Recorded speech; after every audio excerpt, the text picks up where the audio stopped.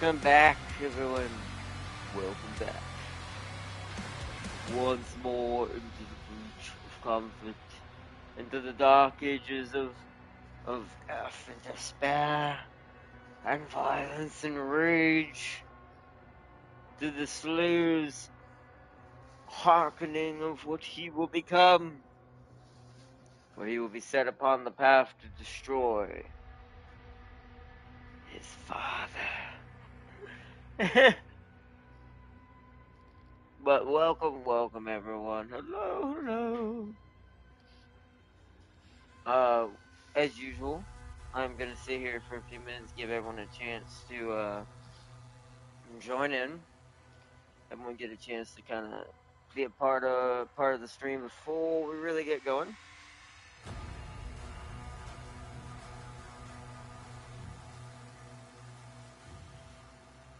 All right. 1 second, chat. While I let everyone join.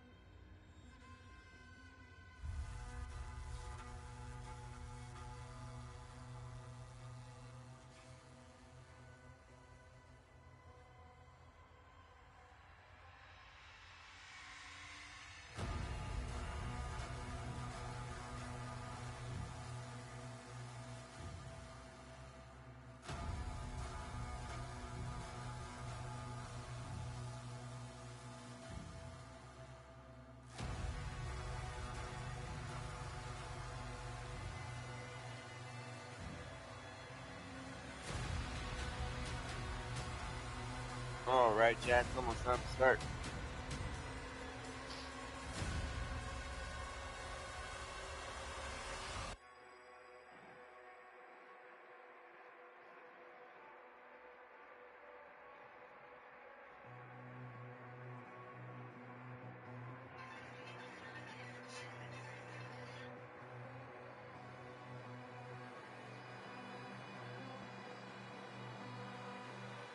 Sorry about that, chat. My phone went off. Okay. Welcome, everyone. And welcome back. Let's see. Put the chat back up.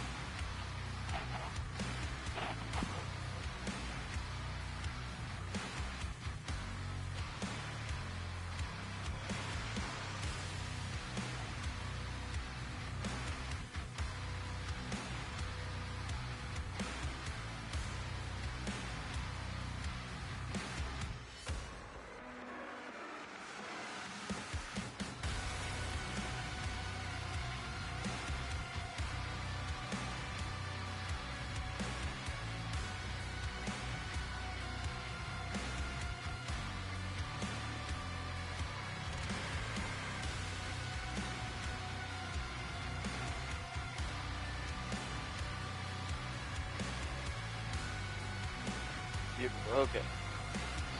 Perfect. We are up and running.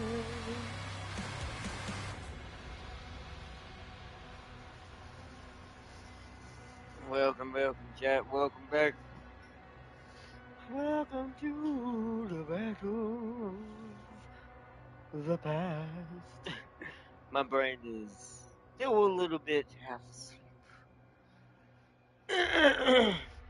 But I didn't want to wait till late. I kind of had a late start today. I had to get some rest, reset my clock and everything for me, my sleep, so that way I can get to sleep earlier tonight.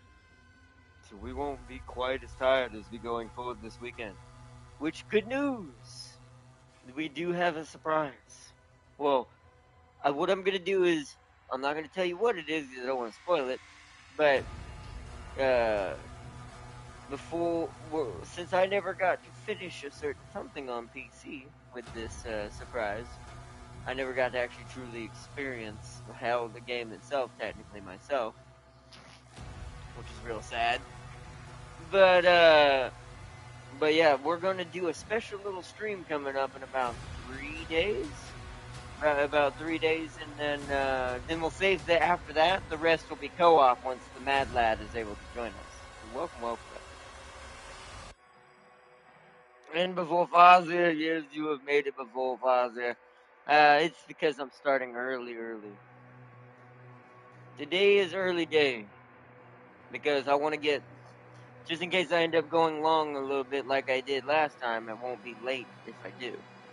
So way we can go ahead and get started. I am gonna try to cut it back a little today. I don't think we're gonna try to do 5 missions and make it a 7-hour stream. I did not realize it ended up doing that. Oops. Sorry about that. I don't mind longer streams, but I feel like a lot of people, unless you're gonna be doing multiple things or if you're covering some sort of media thing or something like that, it's like I feel like 7 hours is crazy. but but then again, I've watched those videos the full 7 hours, so I'm also crazy. So it doesn't matter. But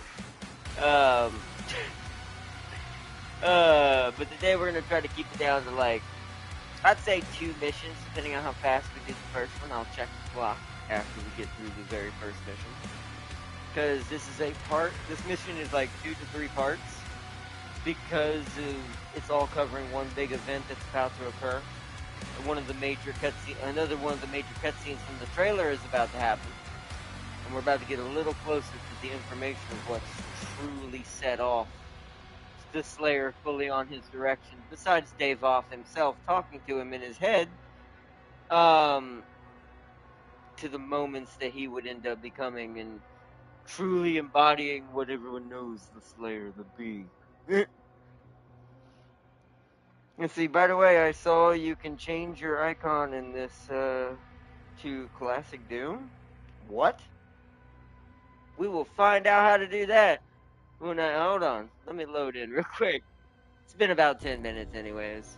What? Is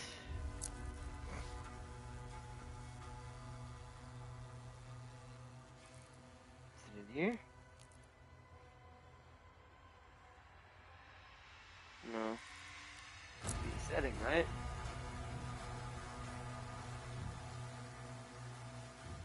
Is he the one with the head that gets bloody as you get? See, that's what I want.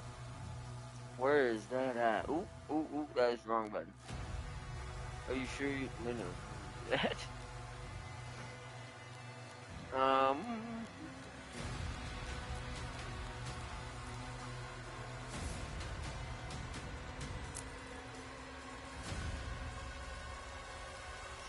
gonna be here, right? I assume. Here we go.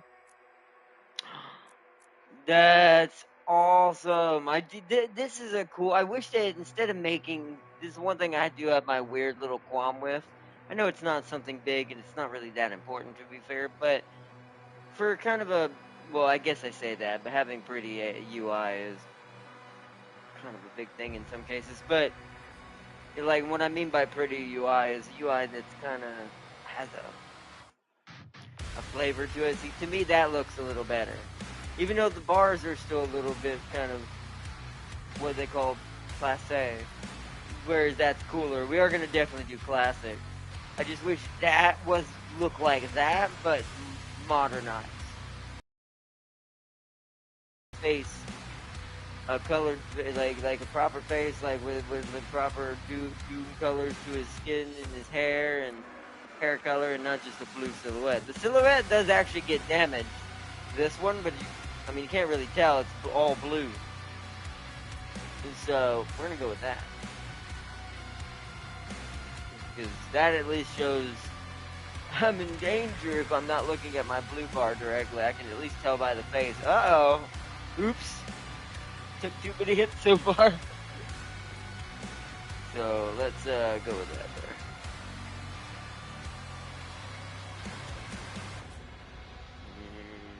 Go back. Okay. Should be good. Siege Part 1, yep. Oh, that's how you go in and select previous missions. I see. Good. I see. King Novik has secured the talisman, and now the Sentinels regroup.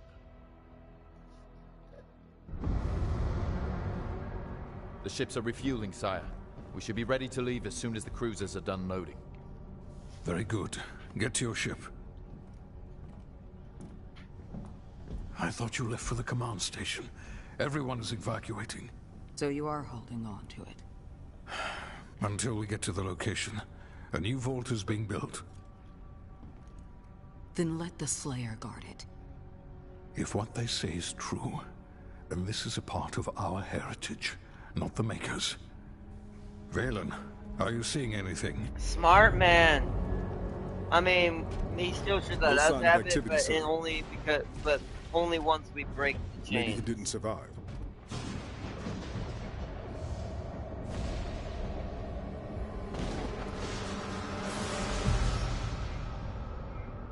Demonic threat level increasing.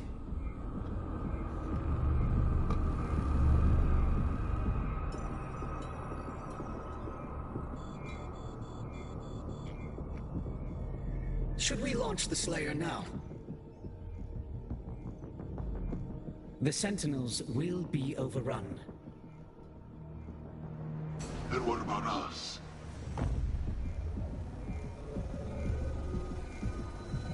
I want to know what the con maker is. That's my my biggest still question. Oh, he's remembering what happened to his planet.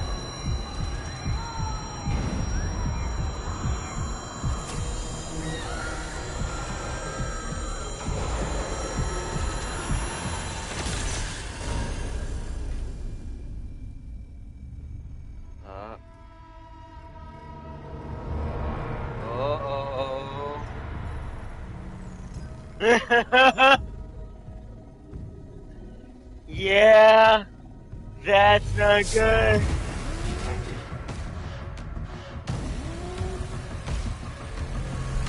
It begins. You think you can hold me?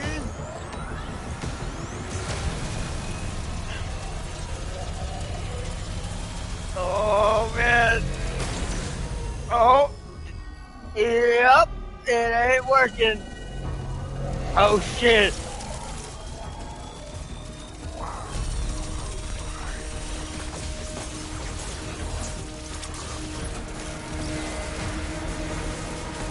Oh!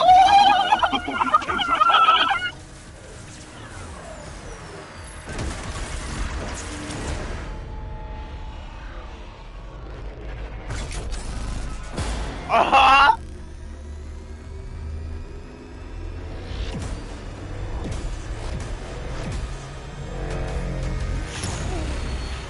It would appear that the Slayer no longer wishes to be detained here. Down to 35%. Should we terminate his life function? Yeah, that's how make a life function. Destroy the con maker's prized possession. 34. Oh. So long as he has that tether on him, 33. we can still have a hand in his fate. 32.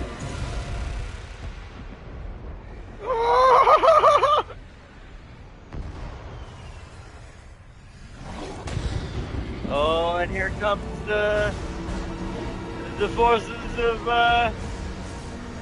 the elemental race themselves. I still think that's what you are, Azeroth. Sound the alarm. Prepare for battle. King Novik, there is an urgent call from the Creedmaker. Lord Novik, a large horde is headed toward your position. We are launching the Slayer now. Please send forces immediately to ensure our safety. Thank you, Bishop Creed. He has no idea what just happened. Oh, I see why this ends up being kind of a shit show.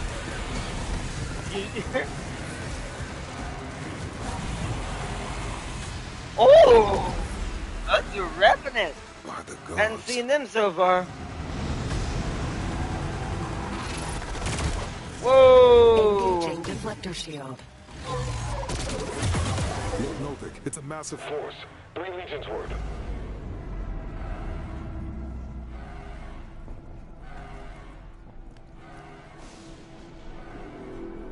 Yeah, see, he knows something. They can almost sense something is different. I like how he looked up immediately, knows he started walking. He knows what his mission is. This thing, it's like it's instinctually in his head. There's the icon. Bruh.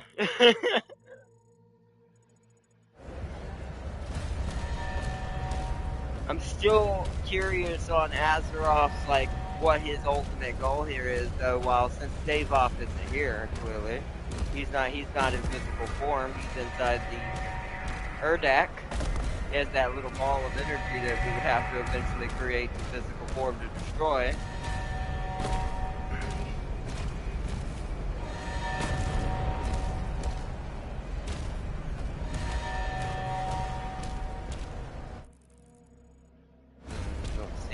So far. This is cool. The map's design is so much better. It actually feels like a living thing on its own, which is what good map level design and map design does for a game. There's nothing here. Let's just All Atlas to defensive positions. Marking the Hellgates now. nothing up here. We can keep moving. Whoa.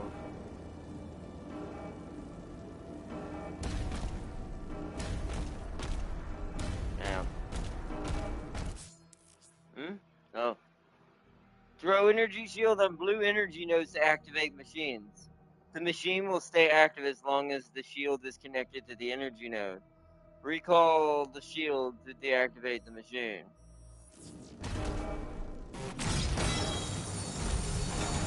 I also have a little bit of other questions in my brain of the way the Slayer works as well. Energy production is down because of the war. This is his district. Khan would have him executed if he left. Oh,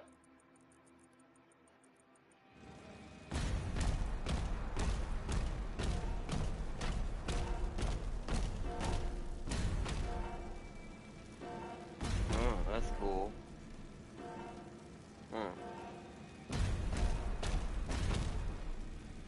Whoa.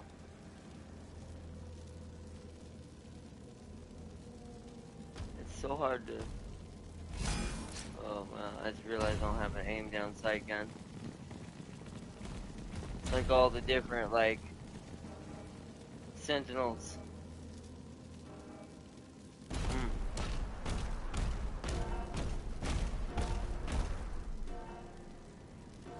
Sister of Battle.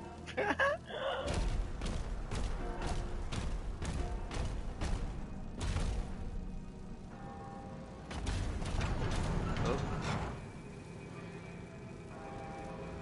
What?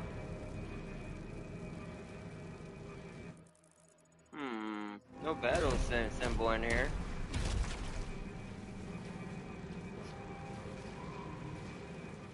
They definitely did a lot, good job, but also, like, all the entities and movement of the different NPCs, they kind of make it feel lived in a little bit, and the fact this is a city under attack. Like, I haven't seen that much moving enlivening this in a level design, or at least in a level design for AAA, anyways. In a long time. And there are still some things about this game I've noticed that are fall back a little bit, but nowhere near compared to me to what Eternal kind of screwed up on. Wait a minute.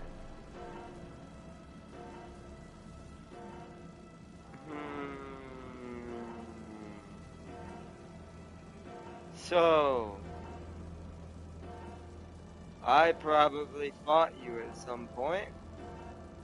You see those horns? So I wonder if you're a marauder, technically. Or the good version, before it went bad. Interesting. Whoa. Weaponry deployed. Oh. Oh, okay. Battle's about to start. Wow. Oh, okay. We're setting up a defensive position. I wonder what this weapon's gonna be. Let's see what we get. Whoop. Yes! Now that's what I wanted. Flail strikes deal additional damage to metal shields and armor. On contact, the flail will also generate a damaging blast that affects nearby enemies. Oh my goodness. The flail recharges slower. Excuse my throat there. The flail recharges slower than your power gauntlet. Parrying Hell Surge attacks will grant melee charges. You can now switch your equipped melee weapon into Dossier at any time. You can also view currently unlocked upgrades and preview upcoming ones. Upgrades for melee weapons must be purchased at shrines. Okay. So it's R3 to equip. So Flail is naturally, does way more. It takes longer to regenerate it, but it destroys armor. It looks like it's a 2-shot on the shields if I decide to melee the shields. Which, to be fair, that's not going to be as useful to me because it'd be good in one of those situations where I could just hit the shield, then throw my shield at it, and it explodes and kills everyone around the shield as well. That's a cool little combo I could create out of that. But me throwing my shield at the already heated ones the enemies have in armor is a lot better. Now, however, what this will help me armor-wise is on like the Pinky Riders that have armor and the elite demons that do wear armor. That would be fantastic. But let's see, what is the next one? So reduce the recovery time. That's really good. So you can kind of make it almost as fast as the gauntlet. It'll still probably be a little slower in recharge. Then it eventually gets... then it eventually turns into my shotgun. I can just get armor and from them because it lights them on. It basically temporarily burns them while it's hitting them. Then we get resonate. Ooh. Flail strikes deal additional damage to metal shields and armor. 3 strikes will also generate... Ooh. So I even further hurt armor. And I get more armor from my strikes at that point. This thing's basically this feels like and it's in the middle. Also, I want to point out something they have not advertised to us, chat. I think it's some sort of demon mace, if I remember correctly. But note there's one more.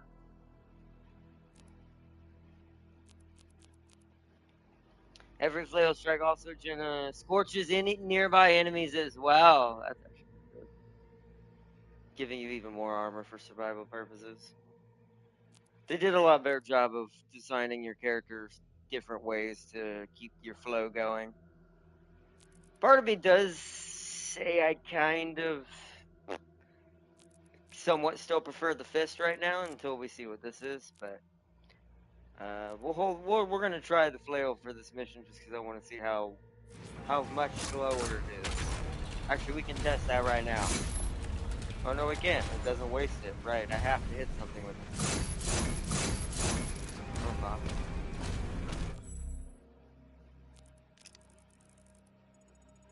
Alright, there are 11 secrets on this map. Wow.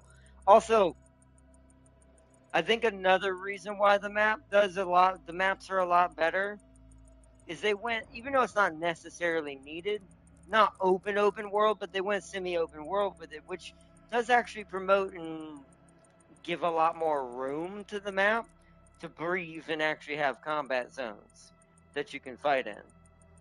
So I do appreciate that that's kind of what they did there. Oh, wow. Hi, guys. I still don't like the milkiness. I don't understand why the resolution at certain distances just dies. What? Oh. I can shoot those back at it, it looks like. Hold on. Oh, wow. If that don't show how powerful Slayer actually is, technically.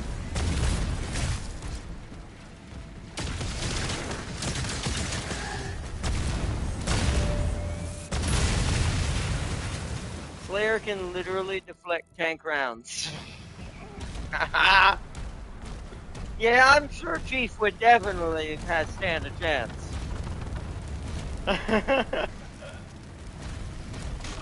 Chief is good, but he can't deflect the tank round. He can maybe take one tank round, but not deflect one.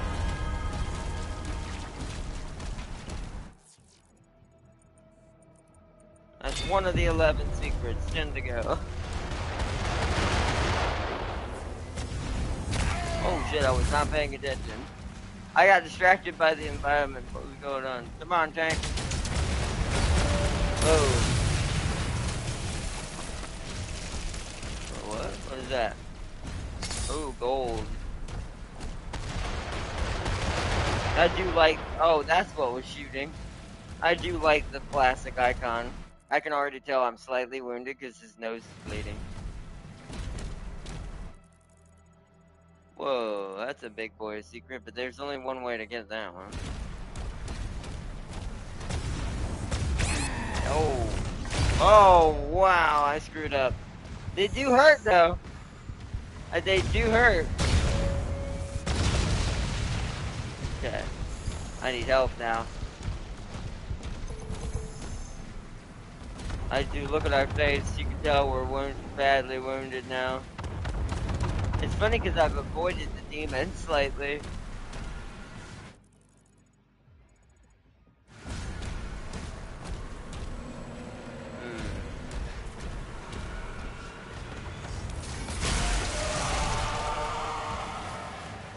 Oh, shoot. Didn't know that was what that was gonna do.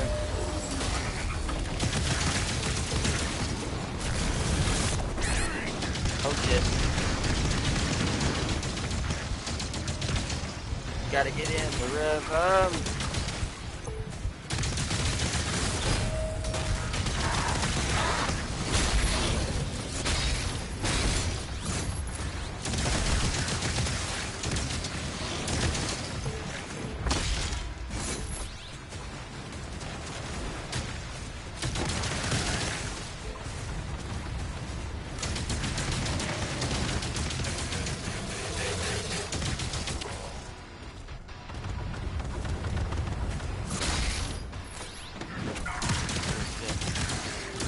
There was still that many.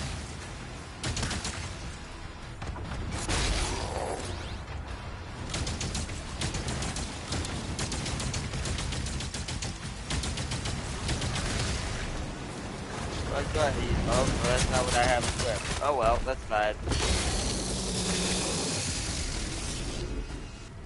Alright. Okay, so I want you and you.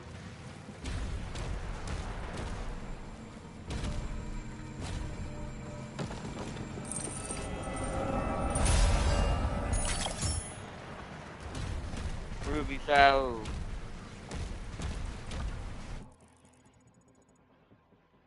Let me see. Slayer would use Chief as a warm-up dummy. I got a matchup Slayer versus Kratos. See, that's better. That makes more sense.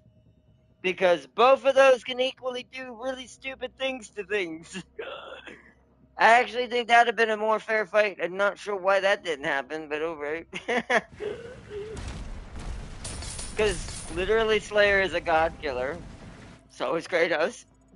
And it's like both are extremely like the anger and rage that flows through both their bodies is infinite.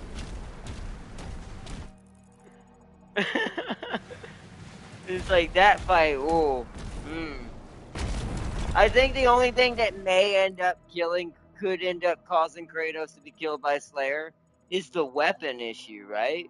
Now, if you put them both in a pure melee brawl, like, okay, I'll give you an example. Just my chain shield here and that, right? Just give him his mace and his shield versus Kratos and his two swords, or in his chaos blades.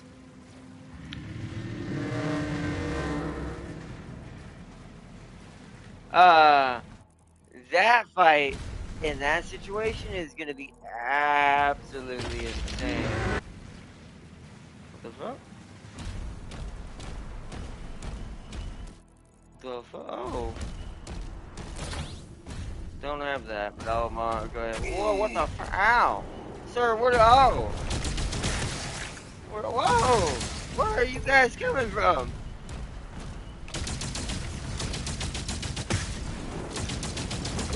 I got hit by that. Uh-oh. I need to remember. This is something I'm still getting used to. There's no need to dash anymore. Because I had to teach my brain to do it for so long.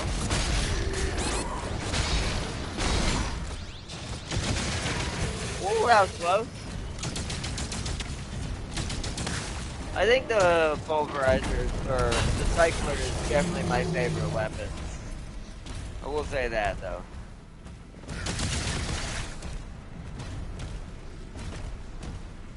Okay, I didn't mean to technically cause that fight to happen. I was just trying to figure out where everything was. There's a little path here, apparently, and I'm not seeing it right here. Okay, yeah. Nothing up there.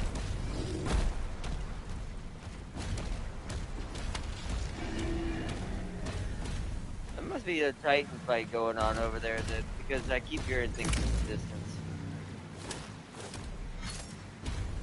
I like how that key was literally near the door in this case. It was that way in Eternal, but these used to be challenges. Thank God they're not anymore. Hey, it's me! Ha ha ha! I like that the ones that are not demons he actually cares about and that he actually like messes with. Plus it had a song when he did that. It did the the main fighting song. That was nice. Noise.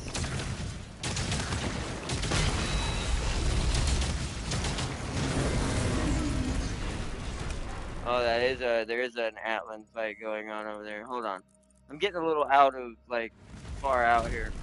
The open world part's actually kind of, like, my brain's like, oh, I need to go and check stuff. Wow, those follow you. Good to know. That's why I feel like I get hit by those a lot. Those are homing. I needed ammo. Oh. Oh, well, good thing I dodged it, but come on.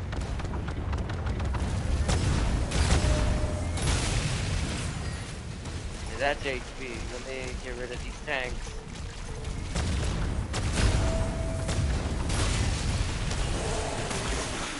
Oh, crap. You ass. You ass. I haven't seen the large ones in a while. I don't have a rocket, do I? Let's go this way for a second. Okay.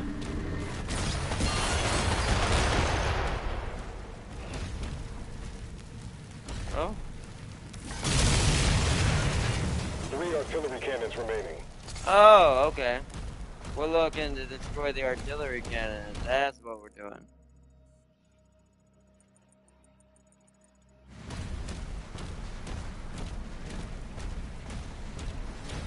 something up here, even though it's not marked. That was not marked. I guess it was out of my sight range because it wasn't in the within the auto map range.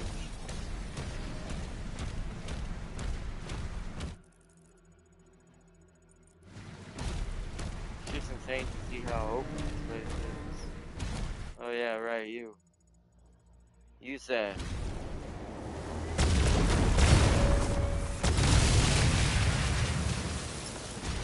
Let's take care of. I can technically jump down there, okay.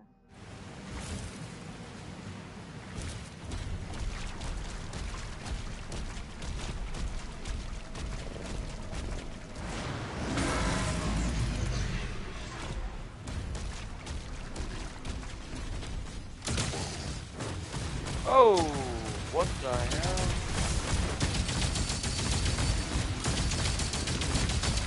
Okay, we need a different gun for this. He's got armor. Trailer.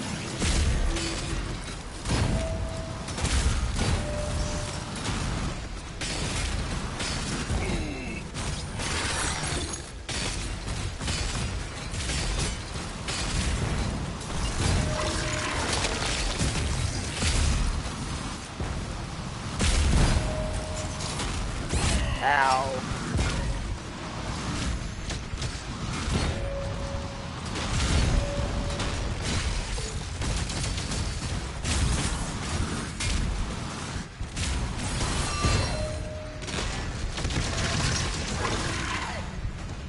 Woo!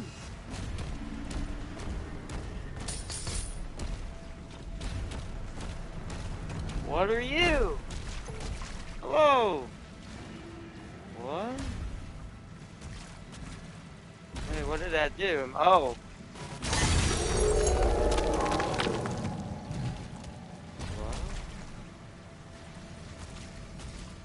What was that?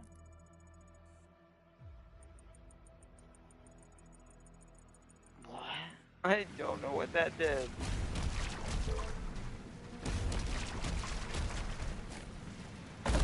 Oh, there's a tank up here.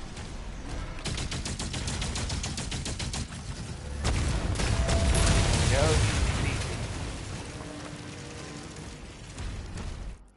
I'm not sure what that did. There's more of them up there. What the hell? Wait, there's some sort of shrine up here? Oh, there's one.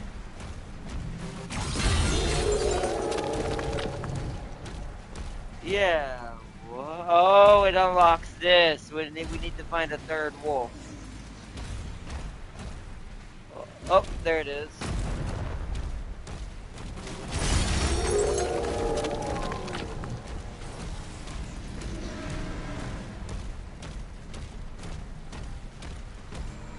We definitely getting plenty of rubies.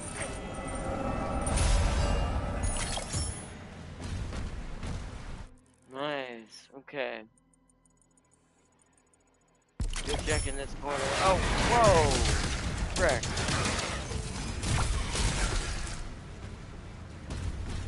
Dang it, they wasted my armor. Darn it. Well, that's slightly annoying. I had all that armor.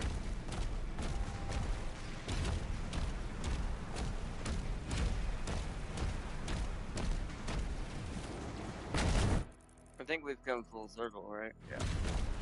Kind of what I intended. Alright. Now we fight the real battle it wanted us to fight.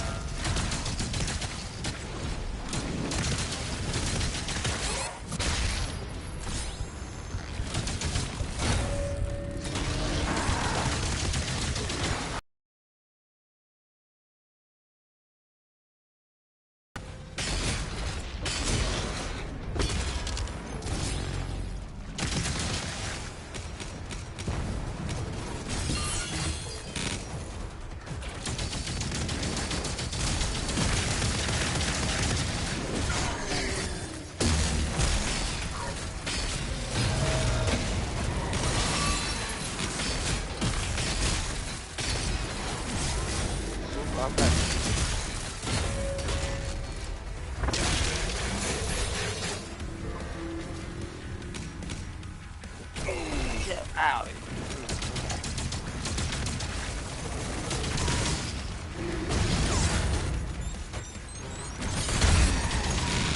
Oh, that is an arachnophon. Oh, where's those damage coming from? Oh, he has a machine gun. That's different. Not use that.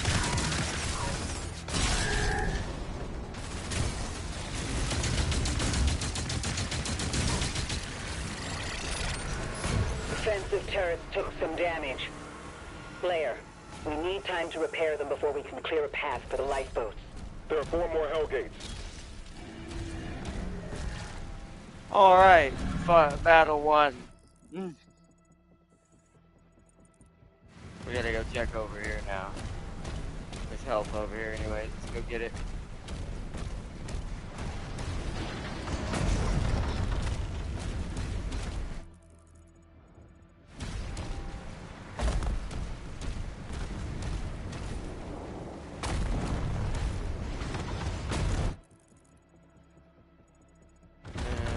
Nothing over here. Yeah, tentacle bar. Oh, you can block that. I did not. Damn it.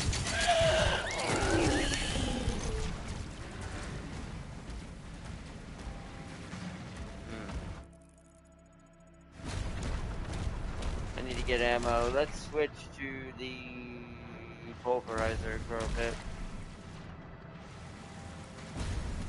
We definitely need to melee some people now.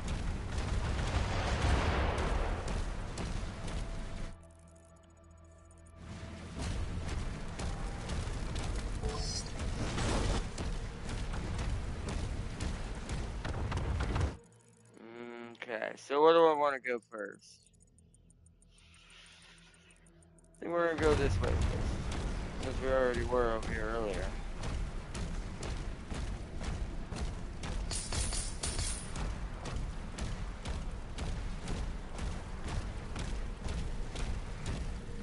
Oh. Okay, that's the last second. Roly-poly boys. Luckily you can actually block that, I did not realize. Oh, shit. Oh, I just died. Yep. Wow. I'm not used to this skull gun yet.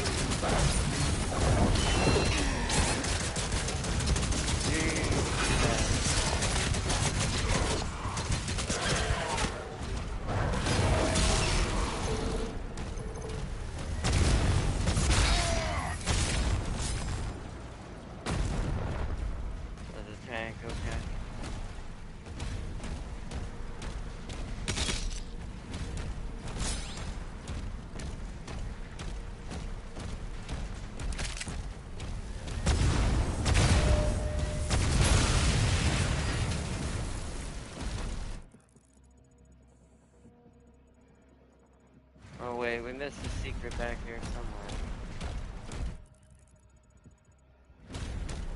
Over here, I got sidetracked up and dodged all the attacks. And I lost one of my lives.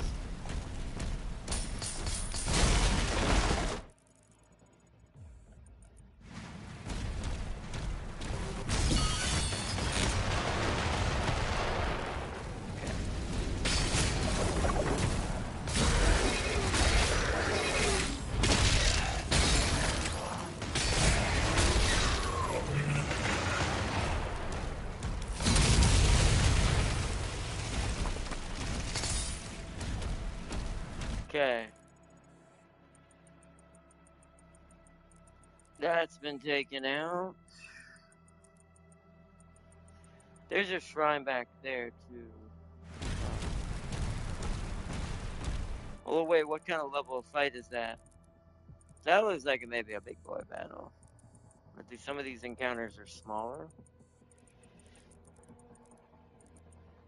We want to try to do all the small encounters first, if I can help it.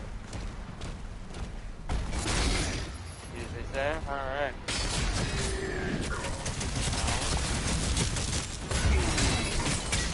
Whoa!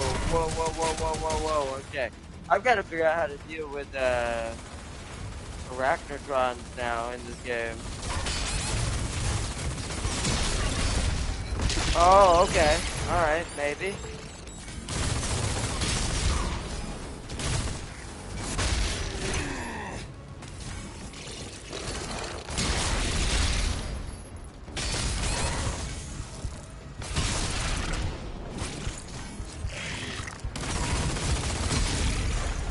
I have no melee though, is the issue.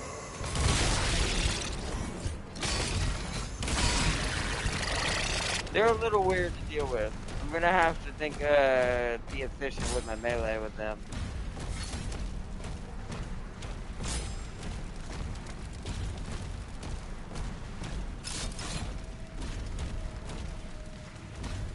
Wow, I just realized it actually makes my bullets look different with the upgrades I've done.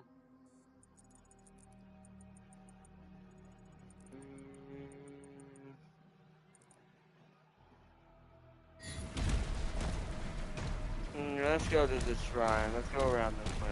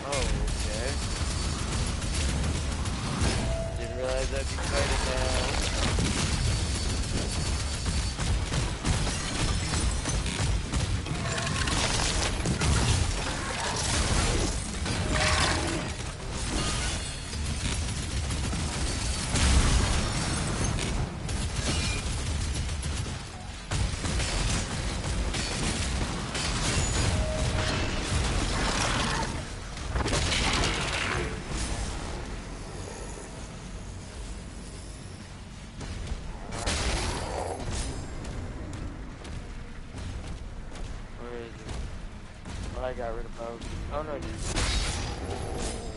I need ammo. There we go. Now I opened up a portal apparently.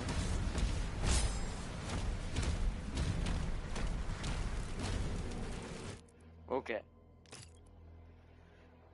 So, oh no, wait, hold on. Wait, let's check. Let's go ahead and. Oh, I don't have enough.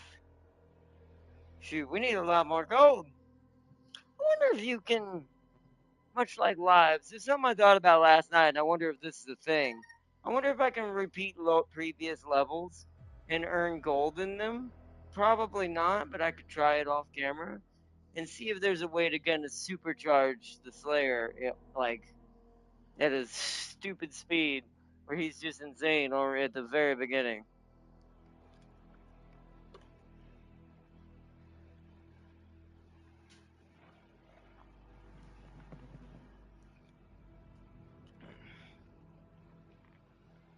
Well, we don't have enough. We do have some gems, so maybe we should consider buying one of these. It's just I don't use that right now.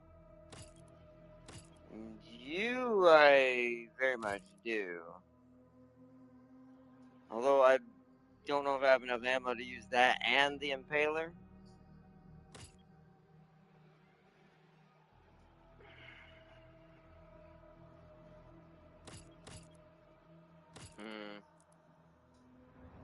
I think right now we're just gonna hold off then. Whoa, whoa, whoa, whoa, whoa, whoa. Those imps thought.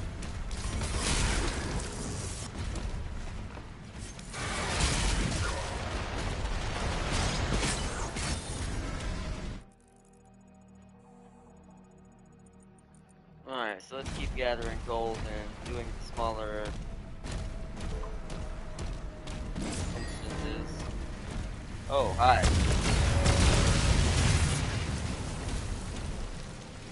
Okay. That works. Okay, so 2 shots with the Impaler kills an Arachnotron. I'll take that.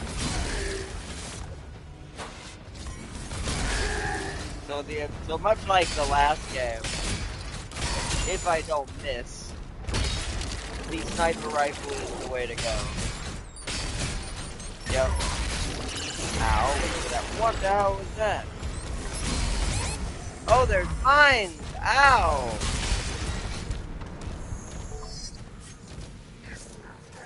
Didn't even see those there.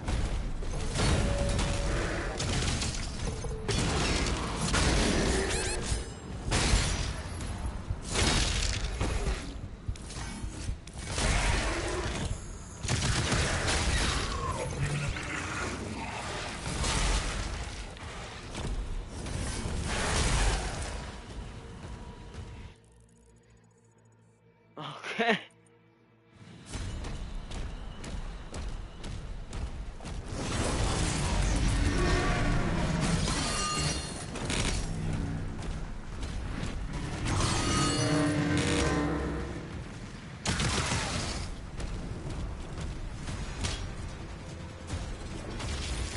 Okay, we've got more fights now. Oh. Oh, a knight.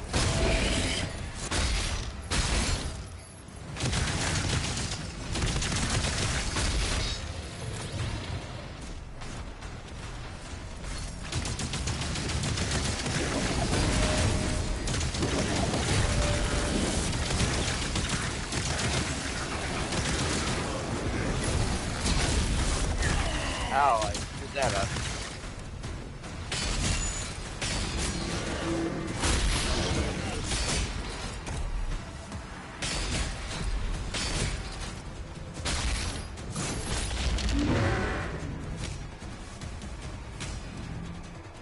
Oh, no, failed him.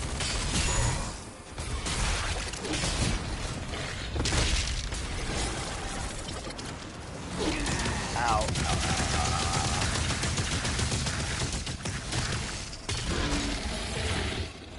Why are you running? Why are you running? I pressed the wrong button. I did it. There we go. I have to remember. Parry is not L1, so it's because most games it's L1. That you use that to parry something. Oh, hi.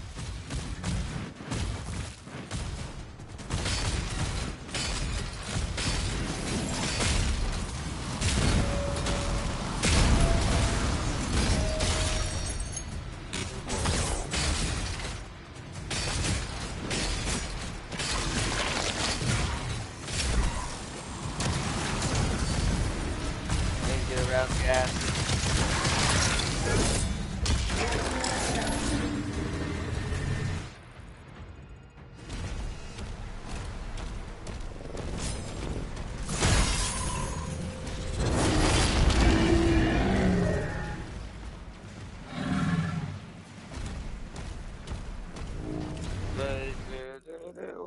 Wow, you.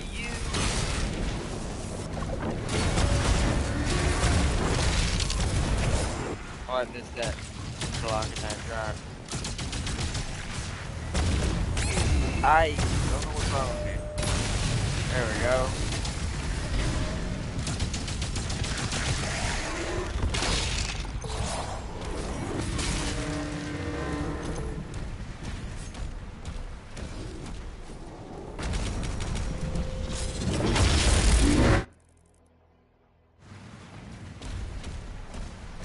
Okay. Then you go right. Then you go this way. See what's over here.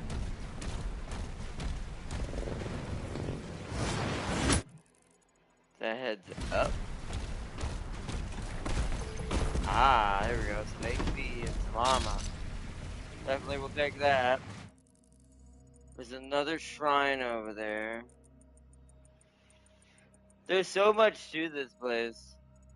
Ooh, there's a codex back the other way. Nope, we're gonna go that way then.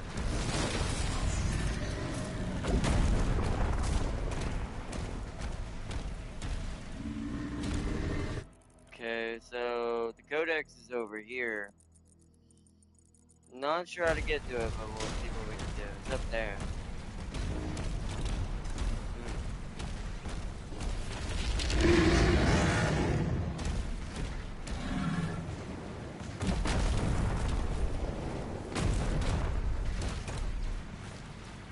Kinda looks like maybe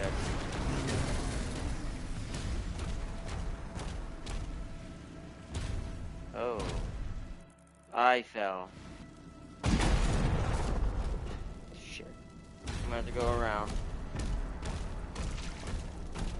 He does have a bit of weight to him in this game where he seems to drift forward a little bit. When he does things, yeah, I kind of drifted left. When you stop moving, he actually keeps moving for a little bit. I mean, we have to come down here either way, but not really what I wanted to do first.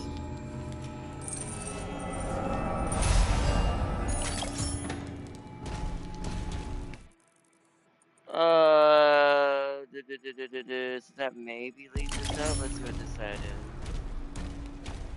That door is locked. Up there. Oh. Okay.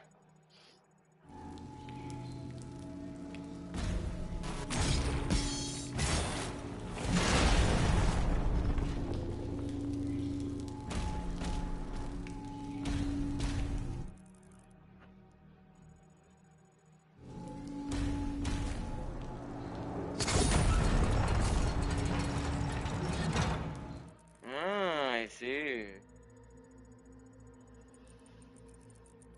How do we get to that, though? Take that up there.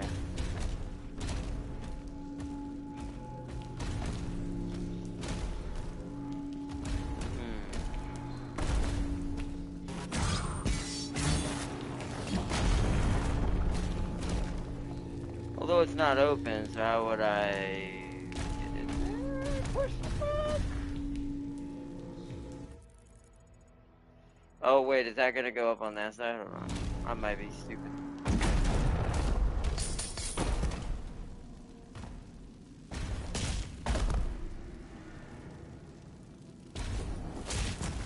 I do like he naturally grabs these walls now. Holy ow. Okay, I didn't realize there was a trap gonna be in the next game. There we go.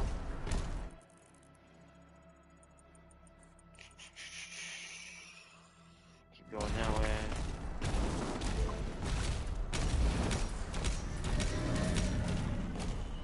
Oh, hi. That wasted my armor. Ah, that's how I get to the codex. Alright, hold on.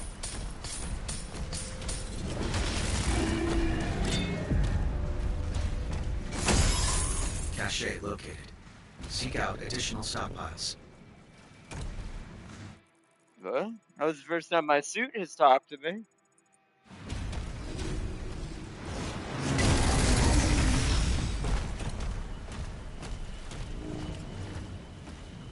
I hate jumps. It means we're at the mid. We don't get it. There we go. Codex found. Siege Part 1. Alright, let's read about that. I just realized we have a challenges I always forget. Strike demons with the flail 25 times.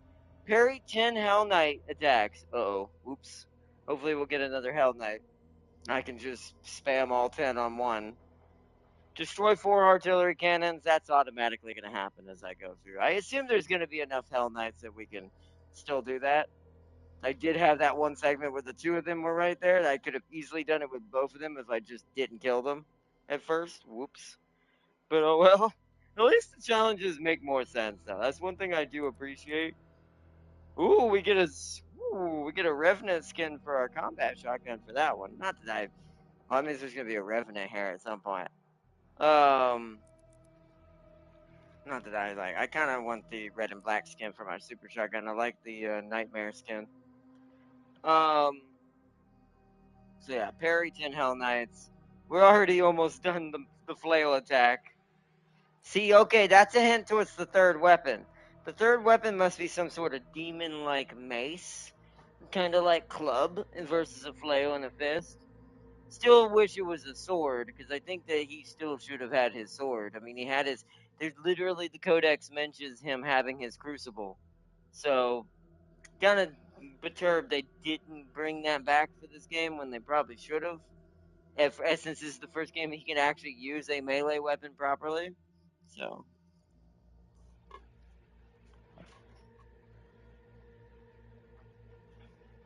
But I guess we'll see what the mace is like when we finally get it. Alright, let's read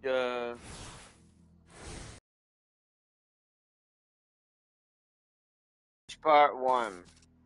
Beyond the fortress walls of Teroff lies a desolate landscape. Sacred ground where the legacies of old wars are scarred into the battlements and burnt into the earth itself. In the lower levels of the city lie the merchant and the industrial districts, now exposed and vulnerable to rampaging hordes of demons led by Prince Azarek. This battlefield, soaked with the blood of heroes and fiends alike, continues to inspire grim determination, a grim, dark determination, in those who stand against the ever-looming corruption of hell. Or aka Jakad.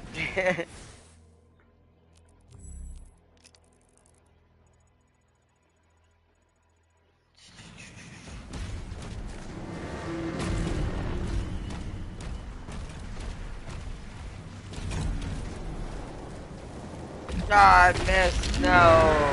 I gotta go back in there now. Damn it. Hold on, chat. There's like items and stuff over there. Ammo and health and stuff. We need that. That is a must.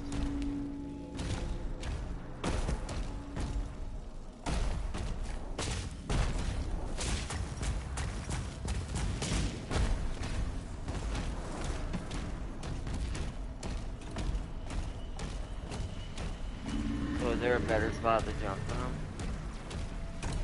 Maybe up here. It is higher. Probably from here. There we go. Easy peasy. Just wanted to get some ammo. Alright, next.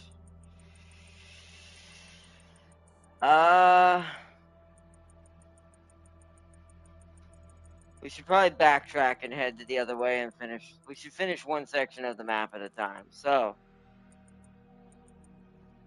let us head back this way.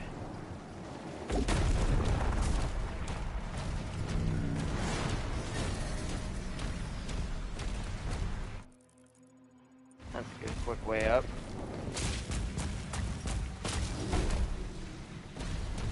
Alright.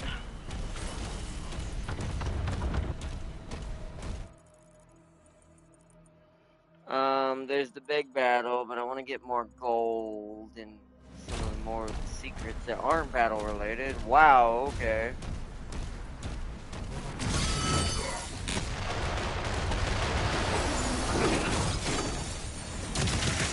Not what I wanted. Throw the shield, please. Thank you. And now we focus on the enhancements. Because the big boss is a commander, but to be fair, I can just focus them down.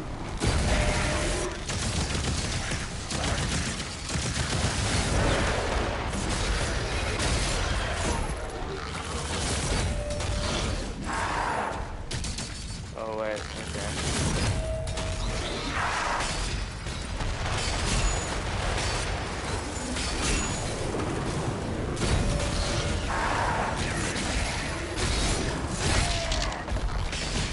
Oh, that's not good.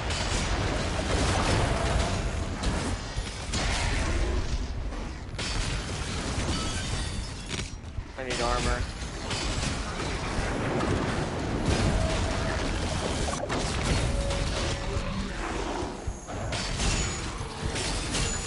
There it is. Ah. Ooh. If I could be fast about it and careful, that's really. Did he die? He must have died.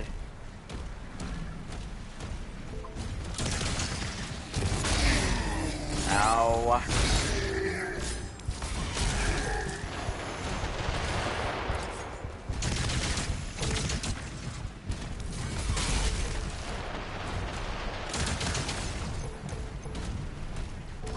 Whew. Okay. There's one of the cannons.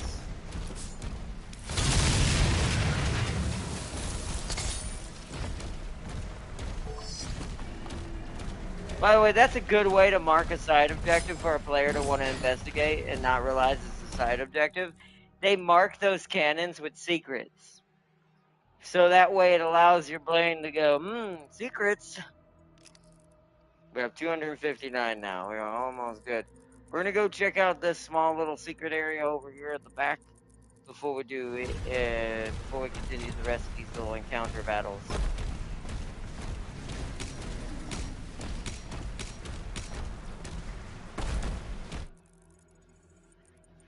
Yeah, we gotta go left and right.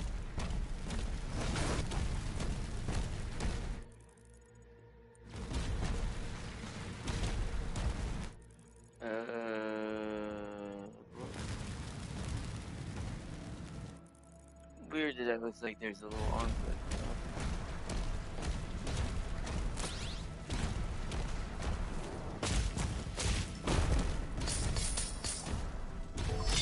Oh, this looks like a trap. There's a ruby in the center of this.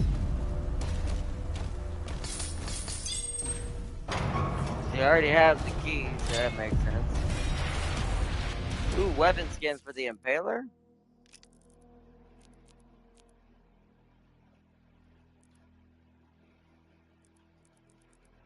I always forget what R3 is for me. There we go.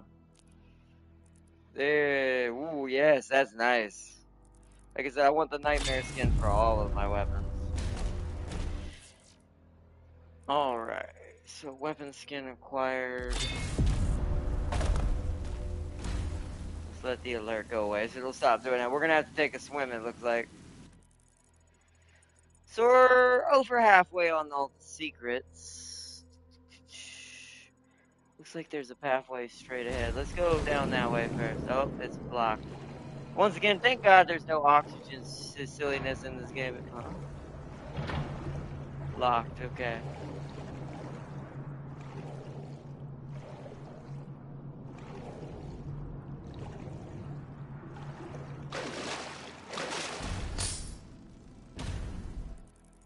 Okay, so it wants us to go up there.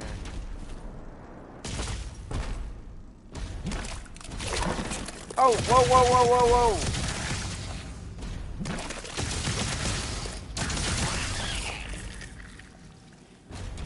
I kind of forgot. I always forget. Oh, I thought you were dead. God dang it, I wasted my energy. Get out of here. Now you die. So it looks like they die instantly if you do that. Good to know. I was a waste of my ammo slightly.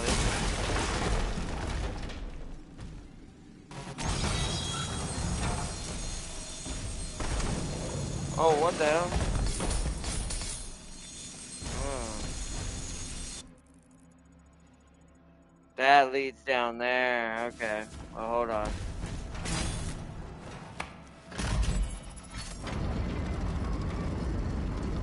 Ah, it drops that into the pool so you can get into it or on top of it one.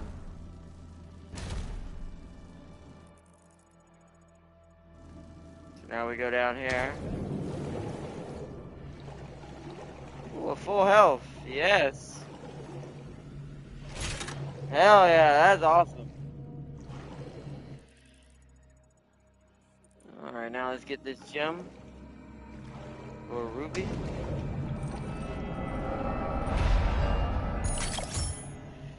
Like at this point, we're starting to have so many rubies, I can just upgrade the weapons for the sake of it.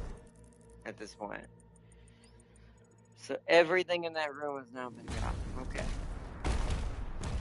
That's been taken care of. So now my next goal is that small encounter in the back right.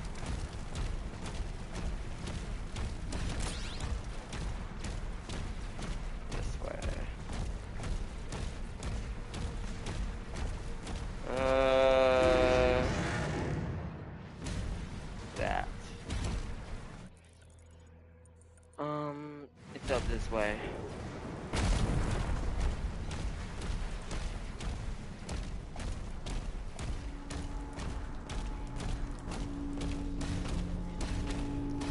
Ah, okay, yeah, clearly not a trap. Look at how many explosive barrels are in this room. This could kill me by accident. Let's just jump to, oh god. Okay.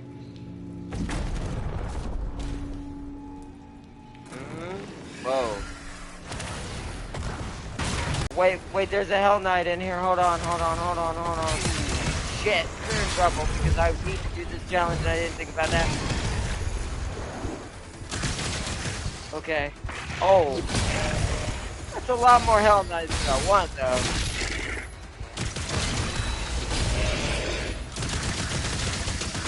Let's get rid of some of them.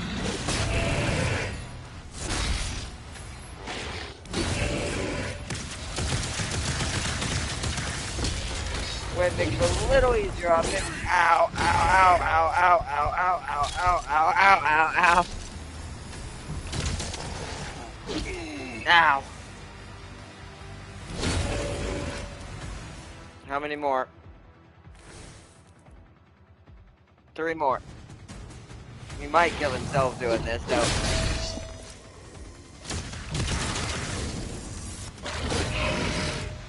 One more. There it is. I can kill you now. Use the portal to get inside.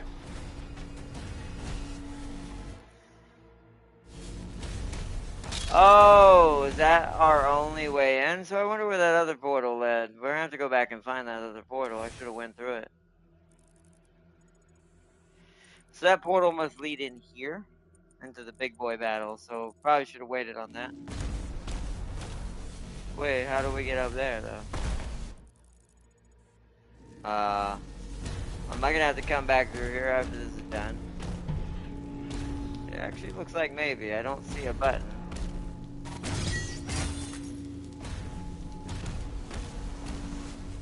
Okay.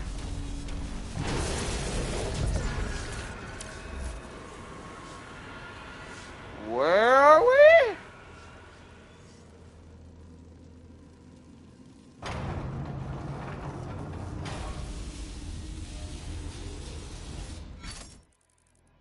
Where? Okay, this is a lot bigger an instance than I thought it was. This is a small little side instance room. Okay.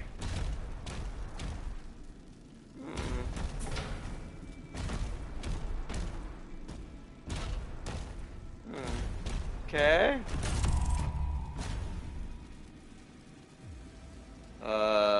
Right. Okay, that's doing something. I gotta figure out what. Yeah.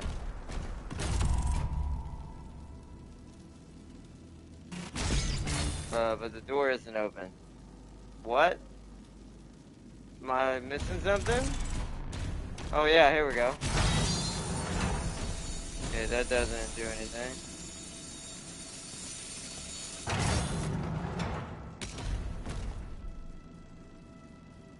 Alright. This is a crazy area. I don't want to activate that yet. Let's go see what's on the other side. Alright. Wait, that door looks closed. Okay.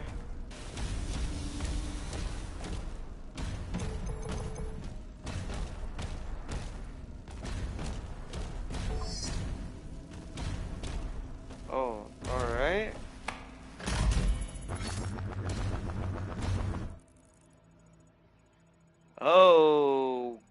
Okay.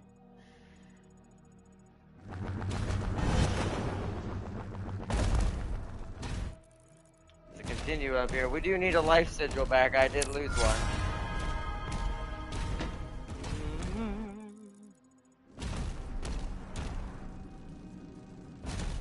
Okay, so it's another one of those switches we've got to hit. This one we can hit though. So that one's done.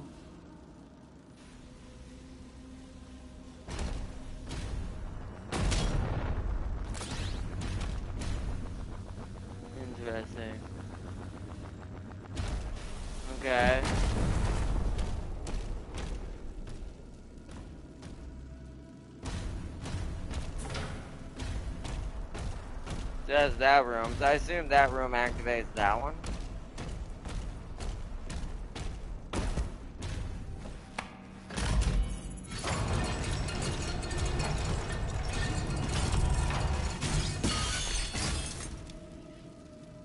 Alright, done.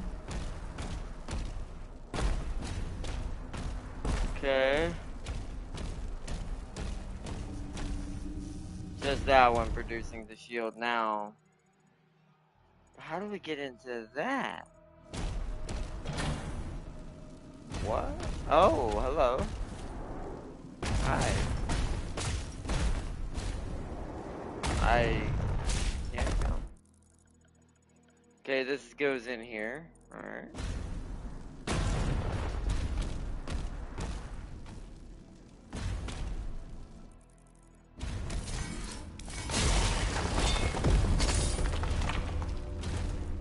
Secret found. Wait, I wasn't supposed to go in there? Okay, that's not how you open the door either, apparently.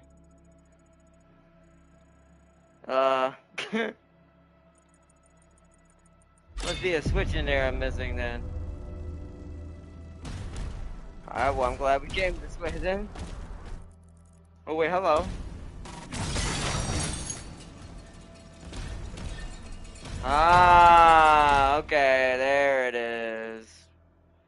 So you did have to go that way.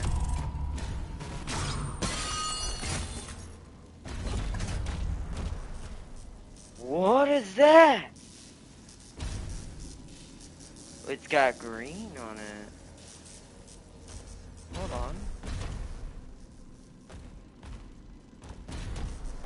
I mean, I'm taking it. Is that what I think it is? No, chain shot. Wait, this is a minigun? Whoa! Oh, no, it's a...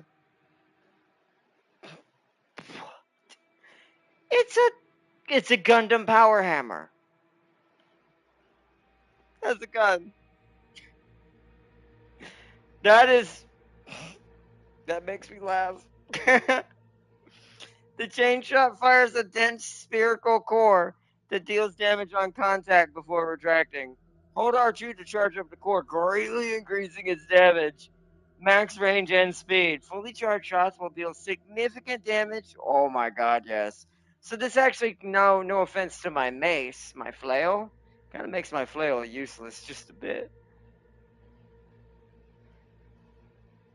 Like, I will say that. That's kind of disappointing to the flail, but I don't know if I like the flail's look, but at the same time, I do wish they had given us our sword. That seemed like a weird mishit when, the lore had already set up he had a sword. But, oh, that's a good gun. Oh. Welcome to the party. Oh my god. What is this gun? Power hammer! I am now RX Slayer. The meta is real. Oh man, where's the demon Zoc at?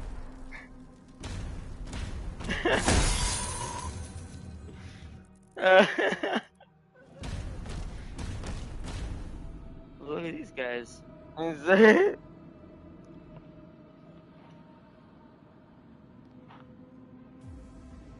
No sword, boo. Bet it will be in DLC. I agree. I bet you it's gonna be DLC. 100%. I think Tam King is right on that. It'll be some sort of DLC weapon or DLC expansion where we'll get to use the sword in the DLC. Yeah, it'll be insane. I kind of don't like that though, because I think that should have been base game, and it is getting a little old with these games trying to pretend, oh, that's later on down the road, like a certain video and interview video or press, what do they call it, developer video that a certain Bungie did yesterday. All I can do is shake my head. But as I pretty much thought, Concord 2.0. That's all I'll say. AKA the art raiders, the ones who steal other people's art. And I'm gonna say that out loud because I'm not into those subjects, and I don't say that out. I don't talk about those heavily, but If you're getting to the point you are stealing art as a company from individual people, you need to shut your company down.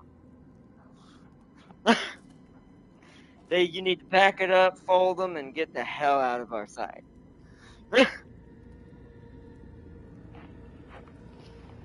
See, I'm eating some salt and pepper ribs with Guinness infused smoky barbecue sauce. It's amazing. That sounds amazing. You're right. Slayer using his steel balls as weapons. Exactly. That's how you do it. That was wow, it brought me back. That was something. I hope I got all the. Is that like a separate map? I can zoom in on that and see where that was. Hopefully, I got all of whatever that was.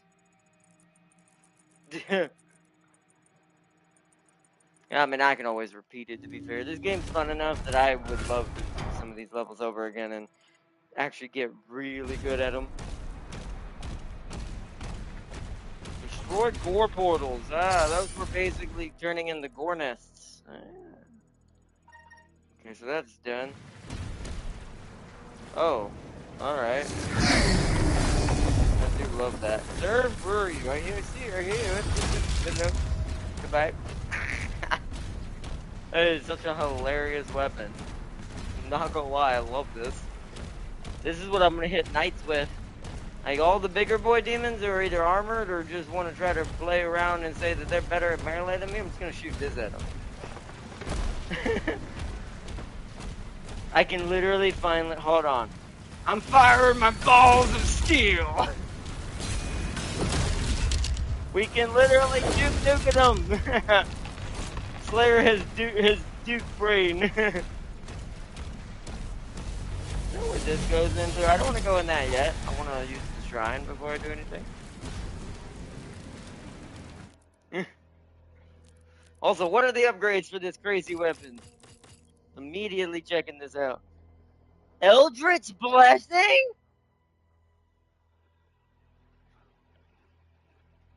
Huh?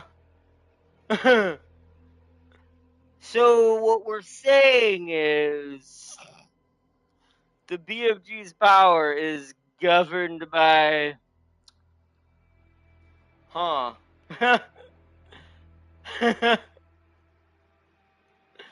Because it's using the same energy I feel like the BFG does, but this thing is, I mean, it feels like a BFG kind of, but just a single target BFG. All the weapons in this game are amazing. And that's something I had a huge freaking problem with in Eternal. 2016 was better in that case too. I've actually seen a lot of people talking about that out loud finally, that no one wanted to say the elephant in the room. That Doom 2016 to me was actually better than Eternal. Eternal was fun in its own rights, but Eternal was just a slag. Like, y'all saw what it got like on the difficulty that most people play this game on, which is ultra violent and nightmare. It becomes more of a chore than an actual fun difficult experience, because there is a difference. And so this is actually kind of having the opposite issue, which is why I've thought about putting it on Nightmare. The damage is good. They're killing me every now and then damage-wise, but I have noticed when I get in a rhythm, they don't stand a chance, not even on Ultraviolent. So part of me does wonder if I might be so good at this kind of, since it's gone back to the original Doom gameplay, and since I play a lot of those types of games, I might be too skilled for Ultraviolent on this version of the game, but we'll see. Bosses are a little different because I haven't really got too many to test that theory out on, and if that's really the case, but the only thing that would really get me is they kill me probably in 2 shots. But I don't know if I'm against that, depending on how good I'm really doing. But we'll see. Right now I'm leaving it just as we go forward, but so parrying Hell Surge attacks instantly charges the mate. Oh my god. Instantly charges the power hammer gun. That is hilarious. So this essentially is a melee gun. I kind of want that. Gravitational flux? Oh, wow. It insta-decked his armor at full shot. Wow. And it damaged the pinky pretty bad, it looked like. That did a lot of damage. Cosmic Breach? Chain shot? Projectiles fired at maximum charge explode when they hit a demon. Okay. It's like, do I care about upgrading this then? Because I'm like, I like the flail, but I'm like, I mean, I like the look of it, but I'm like, do I care? When I could just go this?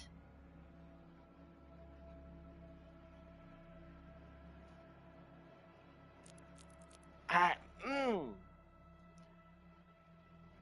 Mm-mm-mm.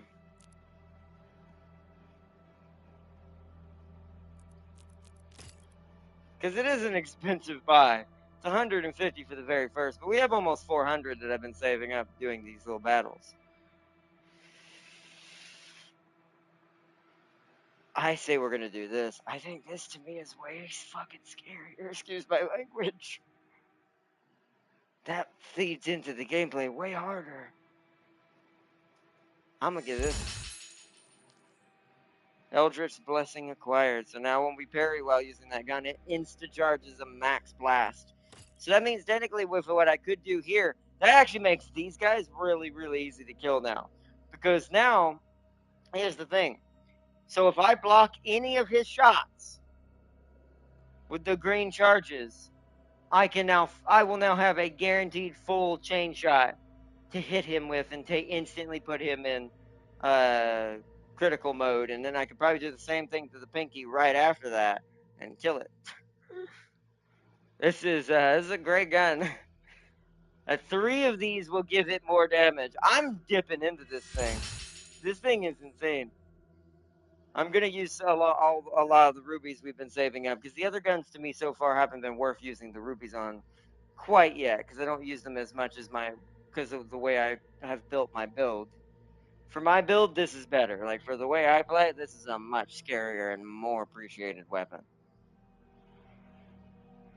So, let's get that. And since we do have enough still for it, I will go ahead and show the mace, or the flail, rather, some love. This will make the flail come back faster, making me want to use it more. This one's 125. Demons hit with the flail now drop armor. Let's check our shield. We've been kind of not looking at the shield for a while. The shield will recover faster from taking damage, also recover faster after breaking. Killing multiple fodder demons with shield throw will empower your next one. And then last one, Blade Master stun. The stun duration of the shield saw is increased. That is pretty good too. I don't really use the stun too much, to be fair. I tend to forget about it just because I only tend to use it to hit the invisible demons I can't counter until they try to hit me. But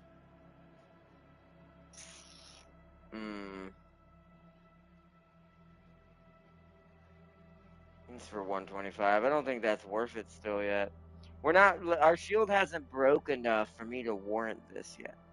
Like, we haven't lost enough shield break and gotten hit with it too many times. This has not happened and occurred to me too much. So I think I'm going to wait on that too. So to upgrade the flail more. Hold on, one lady here. Oh no, we already did that. Never mind, I forgot. She's already ready to become a super ridiculous overpowered gun. I just need to find one of those first purple crystals in the game. We haven't found any yet.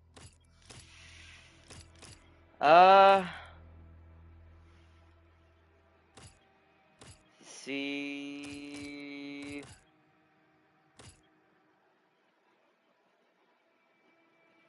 The time it takes for accelerator to lose charge is increased.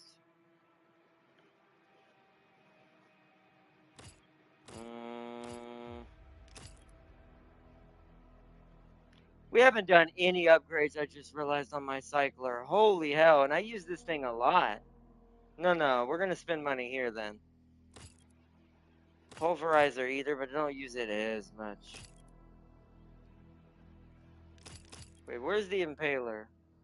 I haven't done much with the Impaler either. So it's either upgrade the Impaler. It does run out of ammo pretty badly.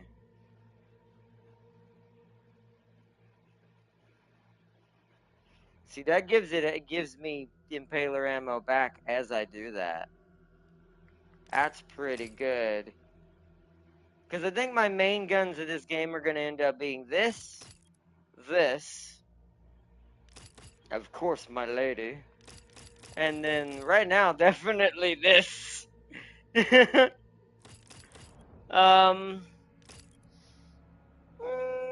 So Cycler's first upgrade, dealing enough damage to a demon's cycle up high, shock the demons, and they take more damage. Now this. We're going to get shock acquired for my Cycler. And then the next one's 200. Cycler deals increased damage to other shocked enemies. Yeah, Fulmination. The duration of shock applied to Cyber is increased. Additionally, killing the shock demon with the Cycler generates more lightning arcs. Overload.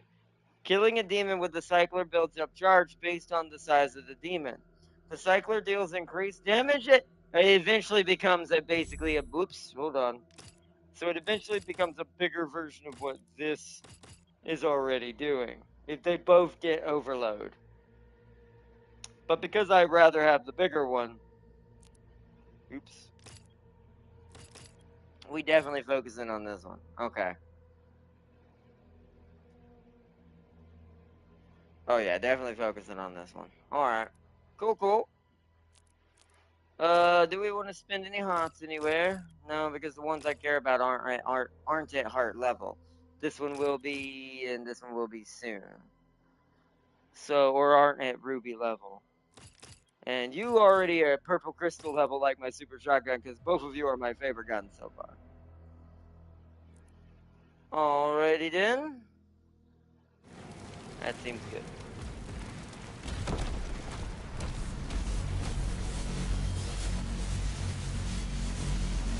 You see, if it was the other way around, Bungie would have sued the shit out of him in the blink of an eye. Yes.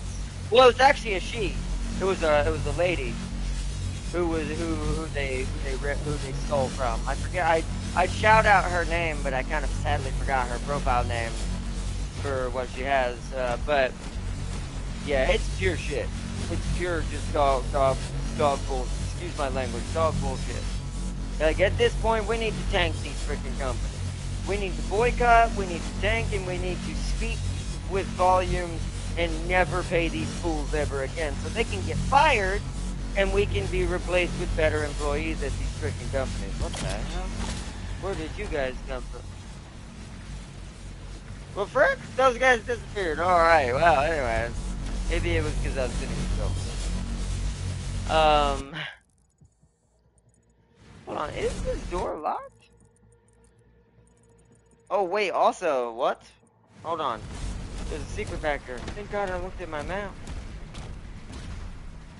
How do we get to it? What? So there is a... over here. Right here? Almost fell off. Oh, wow, okay. Thank God I came down here. I didn't realize there was more gold and stuff down here. How do I get in?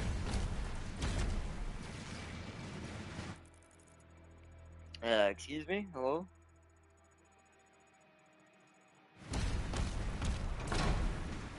That is locked. I don't see another way into this place. Unless that's where maybe the portal leads. Hold on. Guess let's find out what the portal leads now.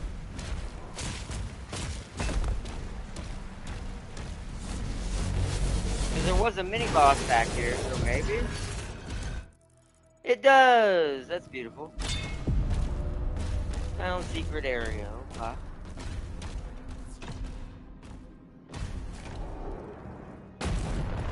Wait.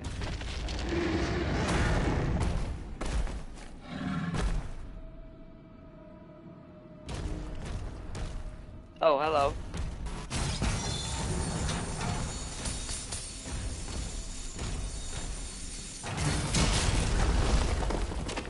Oh. Well. This is my new favorite gun in this entire game. This is also why I'm wondering if I may end up having to boot the difficulty up as I get stronger with these upgrades, because we just one-tap the knight. Can never do that even in Eternal with full upgrades. That's something. Oh, hi. Get out of here, sir. Wait. Oh, you guys need to do it. Don't think that you're gonna get away from the flare? Move.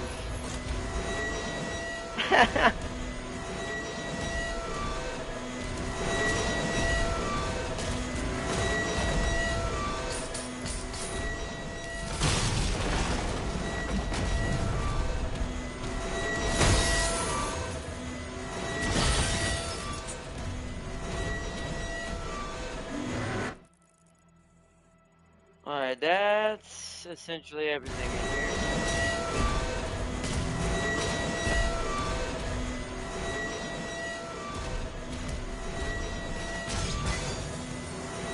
Oh.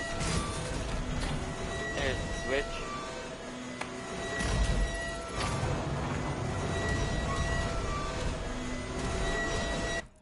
Nice.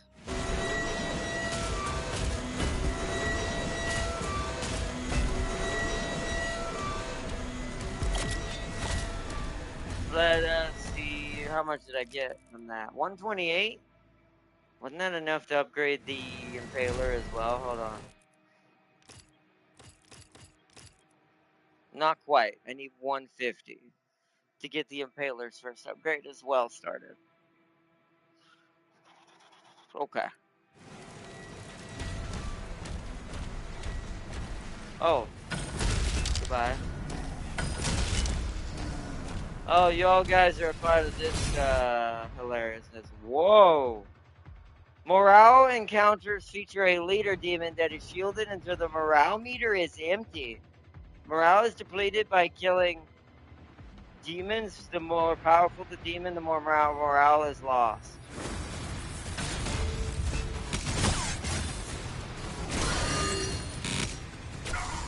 Oh, I see. Okay. Oh, alright. Ah!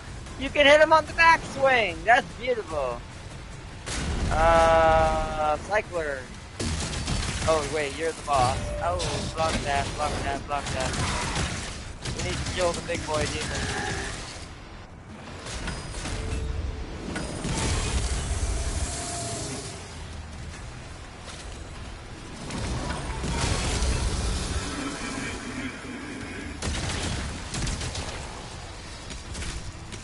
Where's more demons? Whoa, what?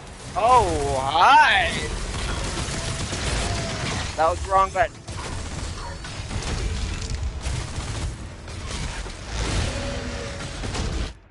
Damn it. Okay. I gotta get used to that combo.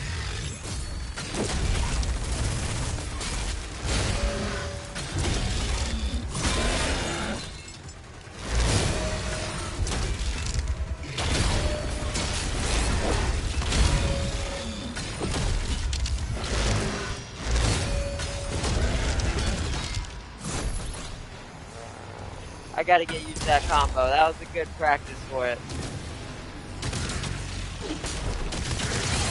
Oh, shit.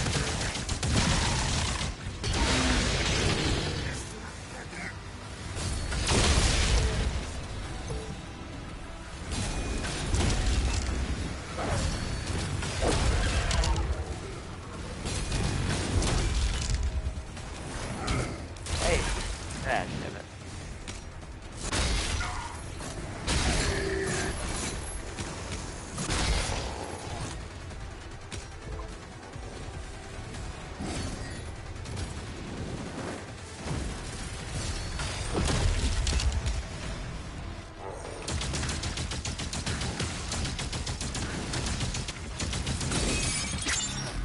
Leader shield disabled.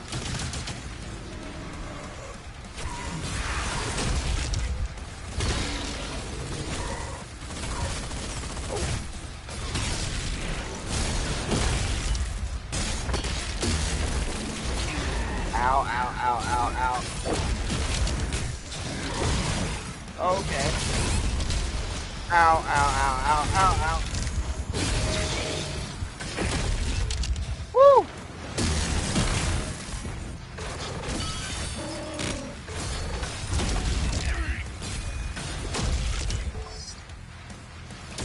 We need to get some health back.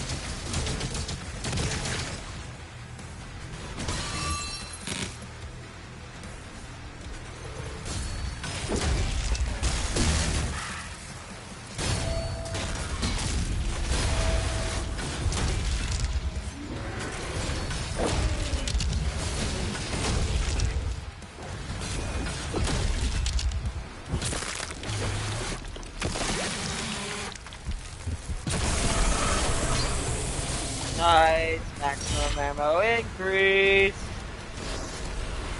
Hell yeah. This game is so much more fun. Like, even when I die, I don't really, like, it made me mad, actually, to die in Eternal because the way it makes you feel in that game, mentally, the way it portrays the gameplay. Whereas in this game, the death actually teaches me something. And actually goes, okay, so I need to dash him, counter, so for the Cyber Demon, it taught me, dash, counter, blast the chain shot, counter, flail, or flash the chain shot again. And if you do this twice, you'll kill him, because you'll get both the critical hit junctions. Good job. Good job, man. Like I said, they did pretty good with all these battles so far that I've seen. Ah. Go. Okay, so that encounter. So this side of the map is completely done. We can go. I think we're gonna go out and then go up this way and through this way to get the secrets and stuff for this area. So.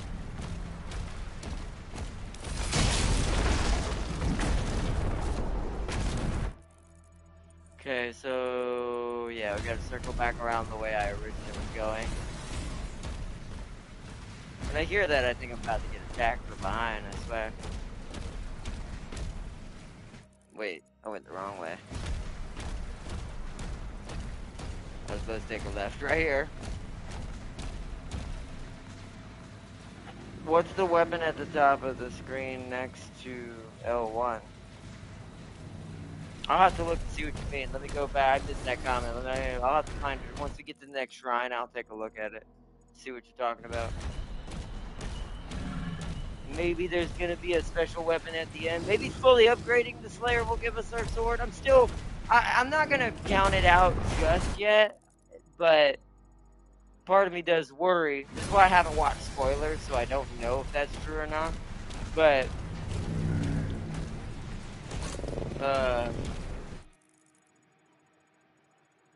that's why I haven't watched any type of spoilers on this.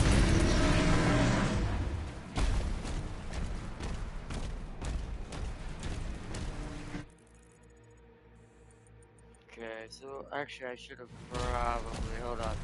Let's go up here first. There's a statue up here. Thought so.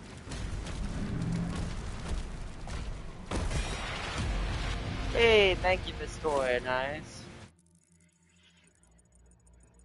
Okay, that secret's been uncovered. There is a codex and some gold down to our bottom left. I could probably jump to that from here. Yep. Creed Maker. We finally get to know who the Resident Evil fat Creed Maker man looks like, who he is. I am curious on his backstory on who he is, since he's new to this universe. There he is. Because he's not the con maker, but he's mentioned that we are the con maker's prize. So she's definitely here, but I wonder, like, if she's gonna even be shown in this game. So let's see, Creed Maker, I knew. Oh, he's new. Oh, so he was during this war. So he must die during this war. That must be why he's not too important, and why he's kind of just the holding placement for basically giving the orders and trying to keep the leash on the Slayer, which he did not do well. Let's see, Creedmaker, a newly appointed bishop of the ministry, holds the critical responsibility of overseeing the steady flow of Sentinel energy to the Maker homeworld. So he's a representative, basically. Even as the specter of war looms ever larger, he has been commanded to remain steadfast at his post, ensuring that the transmission of this life-giving energy remains uninterrupted. By decree of the Maker Council, the Slayer the Slayer has been placed under the temporary charge, I see, of the Creed, a blade to be wielded by in the war against Hell, and a shield to safeguard their dominion in the district. Interesting. Hold on, I keep forgetting it doesn't go back to the... I do wish the natural thing that it brought up when you press touchpad is the map, but oh well, that's something small not to really worry about. It's more of a convenient issue. Oh shit. Alright, didn't see you there, Tank.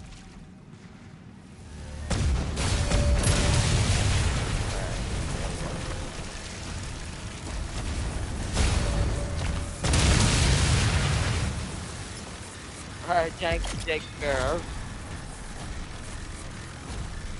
Any up here? No. Alright, so there's another shrine right here.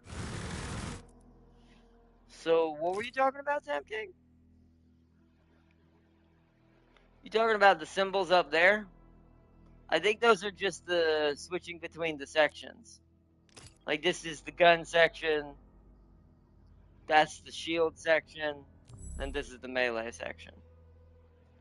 I think that's all that means. It does mean that it does look like there might be a dual weapon maybe we'll get, or maybe that's just to represent this is just all his weapons. It's strange that there's that specific symbol. I wonder if there is a dual weapon in this game. But, like an akimbo type weapon. Kind of like that one game we played, Proteus, where we were the Doominator. We were a part like a robot, but also a Slayer type character. So it was called Proteus. That game had akimbo submachine guns in it. Those were actually pretty fun, to be fair. We might play that game again at some point. I wanted to do Turbo Overkill for the channel, but I don't know. I'm waiting closer to when the sale ends to make sure I have enough funds for it myself, because I barely have enough for it on sale. So, we're waiting to see if I'm going to dive into that universe as well and try that out while we're still in the Doom mode for this month. But we'll have to see. Let me reset chat, make sure everything's kosher in chat here.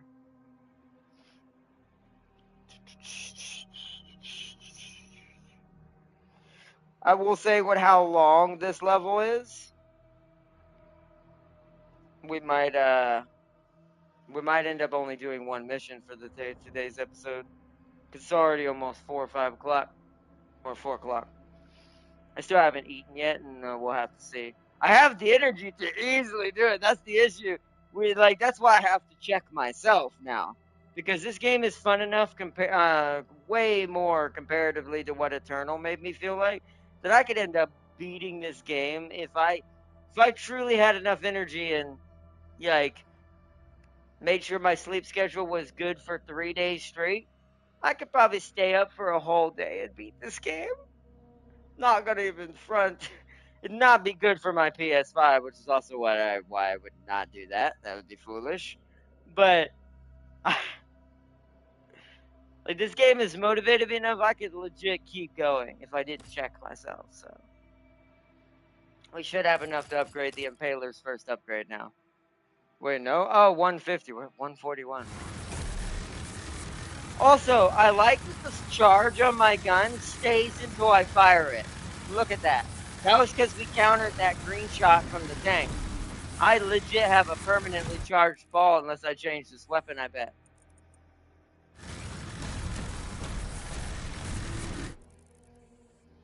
So there's some gold over here. Maybe that would give us enough. Oh shit. There's a bunch of tentacles. I didn't realize you guys were gonna be there. Yeah, see, that just insta-kills them, so I might as well just do that.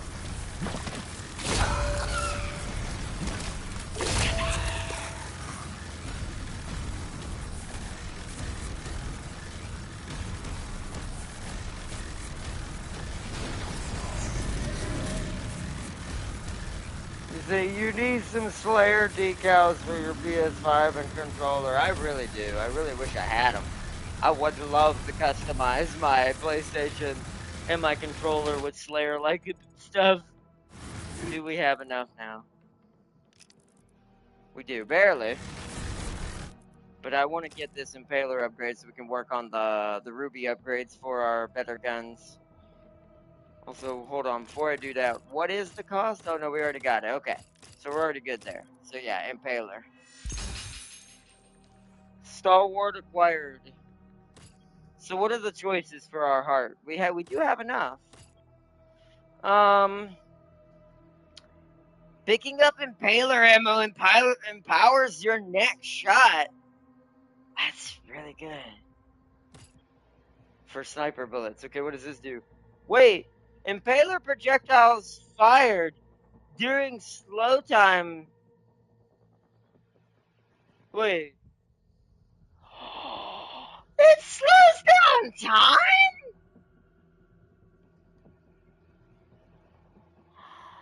Oh.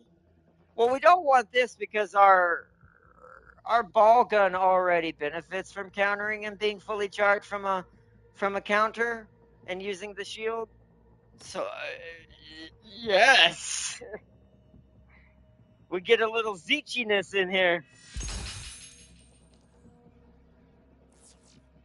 Yes. That was worth my rubies. Holy crud. Yeah, definitely my two main weapons are becoming those two along with my shotgun. Where do I want to go first? I kind of want to do the small encounter, the one that takes us into that side area first, before we do encounter battles. Hi, guys. Oh, I missed. Oh, well. That was my bad. So for this, I really should be not wasting my bullets and just cycle everything out.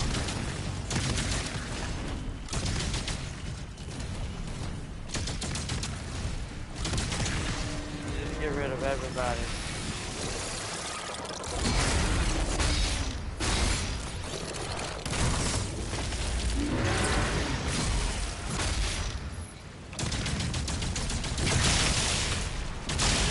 Oh yeah. Oh yeah.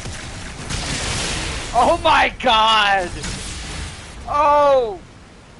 I've created a bullet hell build that can chain lightning! Oh. I love this game. They did so much better with this game. What? Who shot at me? Sir? You're gonna get turned into ammo. There we go. Wow! Like, legit, this game has got some badass builds to it. I didn't realize I could just hit, as soon as they're electrified, it won't matter. Wait, why is that just open here?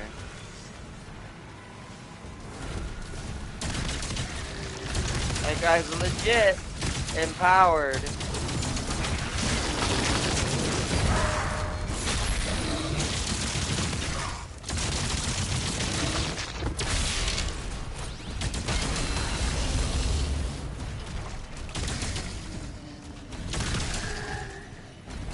Dude.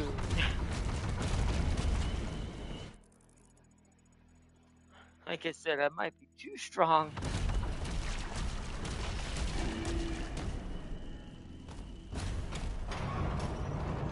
Uh-oh. Well, I'm trapped in here now. That's fine. We'll go ahead and do it, just because we're in here. Might as well. Not like we can. We're definitely strong enough. Oh, right. I forgot.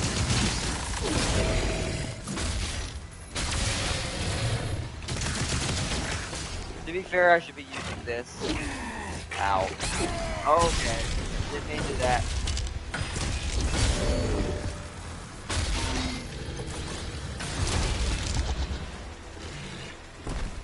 I need to be a... Whoa, hi!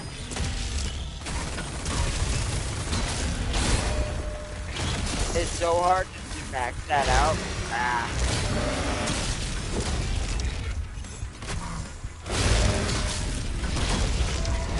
See, the problem is not getting hit in between the hit. Yeah, okay, so I should melee him. He's the one thing that really melee is just better.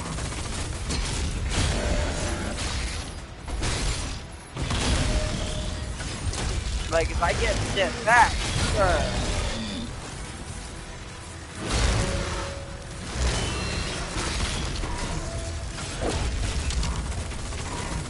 Ow, ow, ow, okay. That was the first time I took too much damage from that. Okay, he got rid of his gun. It's now less effective. Okay, I see. The Cyber Demons are definitely a learning curve because they are so fast with their attacks now, melee-wise.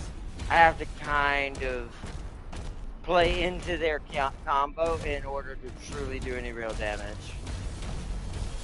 Like, I need to play it by ear. Like, basically, okay.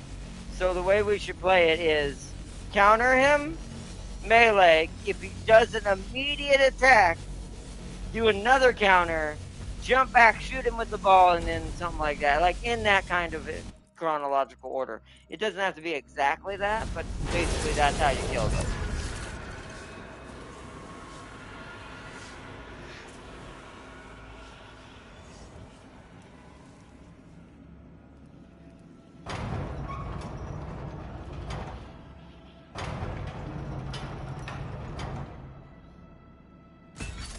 I did see that collector's edition. I wish you could have got that with the digital version. That's my only qualm with digital versions is like,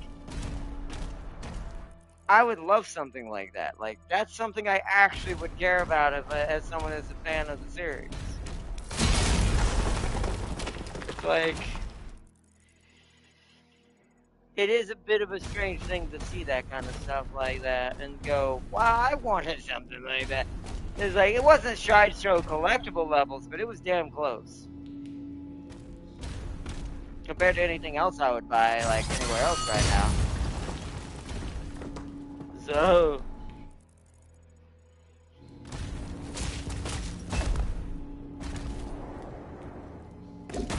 Oh.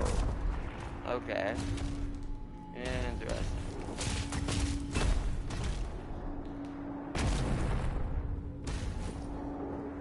Oh, no, okay, you can get up there from the other side. That's just to help you, okay. Thought I had to go up there, but no. Go up here and get it.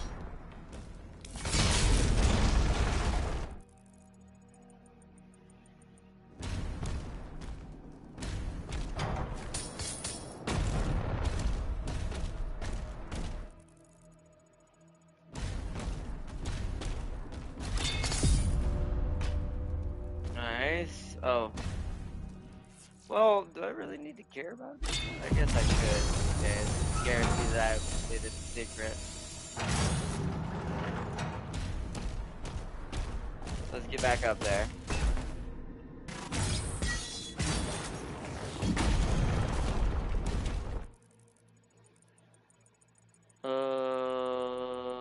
Okay. So we need to jump across.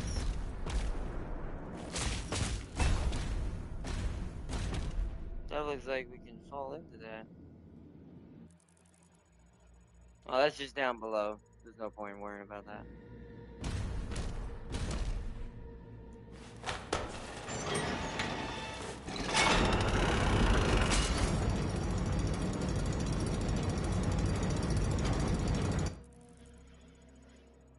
Wait, it's like there's something across the way? There is, but I can't get to that. You must have to get to that from the other side somewhere.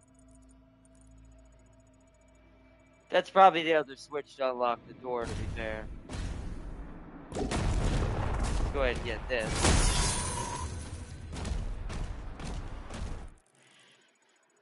Show that I've got that. Oh, hello. Water, huh?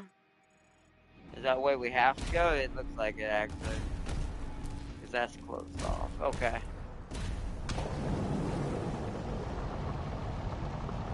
I assume those do damage. Because there's no oxygen, so those definitely don't get in the air. So I assume those are hurt.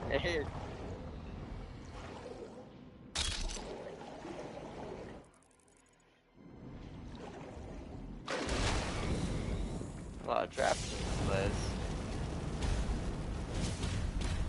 Oh, whoa, hi there, bud. Goodbye, bud. I love this guy. This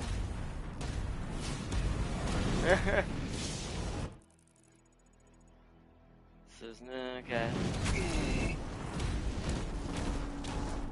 It's kind of like that hallway from Eternal.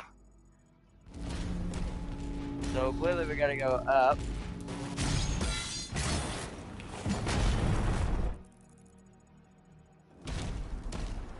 Yeah, this one's pretty straightforward.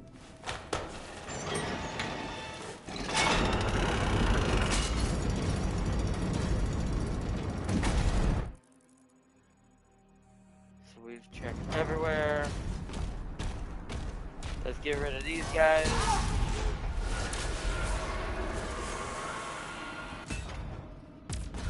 Alright, it's in the city. We gotta go to our right. Sealed core portals, there's one left.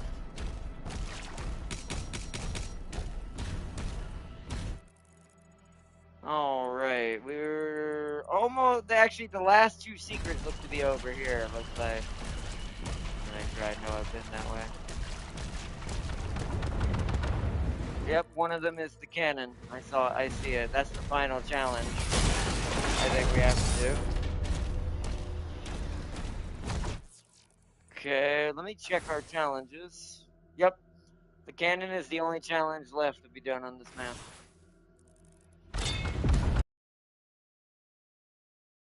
Go this way. No tentacle, oh fuck.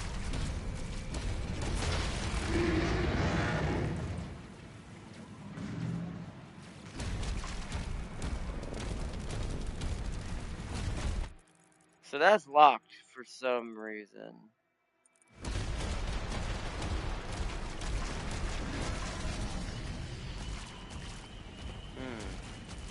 So that's related to something else. To open that up and get that. Where? Oh. Probably maybe this.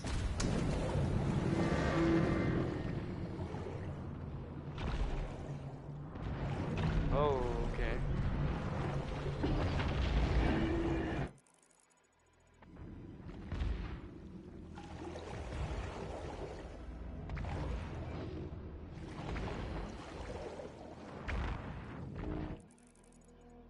Okay.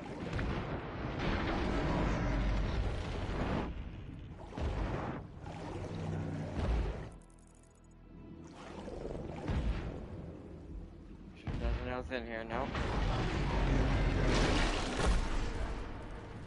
Hey! There it is.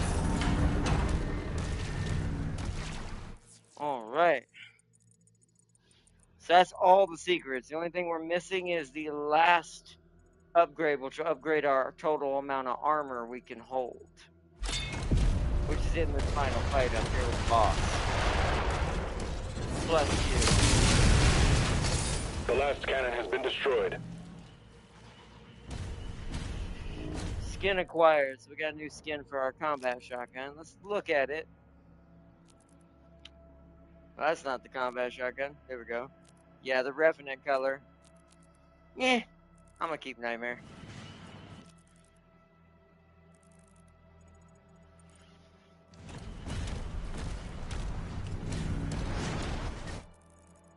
Alright.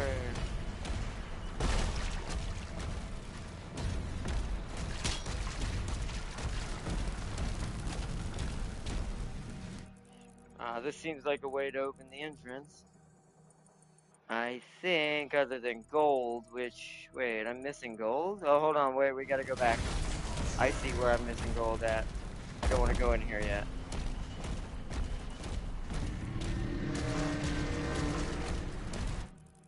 So, that is up there. There's something up here we haven't checked.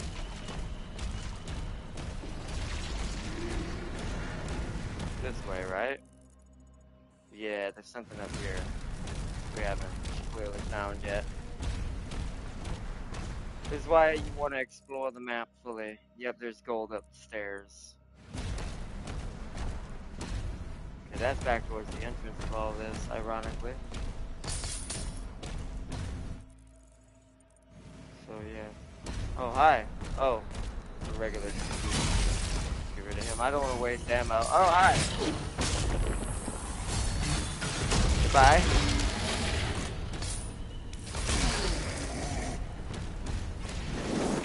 Oh, I did not expect you.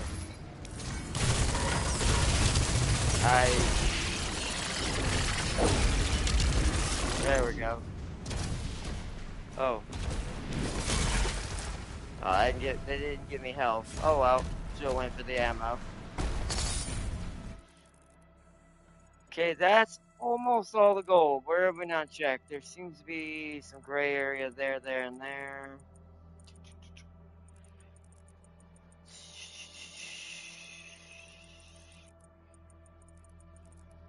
That's got check marks on it. Toys got a check mark on it. It's got to be behind in these little areas, or it's in the final small area we're gonna fight, where the boss battle is, possibly. There's a tank right here. Oh, aha! That must be where it is. There's another one of these wolf things.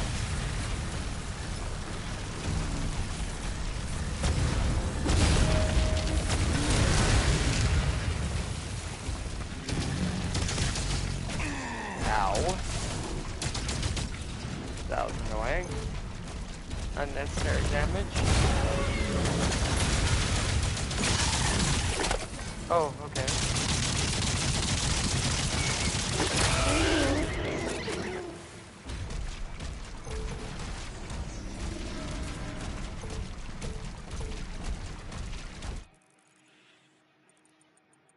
Okay, we gotta go find that wolf area again.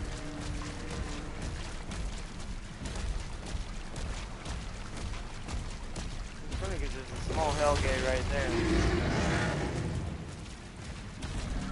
So, where did I see that wolf just now? Right there. Oh. Oh, we must have already did this. Oh, okay, so the wolves respawn. That's kind of weird. The model comes back for the wolves. Kind of confuses the player a little bit, I will say.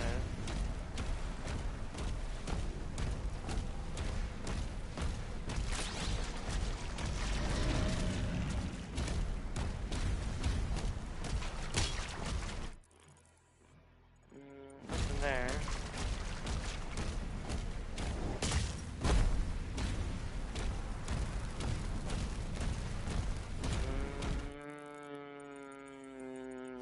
I might as well uncover all of this just to make sure I'm not ignoring anything. Because there's a lot of little not uncovered paths. But I think if you were this close, it would show the question marks to show you didn't get what was down there.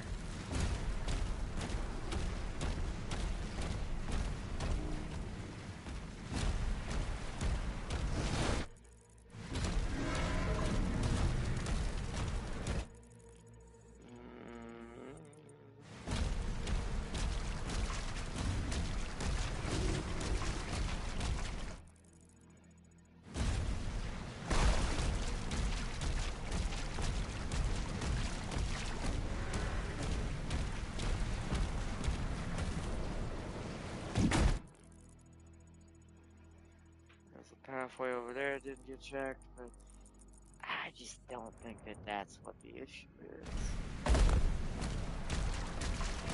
I have a feeling there's gold in that final battle. If we don't see any semblance of anything, we're just gonna go to the final battle. At least I can go around getting armor and ammo I might need. There's at least somewhat of a benefit to doing this.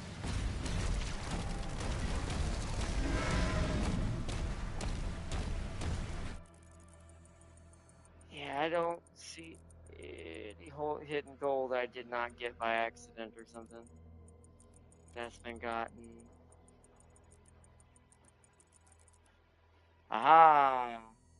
There's some right there. Okay, so let's head back towards the objective from where we are, which is straight ahead. You see, I'm not mad at YouTube, just disappointed. Did you see the say? Nah, you should be mad, Farseer. Mad, I say. If you have YouTube Premium, I would cancel it ASAP. I have Premium, but why? What's happening with Premium? Like I have Premium, but I do it mostly because I get tired of the ads for no reason, just every half of frickin' second things. It's like it's not a good system that they built, literally. So I only do it just because of that. Plus, as a YouTuber or as a content creator, it does help me a little, not by much, but not by it by Warren's heavy, but.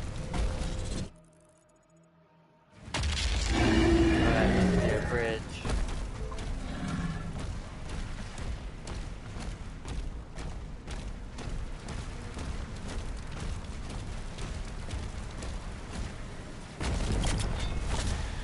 No notifications. I mean, you sure you have the bell turned on, Farseer? Maybe it accidentally got turned off, or like maybe it turned it off for some reason itself. I would always check the little bell. Because I know notifications are somewhat going out. I mean, I've heard Tam King,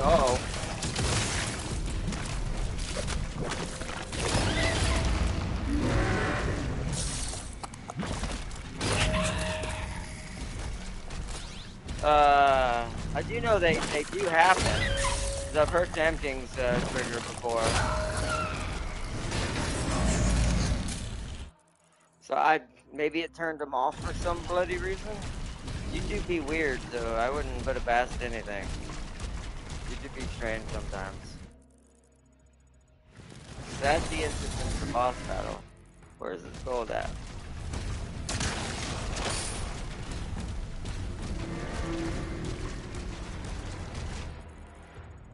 Alright, that's all the gold. Okay, we're set. We're ready for the battle. Let's do it.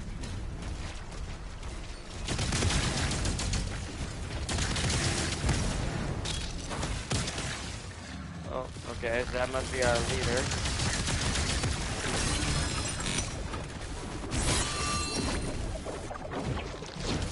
Oh, shit. I kinda meant to shoot you with something else. I was kind of in a hurry right now.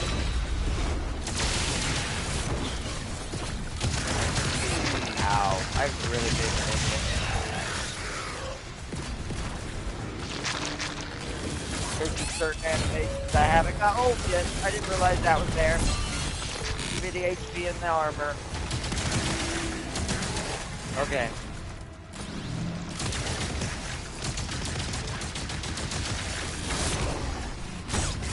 Ah, shit. There we go.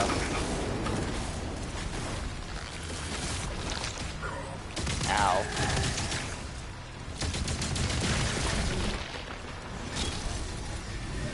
No explosive barrels this time, huh?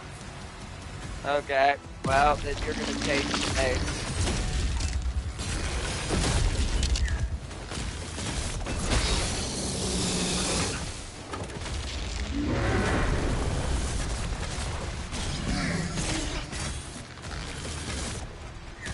Is there another one that's not? It is. Okay.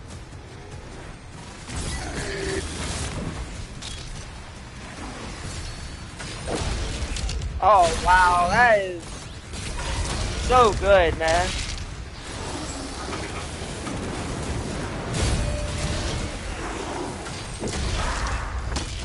That is so good.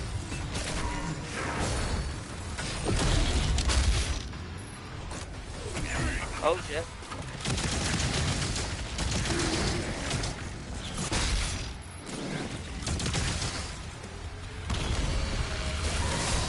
Oh, okay.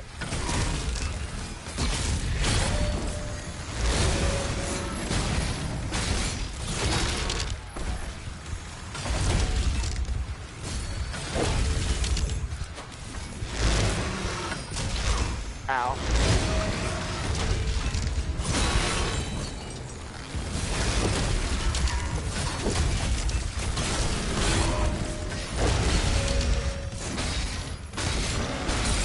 There it is. That's how you beat him.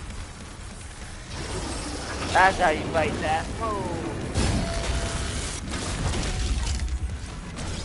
Oh, not quite.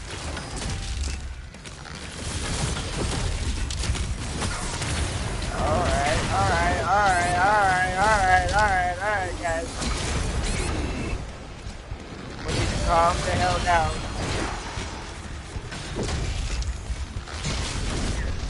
Oh.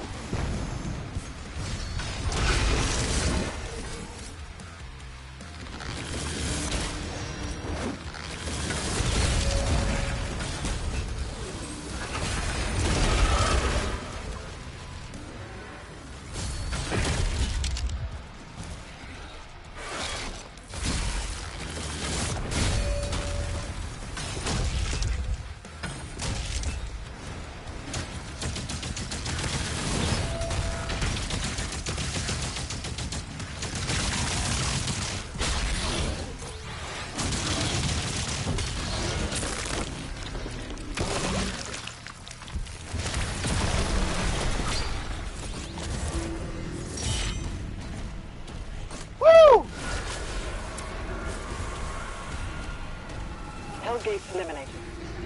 The turrets are back online. Get the transports ready to launch. We're beginning to evacuate civilians now. Thank you, Slayer. You're welcome. And no problem. Let's go.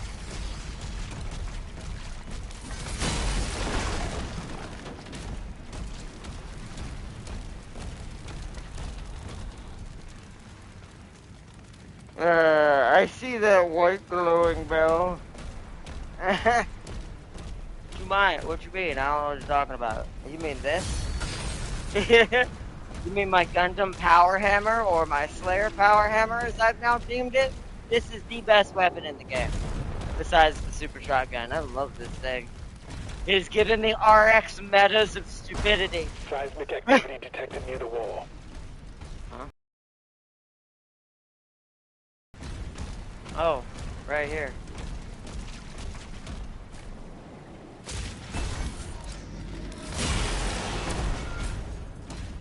Oh, hello.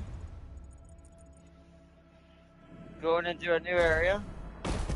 This must be the end of the level here. Oh. Titan! Oh, this is the armored Titan. This is that scene from the trailer. Oh.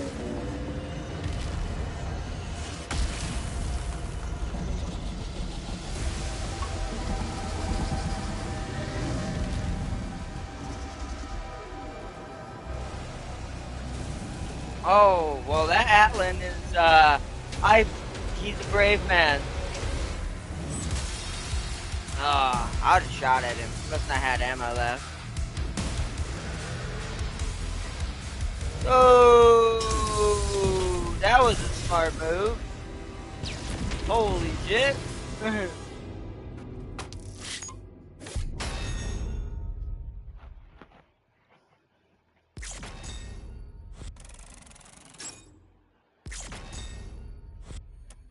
Farseer's also right. Something that Azarak is giving the demons more intelligence. It's the same thing we saw when Davoff was present, right? The moment we brought Davoff back in the DLC, the demons completely organized. So there must have to be a leader of hell for them to cooperate like that. Because holy shit, I was way smarter than any demon we've seen any do anything in anything in an assault. Slayer loves his flail, keeps it all shiny and polished. Yes, he does.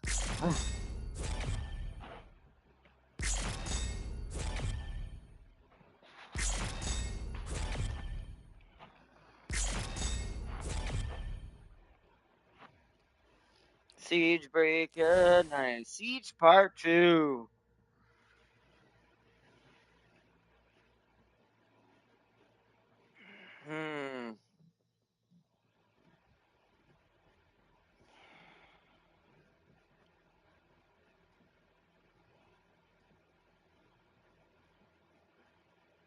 I could change today's episode into Besieged by Rage.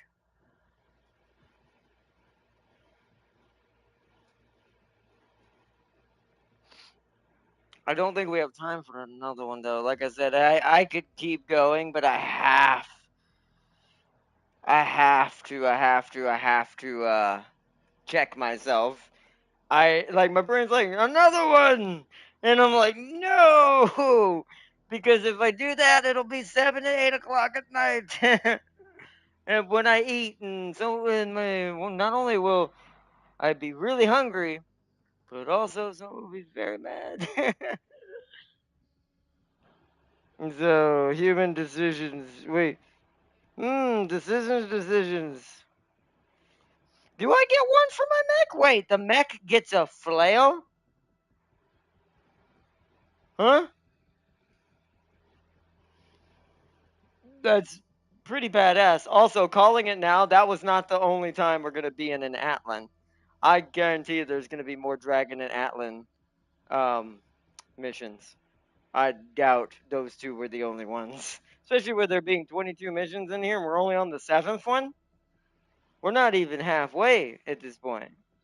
So it'd be 11, right? 11 would be the halfway point. We're 3, 8, 9, 10, 11. We're 4 missions off from being halfway through the game, which is insane to say, because if this was Eternal, if I had done as many missions, I want to point something out. We're gonna go back for now, but if I'm gonna load up, but we're not gonna continue it. So let's count this. So if we had done this in Eternal, so that's 1, 2, 3, 4, 5, 6 missions. We'd almost be done. We'd almost be like basically finished with the campaign at this point. Because I think there's only technically 10 stages to 11 to 12, at most 12, in the base game of Eternal. So, blend your food and just drink it with a straw and you won't have to stop. That is a good point. That'd be just some hella devotion to play the Slayer. Alright, hold on. Alright, Mom, I need you to take these nuggets. It's gonna taste terrible, by the way. I'm gonna need you to take these nuggets and blend them into a soup where I can suck it through a straw. So I may continue my Slayer journey. Or anything that I eat, my pizza, that'd be a terrible, nasty drink. But hey!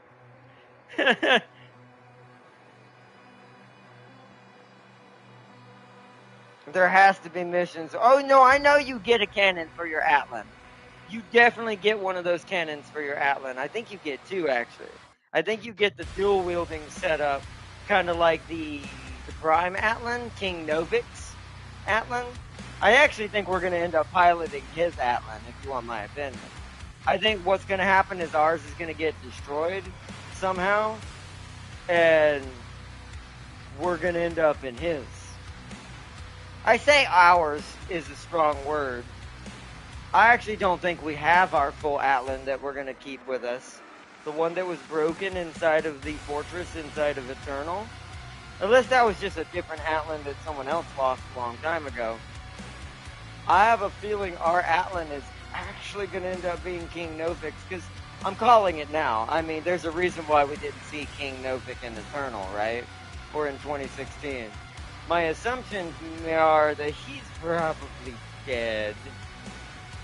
That he died in this war at some point. I'm just calling it now. I have a feeling what's going to happen is maybe Azarak is going to kill him. That's just my 2 cents right now into that. I have no idea. I have not watched anything forward or any spoilers. If that is true, that's just me once again predicting, as always.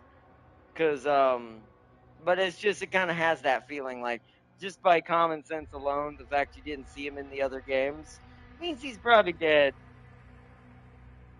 And that's another thing. I wonder if we killed him or Azarak. I could see us maybe doing that, but the Sentinels seem to be down to earth. Like King Novik seems to be a really good king. He's intelligent. He knows not to let the enemies have too many advantages, and he knows not to trust the Makers fully.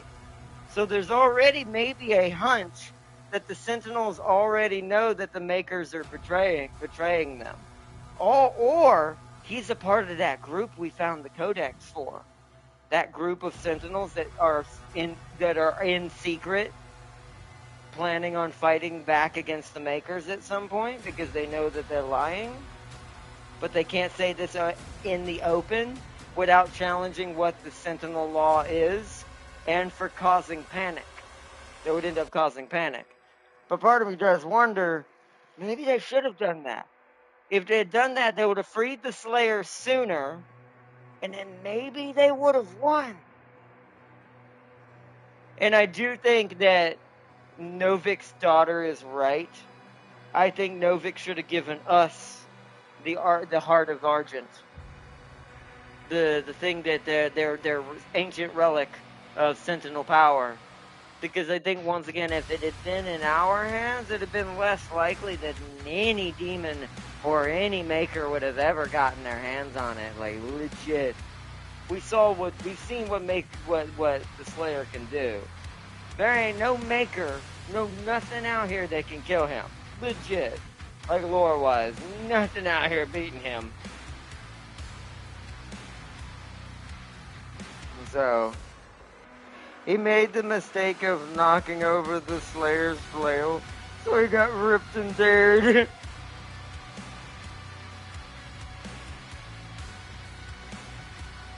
It could be the Con Maker, true, right? That's a good point. Farseer has a point. It could be that because you see how the Con Maker took over the Sentinel Society, as we saw in Eternal. What was left of the Sentinels when we went in there all follow the Makers and are now bowing to them without choice. Either that or his daughter is in charge now, and she knows she can't challenge the Con Maker. She had no power to do so. So one could say maybe that, because you remember how many Sentinels came to our aid during the DLC. So there's definitely someone still in the Sentinel house that favors us.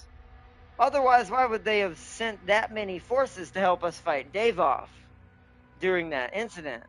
So there's definitely going to be something I think we're going to see at the end of this that's going to filter into either Novik didn't die, maybe he's even still alive. Maybe he went into hiding and he's the one that sent the forces to help us. But I guess my issue with that making sense is the recording that he plays, unless that was made by the Makers. That could be a fake Novik recording that the Makers made to keep the Sentinels in line, for them to not question the Makers and realize the Makers are not their friends. That could be that too, and that maybe the real Novik has become a rebel leader and is off somewhere in a different area with what's left of the real Sentinels, which could have been what came to our aid in the Eternal DLC, Ancient Gods. So I don't know until we get to the end of this. I do know the Con Maker definitely free in-game item. Unlock the Butcher Doomslayer skin in-game when you opt into the Bethesda email communication. Oh. Okay. Well, I haven't done that, but I'll do that later. I'll have to see what... Ooh, I like that name, though. I wonder what that skin looks like. Butcher Doomslayer skin. I'll try to sign up for that in a little bit. Let's see, they were wearing green armor instead of white. That's a good point, too. They were. So maybe the Slayer is their leader? Maybe I actually got yanked away from them and I end up somewhat leading them at the end of this before I get zapped into however I ended up in the tomb. That's another thing. What puts us in the tomb for Doom 2016? Samuel supposedly did this, right? So I wonder if it's going to be at the end, we're going to be maybe use up some energy, maybe something's going to happen, that Samuel's going to get the chance to put us in that tomb and bring us back to the Earth realm. Because Samuel's not going to be here right now. He's already on Earth if we already exist and are already here by chronological terms. So that's where my brain kind of goes into, this is definitely post Samuel betraying the con maker and infusing us. That's why I think we're on a leash, is because Samuel's already imbued us with the power, which is why he's so overpowered and strong at this point. So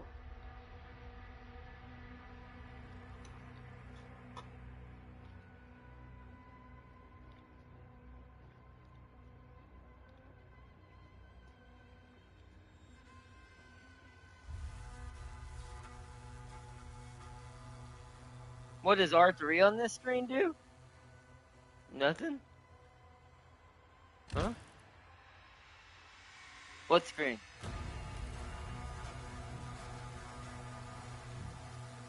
Although it says I'm logged in. So I'm not sure how you opt in for that skin. I don't have a butcher skin. I have the void one. I'm not going to bring that up because that's going to bring up too much information and private stuff. Also, it's going to bring up the browser, which is like, okay.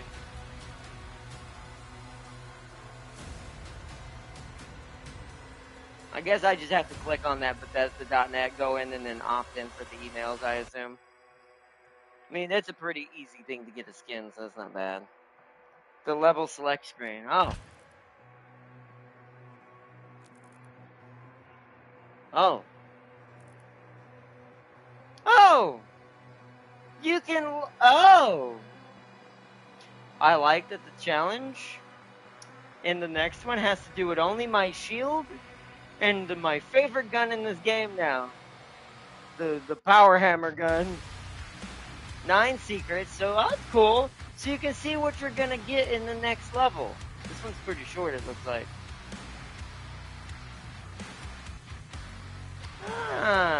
So you can go back and see if you've missed anything. That kind of tells me that you probably can't grind gold, though. That until you do a new game plus or something, you probably aren't able to go back and, cheat the system and get a bunch of gold in order to keep upgrading your guns and get them all to closer to the final stages. Not that we need to cheat this system like that. I'm doing really good, so it's not like it's required. But it does look like if that's the case, then most likely that you cannot repeat these and, get more and more resources. Because that had nothing in it. That's cool though. I guess it's so if you see one of these that isn't 100%, you can hit R3 and see what you missed and look for that specifically when you do it. That's cool.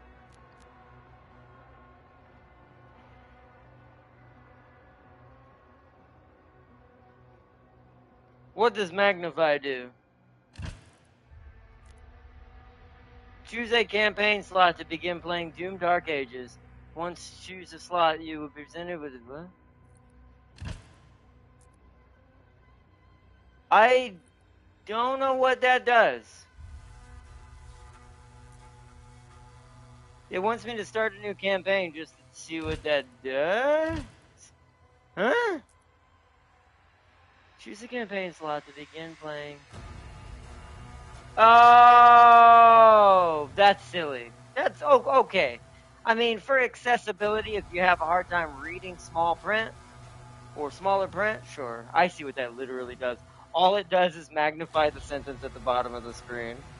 Well, that's very strange. That's very specific. That means that it magnifies this. Ah.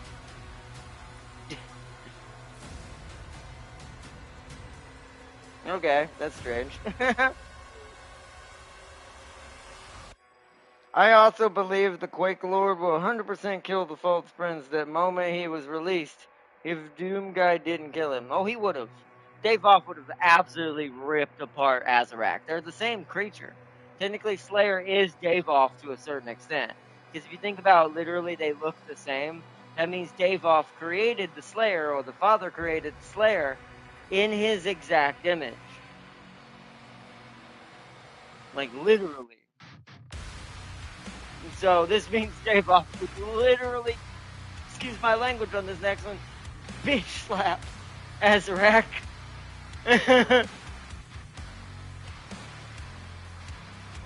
To be fair, my old eyes appreciate the large text. I mean, like I said, I'm not against that. That's cool. It's a cool accessibility feature. Not many games even care about stuff like that. So I'll give them that. I'll give them that. That's pretty cool. It does, at least if you're not sure what you're reading, you can at least now see it a lot easier. So.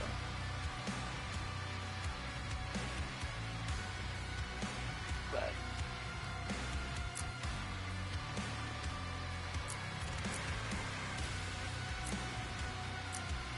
yeah, there's a lot of accessibility options in this game, to be fair, too, which is quite impressive.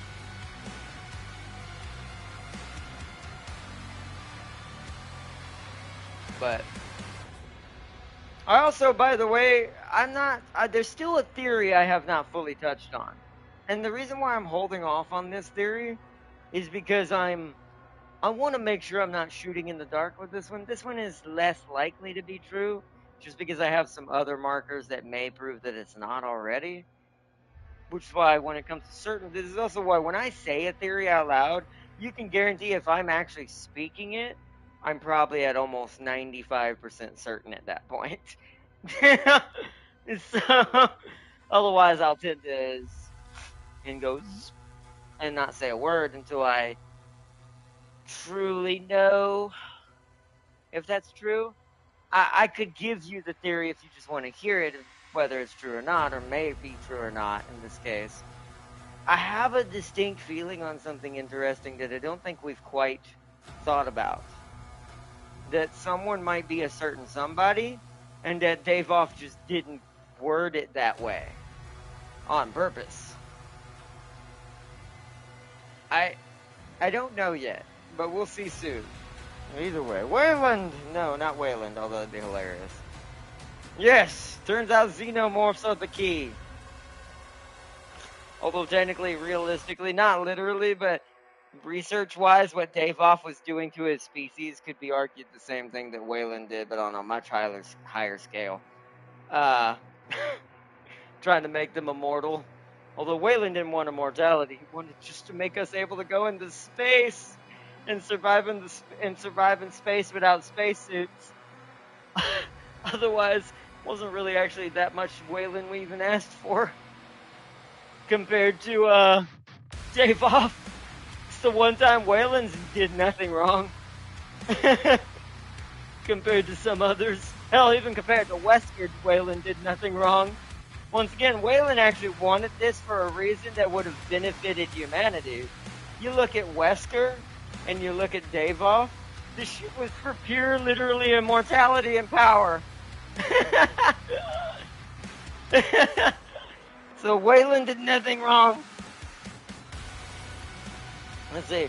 Well, my closing statement is, which sci-fi faction would you combine with a Gundam faction to make the most broken combination ever? Oh. Yeah, Wayland. Because Wayland has the infrastructure. Tam King's right. Wayland would make Gundam so freaking overpowered for one reason alone. The amount of logistics that Wayland can put down, even compared to the actual Federation and the joke we've made about them before, is absolutely psychotic. So, imagine that building mobile suits. and Gundams. Yeah, 100%. I pair UNSC. I mean, far as like blah, blah, blah, blah. Ground troops in training, I see why you said that. I see why you say that. But I actually don't know. I actually think, ironically, UNSC would be better with Xeon.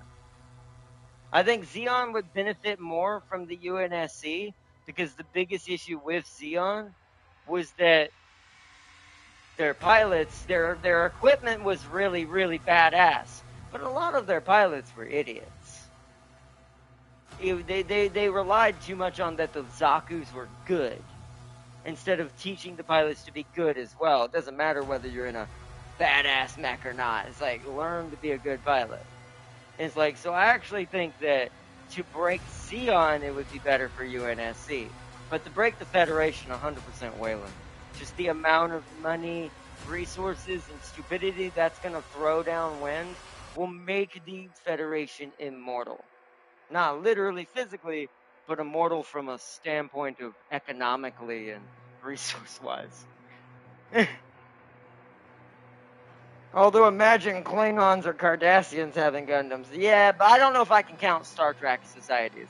Those are so good even with the technology they do have. If you took any of their societies and gave them Gundam tech, they immediately become absolute gods. And the wars behind that would be insane. That's true. You could give a Gundam a Spartan pilot, but once again, I feel like this is wasted on the Federation a little bit. Just because their mass production makes up for all of that already, even on their own. It's why they didn't need, even though they did have better pilots in some cases, that's why they didn't technically need better pilots, unlike Xeon. Xeon needed better pilots for having less mobile suits overall. So I think the UNSC, aka Spartans, would benefit Xeon more. Because then you get literally mini Slayers with that kind of power and strength and intelligence piloting a Zaku. This is essentially an Atlan now. Like a Zaku literally will have the aggression and intelligence of how probably the Sentinels pilot their Atlans. That's insanity, but way faster. Like, Zaku's are ridiculously speedy. So, and they have, like, giant machine guns and stuff. Which there is a minigun upgrade for the Atlan, but... Let's see, for the soul, but it's like, but yeah, I do agree that it is a good point, though. It's just, the Spartan definitely would be better in the RX-78 than Amuro Ray. Like, that would make the RX even more broken. Because then, you know, ironically, the scene that Amuro cheated the Zoc in would have made more sense. Because you know what a Spartan would have done during that situation? He would have been dodging so much that he would have had time to charge the rifle.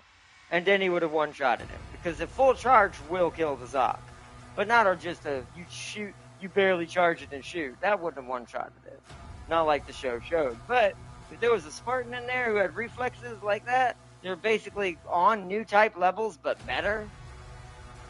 Yeah, he could have literally outmatched anything trying to kill him to give him enough time to charge the shot and fully wipe out the Zoc properly and make it make sense. Whereas Amuro just had plot armor. So, to be fair, isn't putting people inside a Gundam a bit silly? AI would be much more efficient. Well, yeah, Tab King's right there too, to be fair. That is kind of ironic that it would be technically the go-to thing. It would be foolish, and this is actually something I say in real life too. If we ever made Gundam giant robot mechs, I don't think there'd be people in them. I don't. I think they'd be controlled by people from a hub somewhere or a military base, but they'd be AI. Like, Dem King's 1,000% like onto that and on point on that. It is absolutely probably stupid, and to be fair, realistically, for something that size to be controlled by a human anyways. When you could just have an AI do it, and the AI is the entire machine. So not only is it going to register damage better, it's going to know how to fight against that damage, It's going to know the counter maneuvers within a split of a millisecond. It is foolish, realistically, but it is an anime. Gundam is an anime, and a lot of mech stories are just sci-fi mech stories. And what's funny is that's probably the most unrealistic part of any mech reality versus like real life that it would be like. Like, it's not that we couldn't build big mechs and giant machines. It's just, would we really bother with putting people in them? At least directly. When you could just control them remotely like we do drones now. Like, we're already on that tech where we're controlling drones with a single soldier, basically, kind of technology.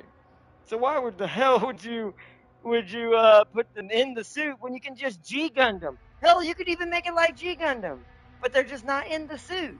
The pilot is attached to a VR system in the base, and the AI is a part of the suit as well, and they both run it. There's so many better options. It's like if this was real life, but and see, also, I'm 100% confident the UNSC can make mobile suits fully automated with either. Yeah, well, that's what I'm saying. You could have Cortanas in every suit if the UNSC was there. All the wasted weight on keeping a pilot alive. That's the point true, too, right? Tam King's got a point there, too. Because people don't realize how many internal systems you would have to keep the oxygen, the heat level down on the pilot. Because realistically, I want to point something out. Something that big that would need that large of a power source, if you were the pilot in the cockpit of that thing, if you were anywhere near the generator of that machine, you're going to get cooked. You're going to be a roast human turkey. Probably in seconds in some cases, especially if you powered up any of your weapons that were energy based. You're going to get turned into a turkey. So it's like, people don't think about that stuff realistically as well either. It's like heat and motion and energy, and motion itself produces heat. Imagine something that size moving. The heat that is produced from something that large is absolutely astronomically stupid. So, yeah, good luck. So, yeah, Tam King's right. And then on top of that, it's an enclosed environment that has to be airtight, so it means oxygen. You constantly have to have a scrubber or some sort of oxygen system that's filtering in the air from either outside if you're using scrubbers, which would be cheaper and less space, but could break a lot easier during combat. Or you could go full internal oxygen system, harder to break, but takes up more space and more resources to have to be devoted into it. Plus, you need the resources for fuel the oxygen itself, and if that runs out, well, it's like, it is kind of silly. And when you really actually think about the real life aspects of why, like when I heard it, I love him to death. Big shout out to the man himself, LD, aka Legendary Drops. He made a funny comment during the video I was watching for him the other day about he's really disappointed we still don't have Gundams.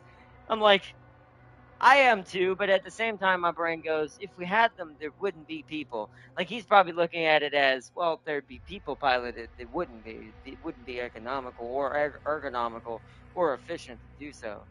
It's part of the reason it's less about maybe resources to build it. It's more about it's just not efficient. It's just, why would you bother with that unless you could fully automate the thing? Now, once full automation and AI is established already in current weaponry in real life, I do think we're moving towards something similar, towards that direction. I do think one day, if we make it that far as a species, we'll probably have things like Atlans or Mech Warrior mechs. Most likely, realistically, it'd be more along the lines of what Mech Warrior does, but even Mech Warrior mechs are unrealistic to the pilot inside. They'd still die without a ton of systems to keep them alive. So, we have fully automated damn though, and that's what I'm saying. If we already have tech to do fully automation now, at some point I do see similar things kind of pushing in certain directions. I don't think it'll be as extraordinarily large and overpowered as, or size-wise, as people think it's going to be. because once again, metal's different. If we have enough strong enough metal to withstand the gravity, humans could violate the square cube law as well, size-wise. Because that's another issue keeping us from actually making large mechs. Is something most people don't know about is square cube law, and that's gravity increasement. The bigger you get. The bigger you get, the more the gravity of the planet weighs down on your bones, your body, and all that, and it will turn you to mush after a certain size, because the gravity will just crush your bones. So, humans could easily violate this using certain metals, but once again, it comes into efficiency versus what's the need, right? The need to even try to do something like that. We have no reason for this yet. Now, we all of a sudden had weird giant demons who could violate the square cube law, start coming out of portals, like the Titan, I do think we'd create it pretty fast. I do think that if something actually threatened us big enough, I do think humanity being what it is, would answer this pretty quickly and create the first Atlan-like mech warrior type thing pretty quickly, out of necessity. But right now, just human v human, not really a point to that. So,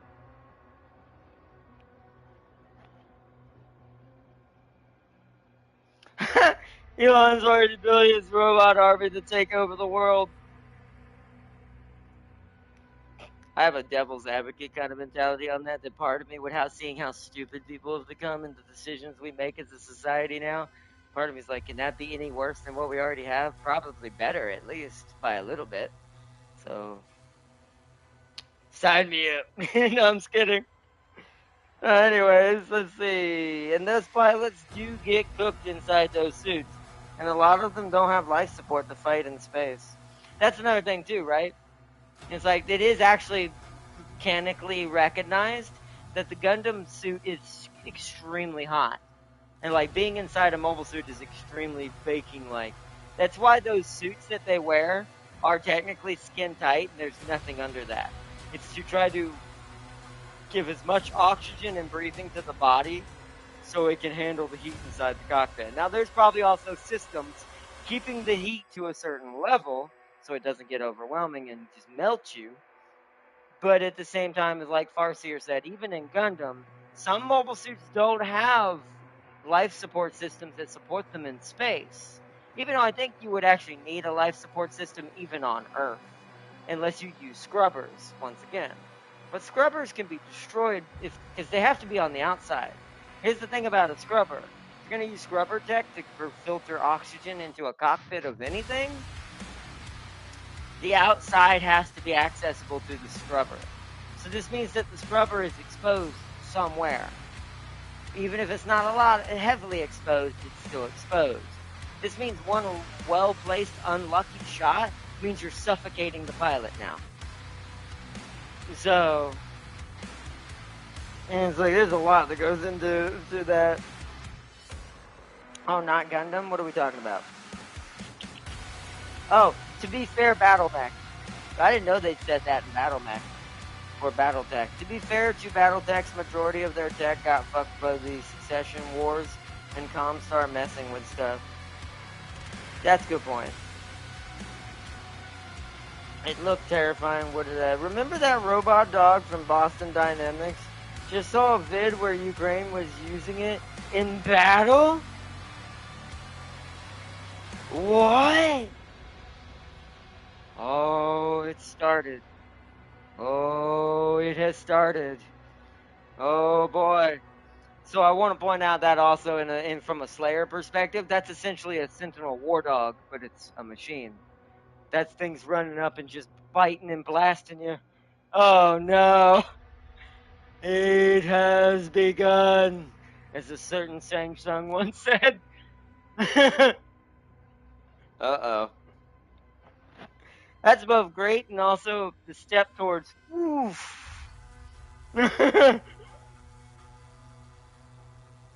And then certain deals being made over AI and trade and certain things, even if people don't agree with who that trade was made for. I'm not going to get into those politics, but it's one of those, once again, devil advocates, double-edged sword. You could argue two different ways.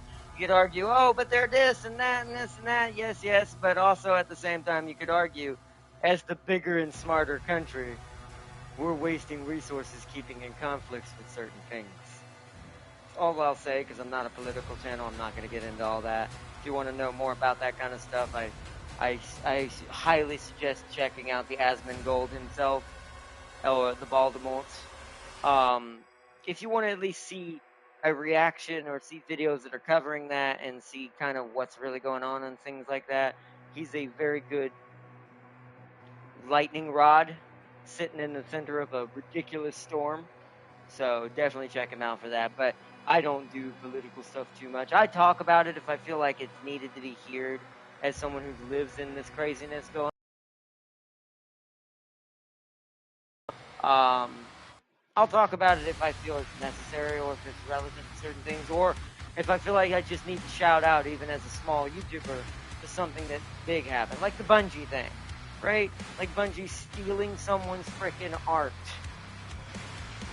I may not be a channel that covers that stuff, but I'm going to say that out loud.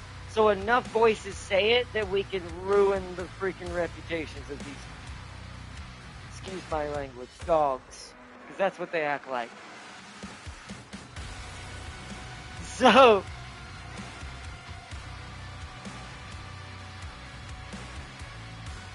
let's see.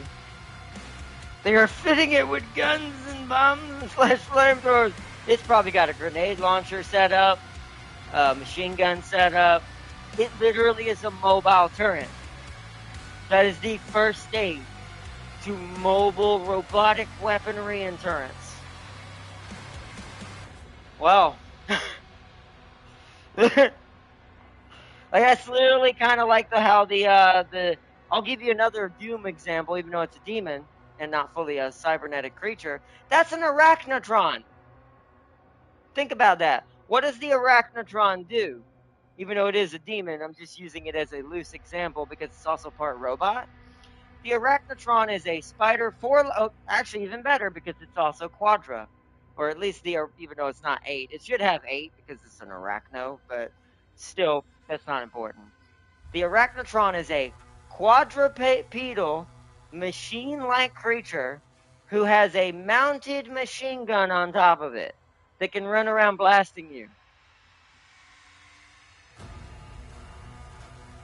Other than the fleshy part, and that it's a giant brain-like arachnid humanoid creature that's been mutated all to hell, other than that, that is very much the same thing. Just on a smaller scale. Like, the unrealistic part is the demon side, right? But that's not the important part. The important part is that the actual thing that it's killing you with and the way it moves is exactly the same. We've created a Dogatron. Dogotron. Instead of Ultron or Arachnotron, Dogotron. It's the automated AI control mechs where a thing in BattleTech until the places that knew how to make them were nuked into oblivion. Oh. They need to give it teeth and claws. It might not be efficient. You say that, but it'd be more efficient than you probably think. Steel claws and fangs? People may think that's cruel and very unusual, but think about it. Let's say if the gun runs out of ammo. Well, now the darn thing can run in and start literally ripping and tearing. It's like, and I know some people are going to frown on me like, well, then go, oh, that's too violent. I'm like, if we do not do it, your enemy will.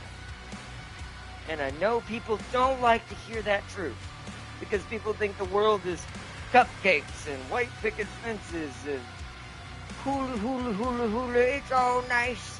We're all nice to each other. It's perfect. This world don't have problems. Hate that mentality so much. So damn much.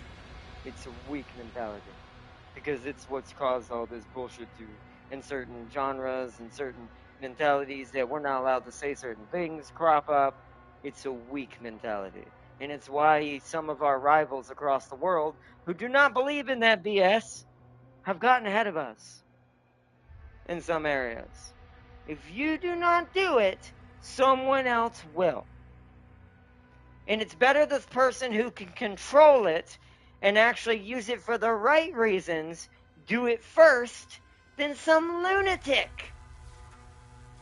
Like the NK, for instance, or anything like that. It's like, you'd but trust me, for anyone out there, it may not seem like this. You'd rather someone that's, I won't even give this full credit to the US because even we have problems and make mistakes. You'd probably rather someone like the US create that creature and that crazy, crazy weapon than somewhere else. Because we're going to at least have some rules for it to a certain extent, even if we're going to use it when it's needed, versus someone else. So always remember that, and that is why I play devil's advocate and stuff like that when people say stuff like that. It's like, no, that is not reality. It is going to be a long-ass time, and I say this realistically out loud, before humans will truly, truly be in a place where the stuff that we thought we could start doing with these certain cultures and things that rose up out of nowhere is going to even be possible, fully. Humanity's nowhere near ready for it. It was naturally going there until all this BS happened. Until it got tried to be forced on people, humans were naturally starting to actually kind of coexist with each other more and more. And we were starting to accept each other's cultures more and more. We were starting to ignore certain things and be like, human is human, until all this freaking BS because of so-called descrim and other things and it was all created by people who are the worst of the worst and who are the actual problems to all of this. None of the regular populace had any of these problems. None of us. Until certain 1% little spoiled, excuse my language, bitches started to mouth off and think that they were bigger than the rest of us. So it's like, and I say that as it is. It needs to be said. It's gotten to the point where we're cream puffing too much. It needs to be said. And so,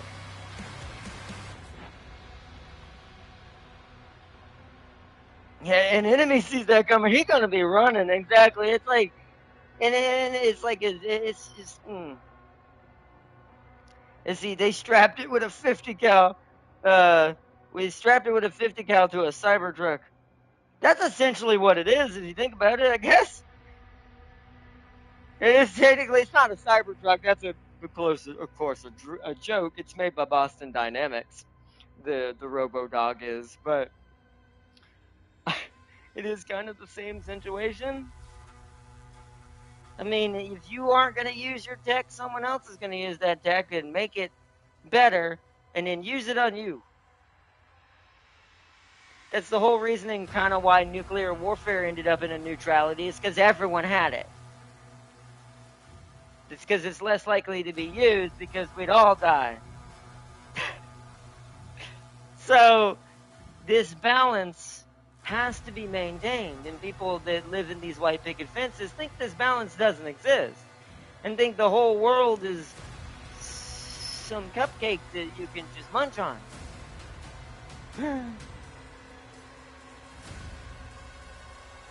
So it's like, it's crazy, man. We have a robot tank card now. I know we technically do. Not literally one, but it's, well, actually maybe. To be fair, I say that. It's technically fully automated. I guess what's the point?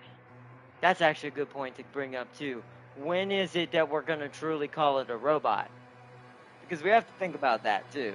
I think a lot of people are dodging around the issue right now because we're afraid of what we actually have figured out. I think a lot of people, like, it's almost like being politically correct too much. You're using words and jargon to dance around the issue because you're too afraid to say it out loud what it truly is.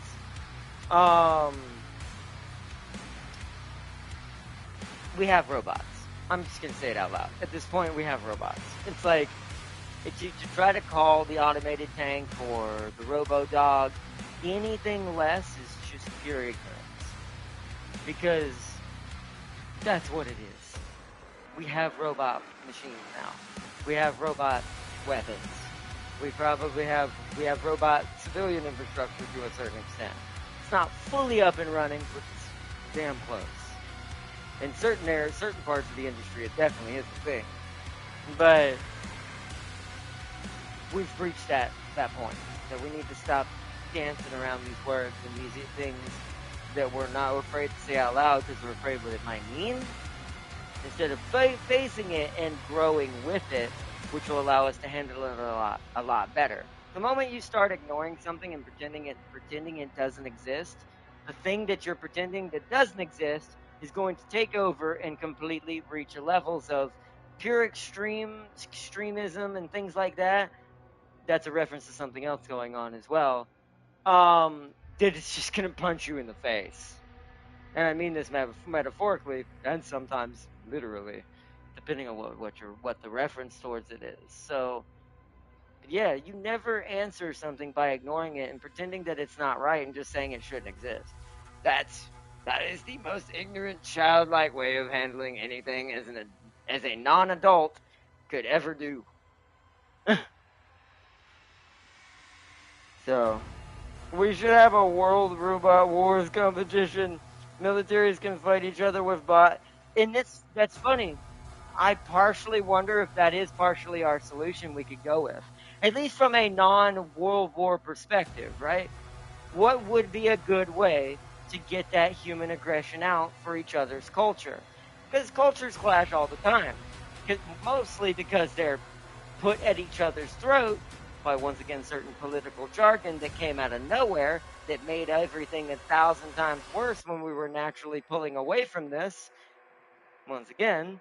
But to keep those, let's say that stress does get built up, and there's a little bit of an issue that's occurred. That would be definitely a G Gundam. It's literally G Gundam.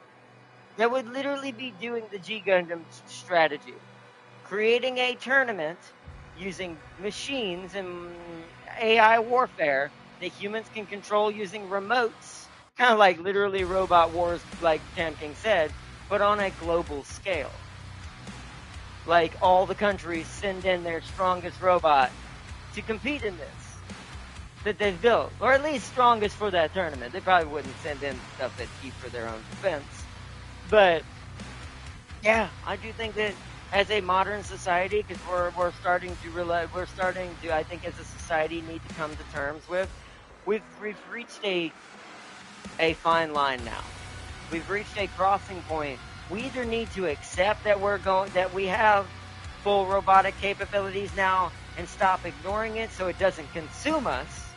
Because here's the thing, if we ignore that we're a robot society now and start trying to pretend that's not a thing, that'll actually accelerate and promote humanity getting absorbed by the machines more. And the reason why I say this is, the more you promote it being demonized, the more people are going to seek it out in the wrong type of way, which could promote all kinds of sci-fi scenarios evolving into reality. Terminator-like situations, most likely cyberpunk-like, would be the goal of that one. Like if we completely keep ignoring the fact we've become this advanced, instead of accepting it and learning to grow in maturity with the technology. So, which we're seeing that happening more and more now, finally. Once again, we're starting to realize as a society, we allowed certain things to go on for too long. And we should have stopped it where it was at the beginning. And now we have to take more extreme measures to do so. And it is our fault. It is definitely our fault that we allowed certain political agendas, certain things like that got forced into the narrative. Because we allowed those people to speak unchecked when we wouldn't have been allowed to speak unchecked like that either. So, in the opposite spectrum, because we're talking about even if you were on the opposite spectrum of this subject that I'm talking about, like, that side wouldn't have been allowed to speak like that either.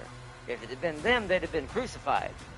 Whereas the other side was allowed free reign to do whatever the hell it wanted when it should have been just as equally punched in the throat as the other, as its opposite competitor would have been. That's true balance and neutrality. Let's see. It would make for some awesome entertainment. Yeah, agreed. Technically, Pacific Rim, I think, did this too. The Pacific Rim universe, I think, before the kaijus fully became a problem, I actually think they were doing that too. Or something like that. Something similar. I'd say the moment Earth will unite is the moment our future Mars colony rebels against us, starting an interplanetary war. I mean, that's likely, but will we even make it that far is the thing. Like, that's still a ways off. Like, we're gonna get there probably pretty quickly, more than people think. But we're talking about, like, things that can happen within reason in the next 10 years, right? Realistically, with how good robotics has become, I could see something like Cam King suggested in the next 10 years. It would be on a smaller scale. Like, it's not like it'd be building-sized mechs. It'd be human-sized. They'd all be human-sized, like, android-like fighting mechs that someone controls like a, like Rock'em Sock'em Robots kind of situation. And you would build each country would get to build their own country. Kind of like hell, you could make it a part of the Olympics. It's so silly, but at the same time, it's like, why not?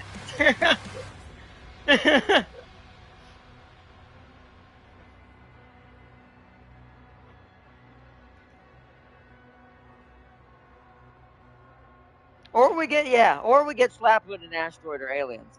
The asteroid would be until we have realistically, unless it's a certain size, realistically, we could probably stop an asteroid at this point somewhat. It once again depends on the size. If it's big enough, no, we're dead. But especially with how far behind we've allowed ourselves to get. Aliens.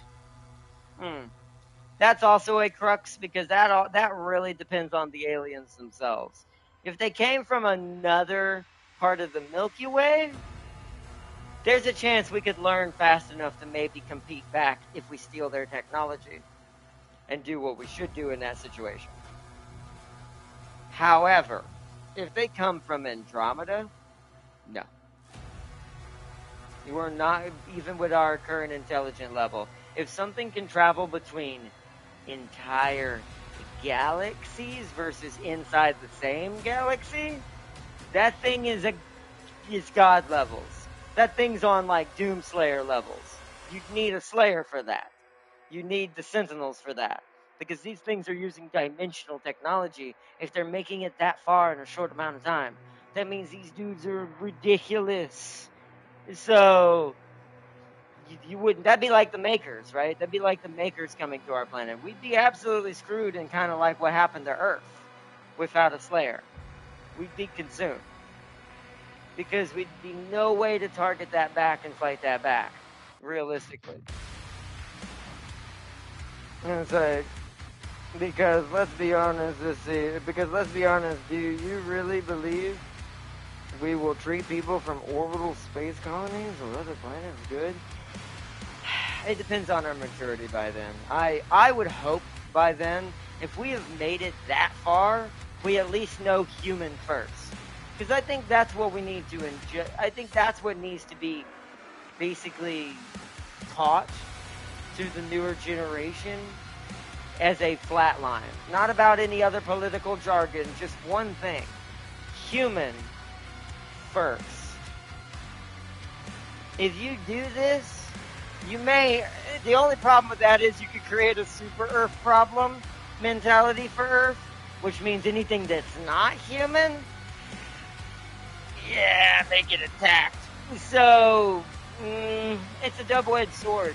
It's one of those, like, if you teach it the right type of emotionally of what it means by human first, meaning survivability, meaning if our survival is put at stake, nothing comes first before us saving each other. That's what it should be. And in some cases, we naturally do this once it's tested hard enough. But overall, it would really depend on the mentality taught before all of that becomes a thing. If we're still as greedy as we are now, yes. 100% we'll end up at war with our own selves in space. We'll have a galactic literal war of our own with probably Mars or whoever ends up becoming the secondary parent planet of humanity is what you would call that. Wherever that would be, which would be most likely in our case Mars, because it's the closest thing we could get to and terraform realistically, and then go from there. So it really depends. It really depends on our mentality by then. Let's see.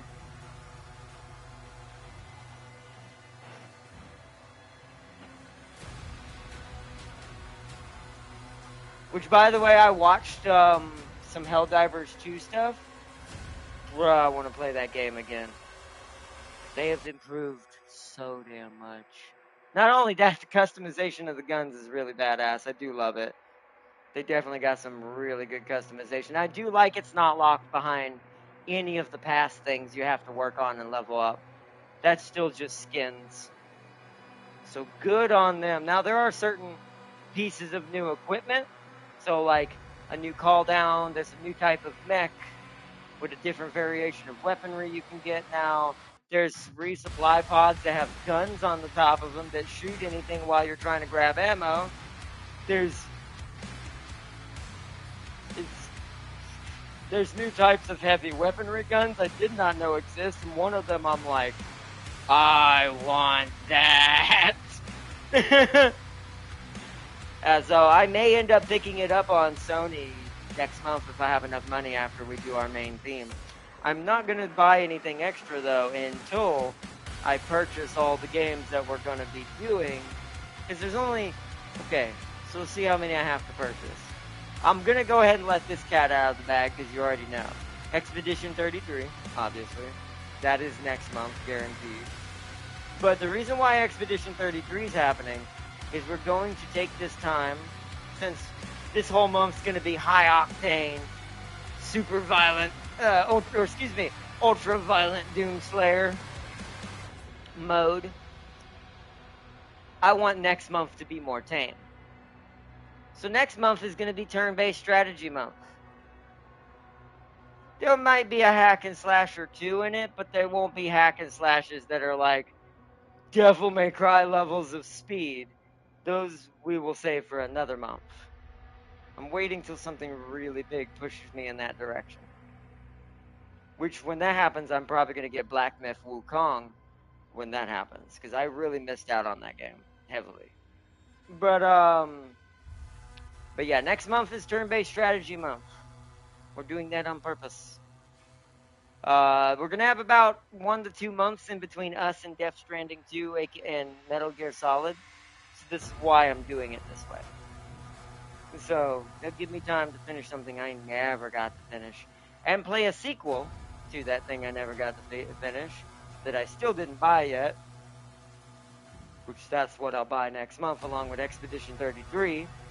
And its prequel. Hopefully there's a bundle. We'll have to see. Probably not, but hopefully I'll get lucky and some of them will be on sale next month. But we'll have to play it by ear how that goes. But let's see. I don't want to... Okay, the moment we figure out how to terraform Venus, Mars will be forgotten. That's true, too, because it is closer. That's a good point, too, to be fair. But it's... Well, I guess technically that would be more space, too. Huh. Or exploit the hell out of them and send all their resources back to Earth. Yeah, that's true. Hey, Farseer, knock knock, Tam King said. But I'll give you a hint what we're gonna do next month, chat. The fists and the great sword must be the fists and the great sword must reunite and battle the long sword. It's not Monster Hunter, but I'm using Monster Hunter weapons as an example of what I'm talking about.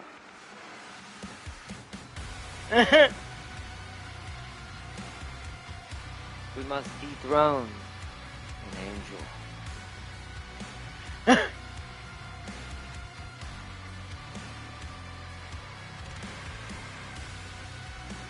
Hey, Farseer, no, who's there? Cow says, Oh, Cow says what? Or, wait, who's there? Cow says. Alright, what is it? What's the rest, Cam King?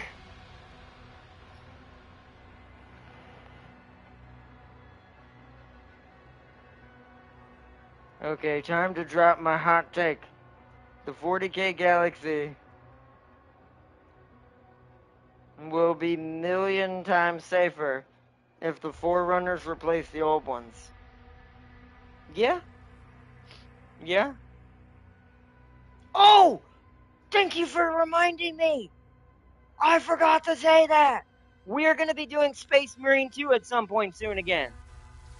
For one major reason.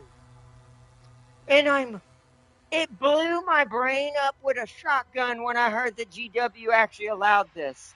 And GW was okay with this. Because of how stickler GW is with their lore. Which maybe this is a sign that GW is gonna stop punching people in the nuts who have mods for other games that have to do with Warhammer. So I'm gonna tell you something very exciting I learned last night through a video that I watched. So, Space Marine 2, for all versions of the platform, including console, is allowing people to make custom campaigns, armor, and weapons. Like people outside the company.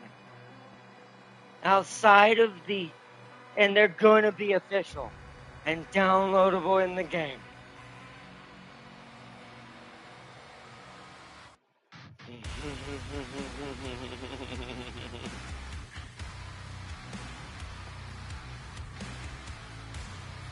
When I heard Space Marine 2 did this, I was like, that is a 5D chess maneuver for Warhammer because of what Warhammer is and how big its universe is and its characters, its lore, its campaigns.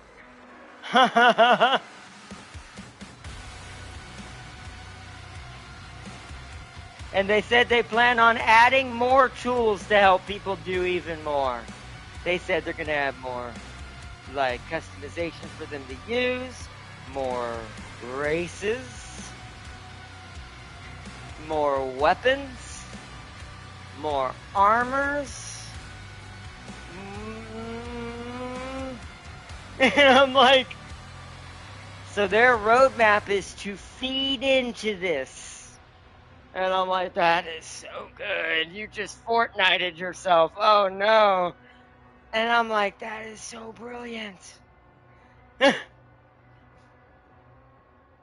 Let me guess, your entire library is dedicated to making you the lion. I will be. I don't think they've gotten that far yet. It's still very new. I don't think too many people have gotten time to really make stuff quite yet for it. There's still, like, there's some stuff, but, and you are right. You are 100% correct. I am going to embrace this fully.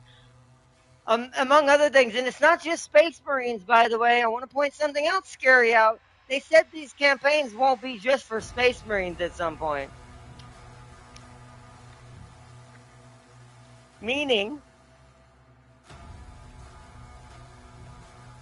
you might be a bit more chaotic. Maybe even one day from what they were hinting at. They were hinting at a lot of crazy ass shit. Maybe even one day, hive mind like.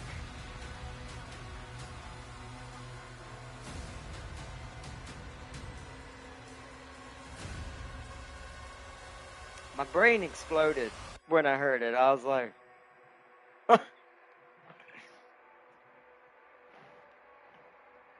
I'm really,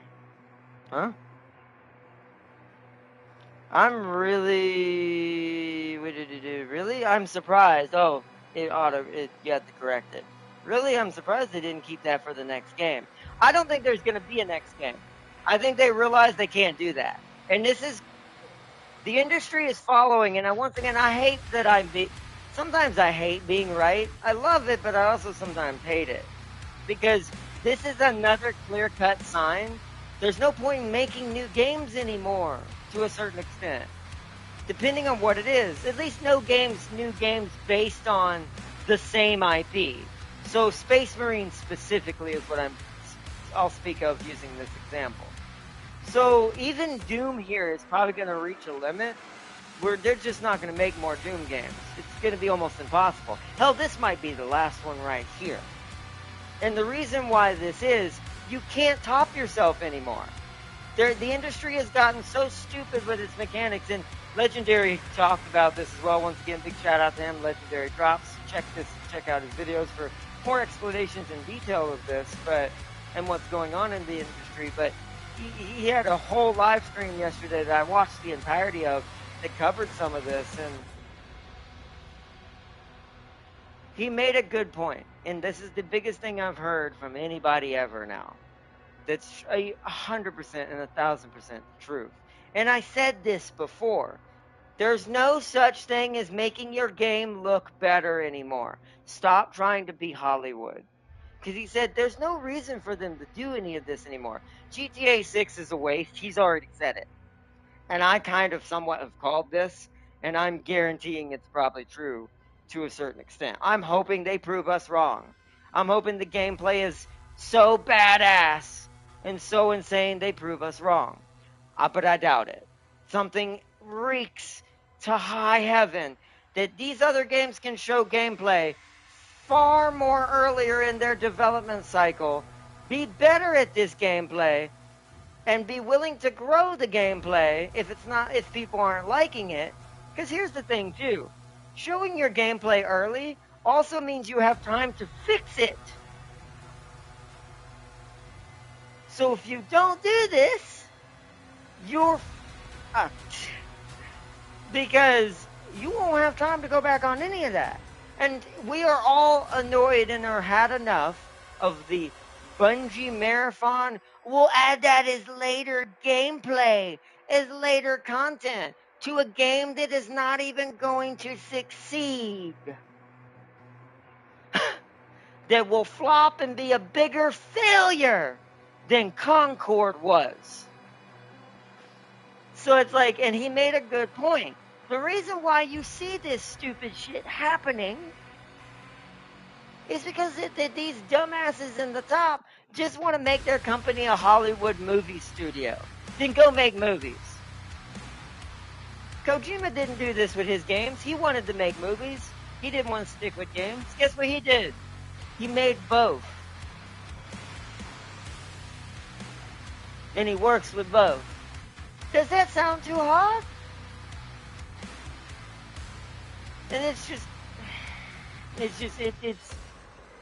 so agonizing to see this stupidity. And that's why I believe that Space Marine 2 made the right decision. GW saw that, realized that they couldn't make another Space Marine 3, and they will not be able to top Space Marine 2 fully, and that they could just add more gameplay to Space Marine 2. This is why Helldivers 2 is doing the same thing. It's easier to add the mechanics you should have already had to the game you have now, other than Eternal. If the engine is permitted of it, Eternal couldn't have done that. It couldn't have been Dark Ages, to be fair, an example of that. And especially multiplayer games. A single-player game doesn't need to do this. I will say a single-player game, I'm going to ignore that for right now because single-player games do not count. They're not even a part of this conversation because single-player games require a different rule of thumb and a different way you build your game to make each subsequent one better. And in most cases, it's the story. Especially if the gameplay is already badass. Like Original Doom, right? Original Doom, other than adding icing on the cake and just upgrading its graphics, never had to change. It really didn't. And that's why this game does better. That's why Dark Ages is already 1,000 times better than Eternal and 2016 put together. And it's because it remembered why the fuck would you fix something that isn't broken? Don't change shit like that. That's why IPs die. Is because you change shit that is unnecessary. because you think your vision is higher.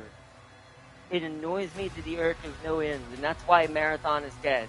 That's why an icon of the old days, who's supposed to be a story-based game, a single-player game to begin with, not only got shitted upon, got turned into a cheap, excuse my language, fucking multiplayer game that isn't worth anyone's money, even on top of that. Like, even on top of that, even as a multiplayer game, that was already the stupidest decision in the universe that this fake version of Bungie could have done, because they're not the original Bungie. They'll never be the original Bungie.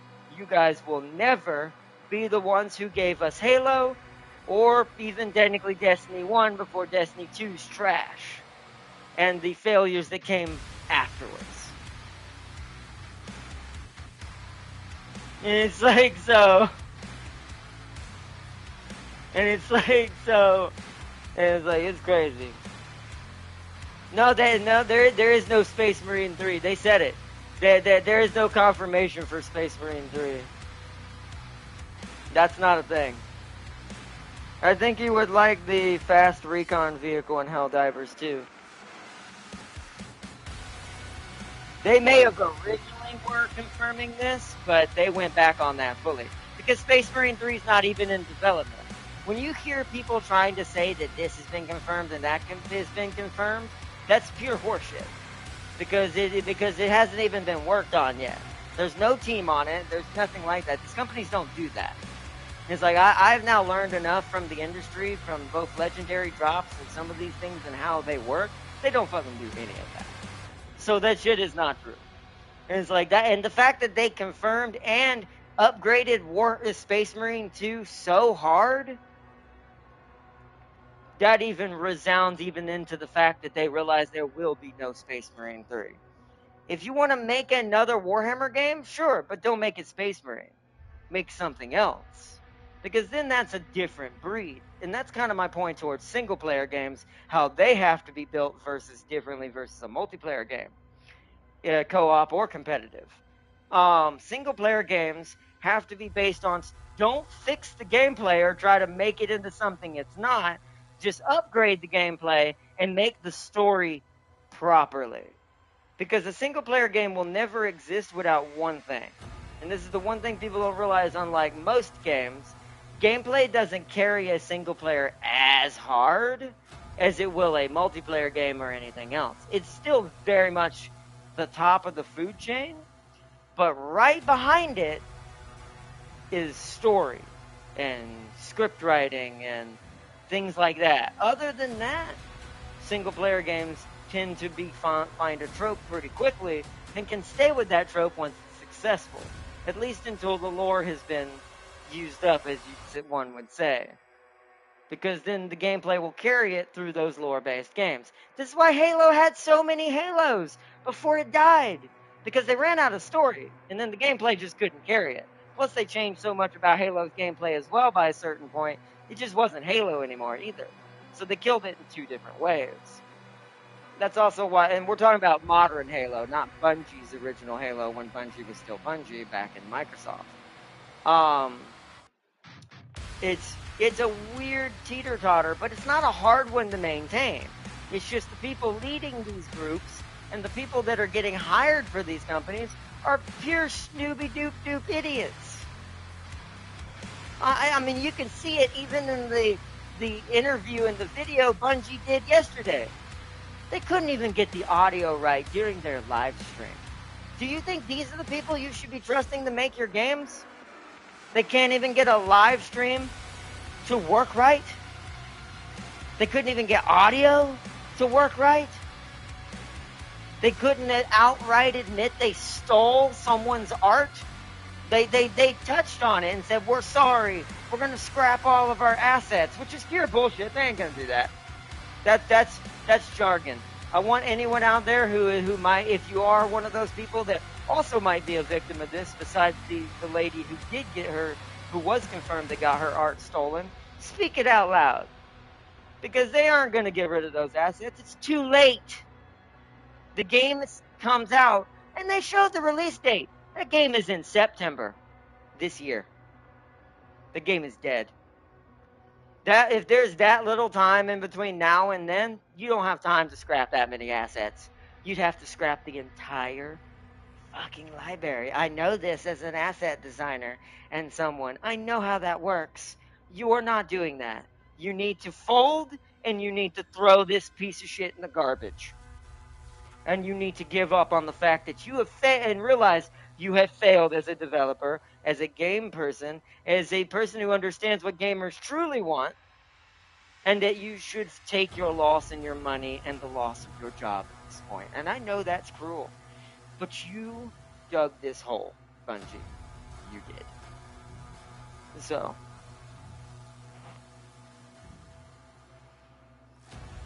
let's see. Hey, I came across you on my recommendation page recently. Let's see. I'm a busy bee, so I'm only able to watch VOD, sadly.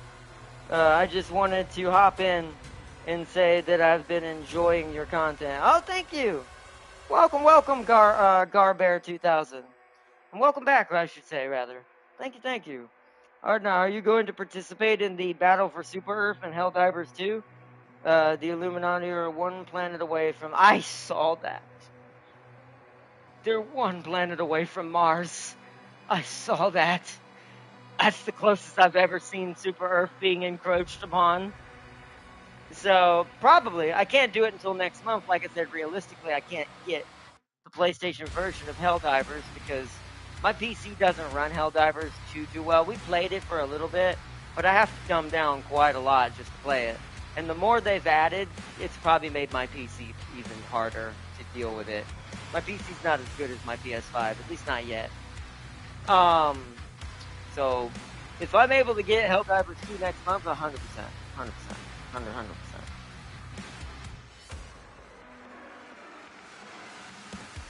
Let's see, from Warhammer Community, Space Marine 3 has been officially confirmed in development. This was from March 13th, 2025. Yeah, but that would have been canceled. That doesn't matter. That's what I'm saying. It doesn't matter. Confirmations mean nothing, Sam King. They literally don't. A confirmation is just a word. It doesn't mean it's actually going to get finished or done. Or does it even mean that the game is going to be good? Now, I'm not saying Space Marine 3 would be bad. It's not like Marathon. But Marathon also makes those confirmations and says things, and then clearly they totally flat out lied. AKA Bungie. So I wouldn't put too much stake in anything you see in those types of things. Those things literally mean nothing. Like I said, if you go watch Legendary Drops, he explained this better than even ever I could have. I'm not experienced enough in this field to truly give a true opinion. But from a consumer perspective, as someone who buys these products, I can at least give you the opinion from that perspective and how stupid it is just from that alone. So it's like, but yeah, no, none of that means shit. These developers, when they say shit that early, that shit means nothing. It's like, so, and it's like, it doesn't matter at all. Because that shit is subject to change literally overnight. And that was like, what, a month ago now? And they made this, the new announcement came this month, literally yesterday, from Focus, about the improvement to Space Marine 2 and what they wanted to do, and their future roadmap for it. Why would you create a roadmap that big if you're just going to make Space Marine 3? I think they canceled it. I think they went back on that and went, yeah, that ain't happening. Like I said, none of that means hardly anything when you see stuff like that. But when they actually give you a real roadmap to something, that means that some actual development has been put into this, and that it is already a physical thing. So it kind of has to be finished, to a certain extent. At least, in most cases, unless you're Bungie, who have failed so hard upwards. Yeah, just don't release it. You'll lose less money. You'll still lose a lot, but that's on the company. That's for making terrible decisions. You should be punished for that. You should have to feel the pain of losing all that money when you make stupid decisions. It's any business whatsoever. A business should not be rewarded for making stupid mistakes. It should damn near fall, especially ones this big. So,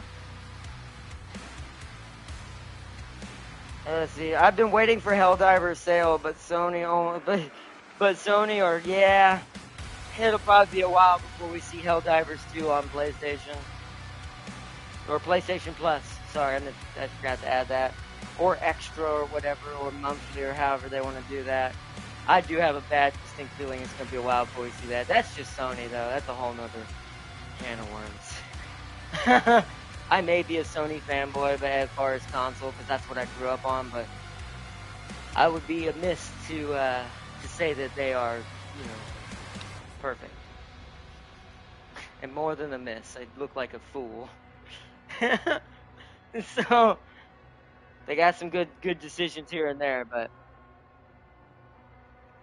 I definitely, if I do get enough money and get enough time to get into Helldivers 2 and able to get it on PlayStation before the event or what's going on with Mars comes to a climax one way or the other, I definitely want to get in that. But if I'm not able to make it before then sadly we'll have to just do whatever happens next or participate in whatever the next big incursion that happens in Helldivers 2. But yeah. Those mooks aren't throwing everything at the squigs. No, they're not. Not yet. Actually, everyone's quite excited because technically this will be the first time any of the AI is pushed this close to Super Earth.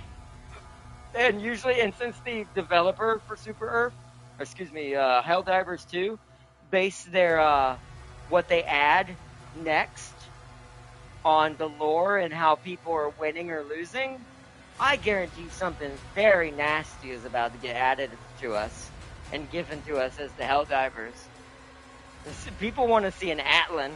Like, people are already comparing and saying, like, kind of like Doom level. People want more than just the Walker mech. People want, like, a small miniature Titan. Essentially. Because there are Titan-level monsters, like the tripod, the giant robot tank thing, or mech that they have. The bugs, whatever that one's called, I forgot. It would be kind of cool to get something that big. But that would only happen, I imagine, if they make it to Earth, right? That's the kind of stuff you'll see defending the Earth Sol system. Like, they wouldn't send that out too far, at least not at first. But that is a good excuse for them to add it as a mechanic. Like some sort of mechanic for this. So, either the APC or the Bastion tank or the giant mech from Helldivers 1.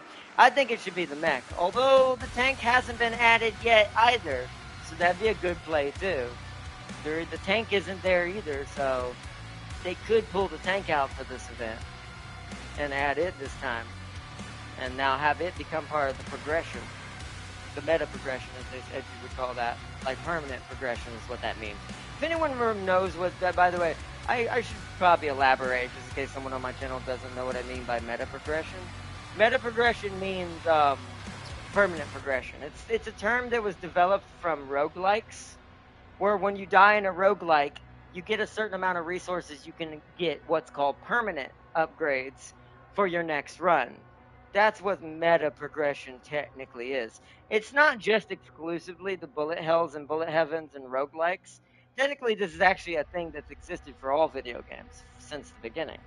Because meta progression is also something you could, I'll give you an example. Giving Doom new guns as you play the game, as you get new guns, that's meta progression. That's a permanent thing you will not lose. So that in its own right is technically also meta progression. So it would be a good meta progression add-on for Helldivers 2 to start doing to add one of those things. They need to add flying vehicles already. That'd be a good call too. Tim King's got a point too. There are a ton of flying enemies and ships that could be shot down that do shoot at you. So part of me does go maybe some sort of fighter jet thing that you can deploy and summon, that you can get in and take off and provide close air support. Not bombs, because you already have the call-in that uses I think it's called a Hawk. Like, you'd get one of those, but it would be more for machine gun and strafing and shooting down aerial units rather than just bombing runs and dropping equipment in. So I think that'd be an interesting one too. APC has better utility in my opinion. It does. It's kind of like which I finally got to see in action.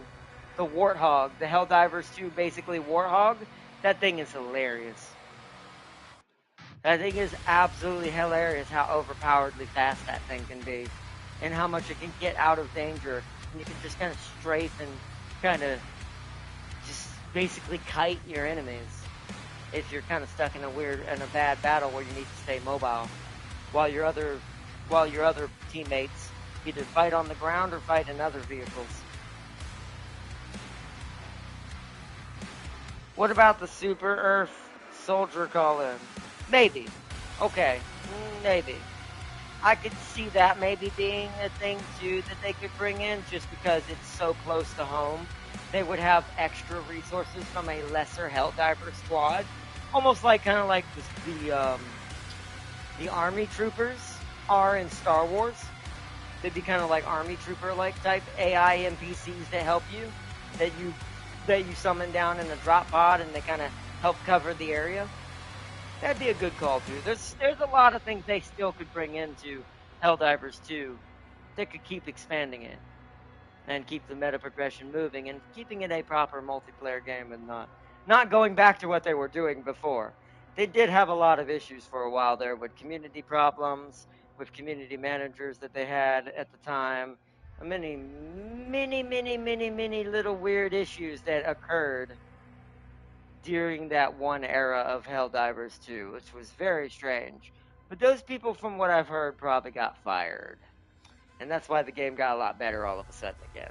And this is what more companies need to do. I actually wholeheartedly believe, in my opinion, Helldivers 2 is a good example of what happens when a company does the right thing and fires the people responsible for this stupidity that's going on for things like that. The game improved overnight after the new people that got in there started adding stuff back in there and paying attention to the community again. It only takes one rotten apple that has too much power. Kick it off the tree. Let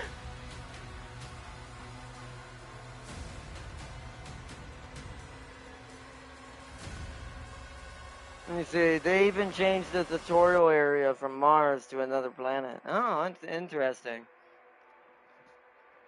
Interesting. I did not know that. That's interesting.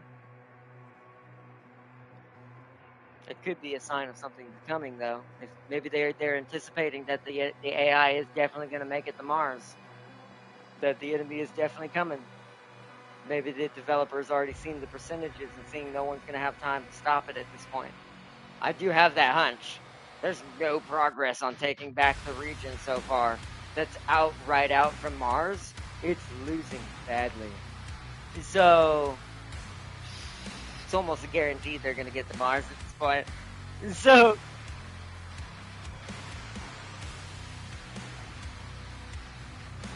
yeah, it's true. And I also like that too. That's also probably a part of the lore that they realize Mars is about to be attacked, so they're moving the training ground to a planet closer to Earth that's not going to be attacked. In real life, you'd have to do this. So this is one thing I've always given Helldivers to when they're doing it right. They have the most dynamic campaign because they base it on the player's success and failures and things like that. I love it. It's actually a really cool lore. It's a really good way to do it, too. Part of me thought that maybe Warhammer would benefit from this, but good luck telling GW to do that. At least in their actual IP lore, meaning we're not talking about Space Marine 2's campaigns. We're talking about just Warhammer in general. It would probably benefit from that kind of logic and way of doing things as Helldivers 2 does, but on a more mass scale for their tabletop. I feel like that would help a lot. They do this to a certain extent, but not fully. Sometimes they'll base it on certain major events and tournaments that occurred in certain ways, but I do think that would also help build up the lore a little bit better, and it gets the fans involved too. When you have any multiplayer game, interaction is kind of a big thing, and gameplay becomes the king of everything. It doesn't matter what's underneath of it, nothing will weigh anywhere close to how important gameplay becomes when it comes to multiplayer in general. That's a big crux. That's why a lot of multiplayer games fail. That's why Marathon's gonna fail, because it's bland, boring gameplay, terrible models, stolen art, and then they were in that whole broken ass little press conference they were doing that the audio wasn't working half the time. They were talking so much like jargon BS is what I call it from the development studio. That's a developer trying to fill the air with development terms, things that can be done in a video game to make you think they're doing something. When all of that shit is stuff that's too late to add, too late to truly do at this point, because the game is already bunked. You're not gonna fix it. You're not. You don't have the time, the resources, or apparently the professionalism to even pull this off. Bungie is good. Bungie already lost, and this is what I find ironic. And I blame Sony a little bit on this. Bungie already lost a lot of their original employees from the original Destiny 1 who got fired off for no reason and taken out of the loop just so they could sell some cheaper bullshit, and now it's showing. Guess what? Guess Bungie's gonna have to fire a bunch of people again. And maybe even rehire people that were doing a better job before these crazy dum-dums that they clearly allowed to have too much say in this game. Because this is a game that no one wants. And I don't know what audience they think that they're attuning to. They even said such BS as trying to pretend that the alpha was a somewhat success. The damn thing died in a week. And actually less than that. I'm giving it too much credit. I looked at it on Steam. It actually died in 4 days. I forgot about that. 4 days. 72 hours? Let's see, 3 days. That'd be another 24 on that. Yeah, my brain's not working today. So 72 plus 24.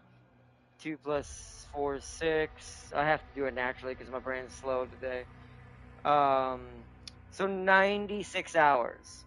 In 96 hours, that game died. 96 hours. And got shattered on so bad about so many things before even the scandal of the art being stolen even came out. And yet these guys are pretending like they got viable data from that piece of shit alpha. The game's not worth anything. No one wanted this. The people you are tuning to will not make up for the price you're gonna lose. Because basically, I'll give it credit where credit due. At most that I think is going to buy, in a rough number of people across the board that are gonna buy this game, I'm gonna say 100,000. I know that sounds like a lot, but it's not. Not for a video game. When the average is supposed to be 1 million? We're not talking about above any of that, like 20 million, all that. Those are, at that point, I feel like unless you're some of these companies who are stupid and spend their money in the wrong places, at that point, you've made your profit. But 100,000? You didn't even get to 1 mil? Good luck.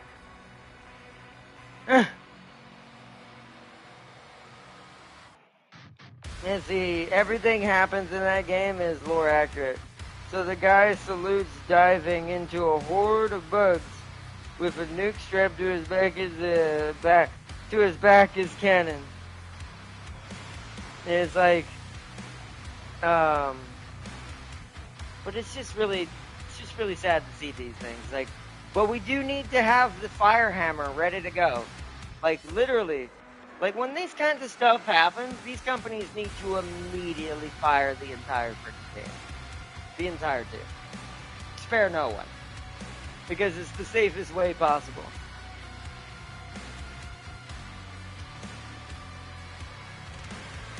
Because this is an example of they hired cheap, they got cheap results.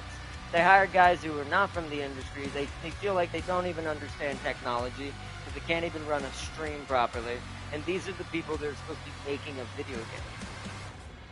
Which is technologically far more advanced to do than running a live stream on Twitch or YouTube. Or anything. Or Discord. They didn't even know how to use Discord. They didn't know how to make a Discord call. So what they did instead, they were in Discord chat with one of their developers who was taking questions from an outside line on a phone.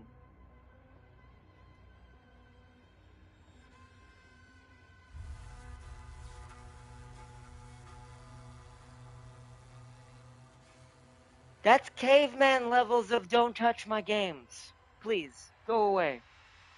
It's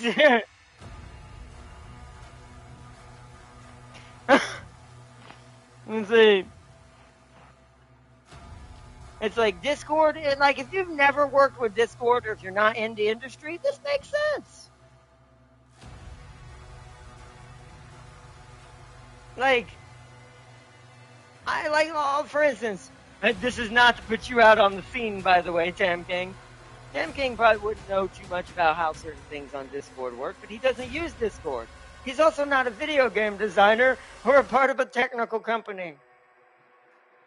So that's kind of my point. The average person, this makes sense.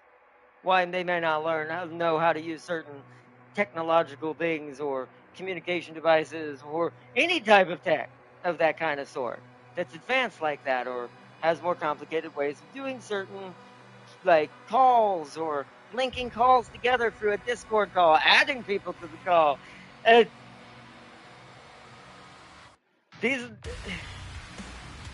see, I smell Chat GPT resume. Well, here's the funny thing about it. Legendary talked about that too. He said, he didn't call them Chat GPT resumes, but he also, there was something he was covering on there. There was a different subject. It has to do with these companies suing certain people who are certain other companies. This is a war between the media conglomerates. So like video game media. So IGN versus something like Polygon, right? They're suing each other for using ChatGPT when they all use it.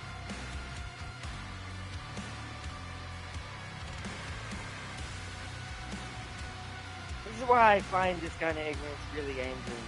Because as someone who likes robots and understands that no offense to humans and who we are, we will require AI to a certain extent in our lives if we want to go further, anywhere beyond where we're standing right now. Otherwise, we might as well kiss the ground we walk on and kiss ourselves goodbye and prepare to be one level of intelligence with the rest of our species. That's all I'm going to say. Because that's what's trying to be promoted. That's where I think these people come from. I think these people are getting hired or from that same type of demographic that's been pushing certain political agendas and other things that these people they're brats. They did not earn anything. They did not properly learn their industry. They did not go to school. They're just hired through some ChatGPT resume that they cooked up through using AI, and that they have a minor background. And they work for cheaper, because that's the biggest issue too. Is that these companies need to stop worrying about trying to hire cheaper and hire just less people. Hiring cheaper means you hire less people, not cheaper people at larger amounts. Because then you just counteract your argument anyways. It's like, well, we're hiring them because they work for less. Well, yes, but then when you hire thousands of these cheap people, that money, you're paying the same amount of money to 1,000 cheap dirt bags, than you are a professional. 10 professionals are probably worth, you can pay 10 professionals less overall than what you'd have to pay 1,000 cheapskates. And they get you actual results and actually learn how to use the technology in front of them.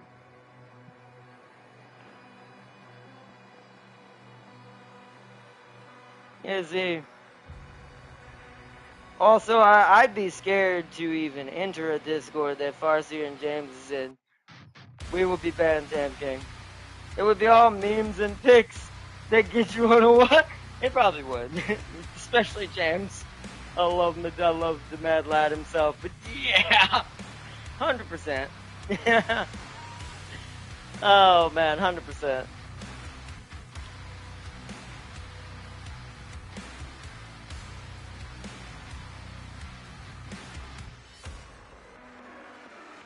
And it's like,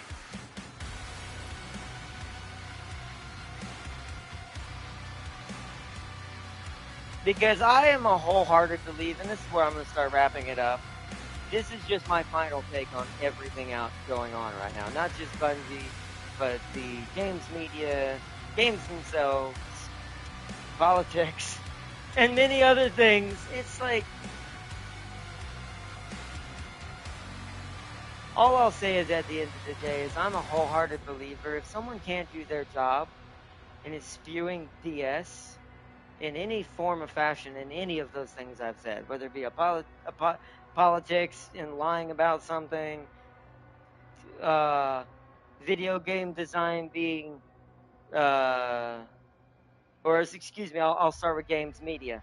Games media faking news articles and pretending games are worth something when they're shitbags walking on two legs. Excuse my language, but once again, if you can sit there and pretend, I'll use this game as an example. If you can sit there and support and pretend that Assassin's Creed Shadows was a good game, you're a fake game journalist at that point, because that was nowhere near. It'd be the same as someone trying to pretend that Marathon is a success, and like Bungie's trying to pretend that having severe copiism going on, of loads of copium going on, as I've learned that word now. I'm a wholehearted believer in old-fashioned business, so fire them. They can't do the job, they don't deserve to have the job. That's with any business. Fire them. That's why when I hear people complaining, like someone I used to know on PSN talking about someone in their life, I'm not going to say any names or anything, lost their job at a certain company doing certain things, and I'm like, yes, but there's a reason for that. Usually 9 times out of 10, it's not just for no reason. In some cases, you do have certain companies who just blanket wipe people out and do fire innocent people, sadly. But the issue is also, one could argue, if you are an innocent person among a bunch of cheapskates and you're allowing the cheapskates to ruin your job, then no offense, you kind of deserve to lose your job too. You should have, you're going to lose it either way. Because if you stand up for it, you probably do lose your job, I'll admit that. There's probably a fear of, if you speak out, you're going to get hammered and removed from the company. But isn't that, in my opinion, and here's the thing I've always argued against in this kind of thing, in any business. To me, there is no point in hiding from the issue just to keep your job when your job is going to get permanently fucked if you stay associated with this. Because there's a difference here. If you leave early, your reputation stays intact. You can shit talk the ones who were cheapskating their way through it. You just can't give any names. And then you get another job. It's not that hard if you kept your reputation. But what you know what you can't do? Even as an innocent person caught in the crossfire? If you supported this BS and this slop that is whatever game, as an example, like Marathon, that you can use, if you stood there and never took the risk to stand up for what you believe in as a developer, then yeah, now you deserve a worse fate because you supported a BS thought and now you've ruined your reputation by your own choices. So once again, you have no one to blame but yourself. So it's like, I'm tired of this non-self-accountability BS. I don't care who it is. Have some gumption and some responsibility and some pride about yourself. And actually take responsibility for your mistakes. Otherwise, no one's going to give a shit. And that's just how it is. And that is the hard, cold truth of all of it.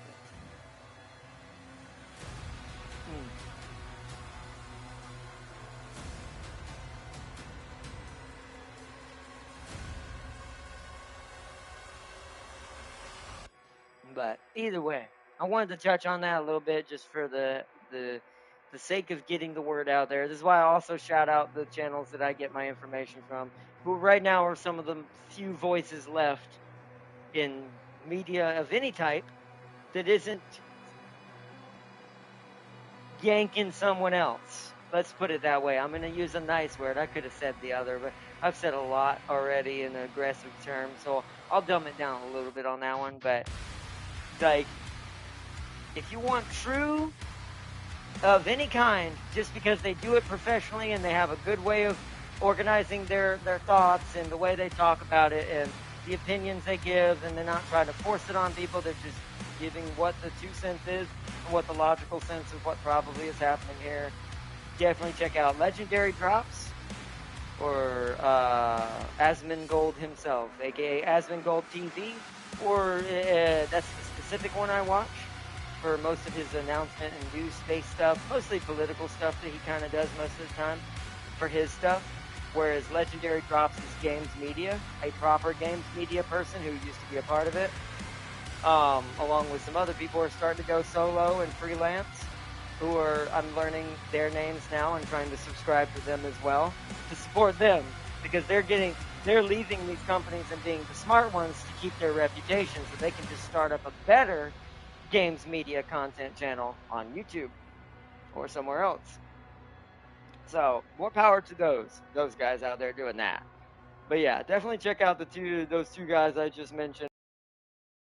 Either some more Asmon does more of everything, but if you want more political, he's your way to go.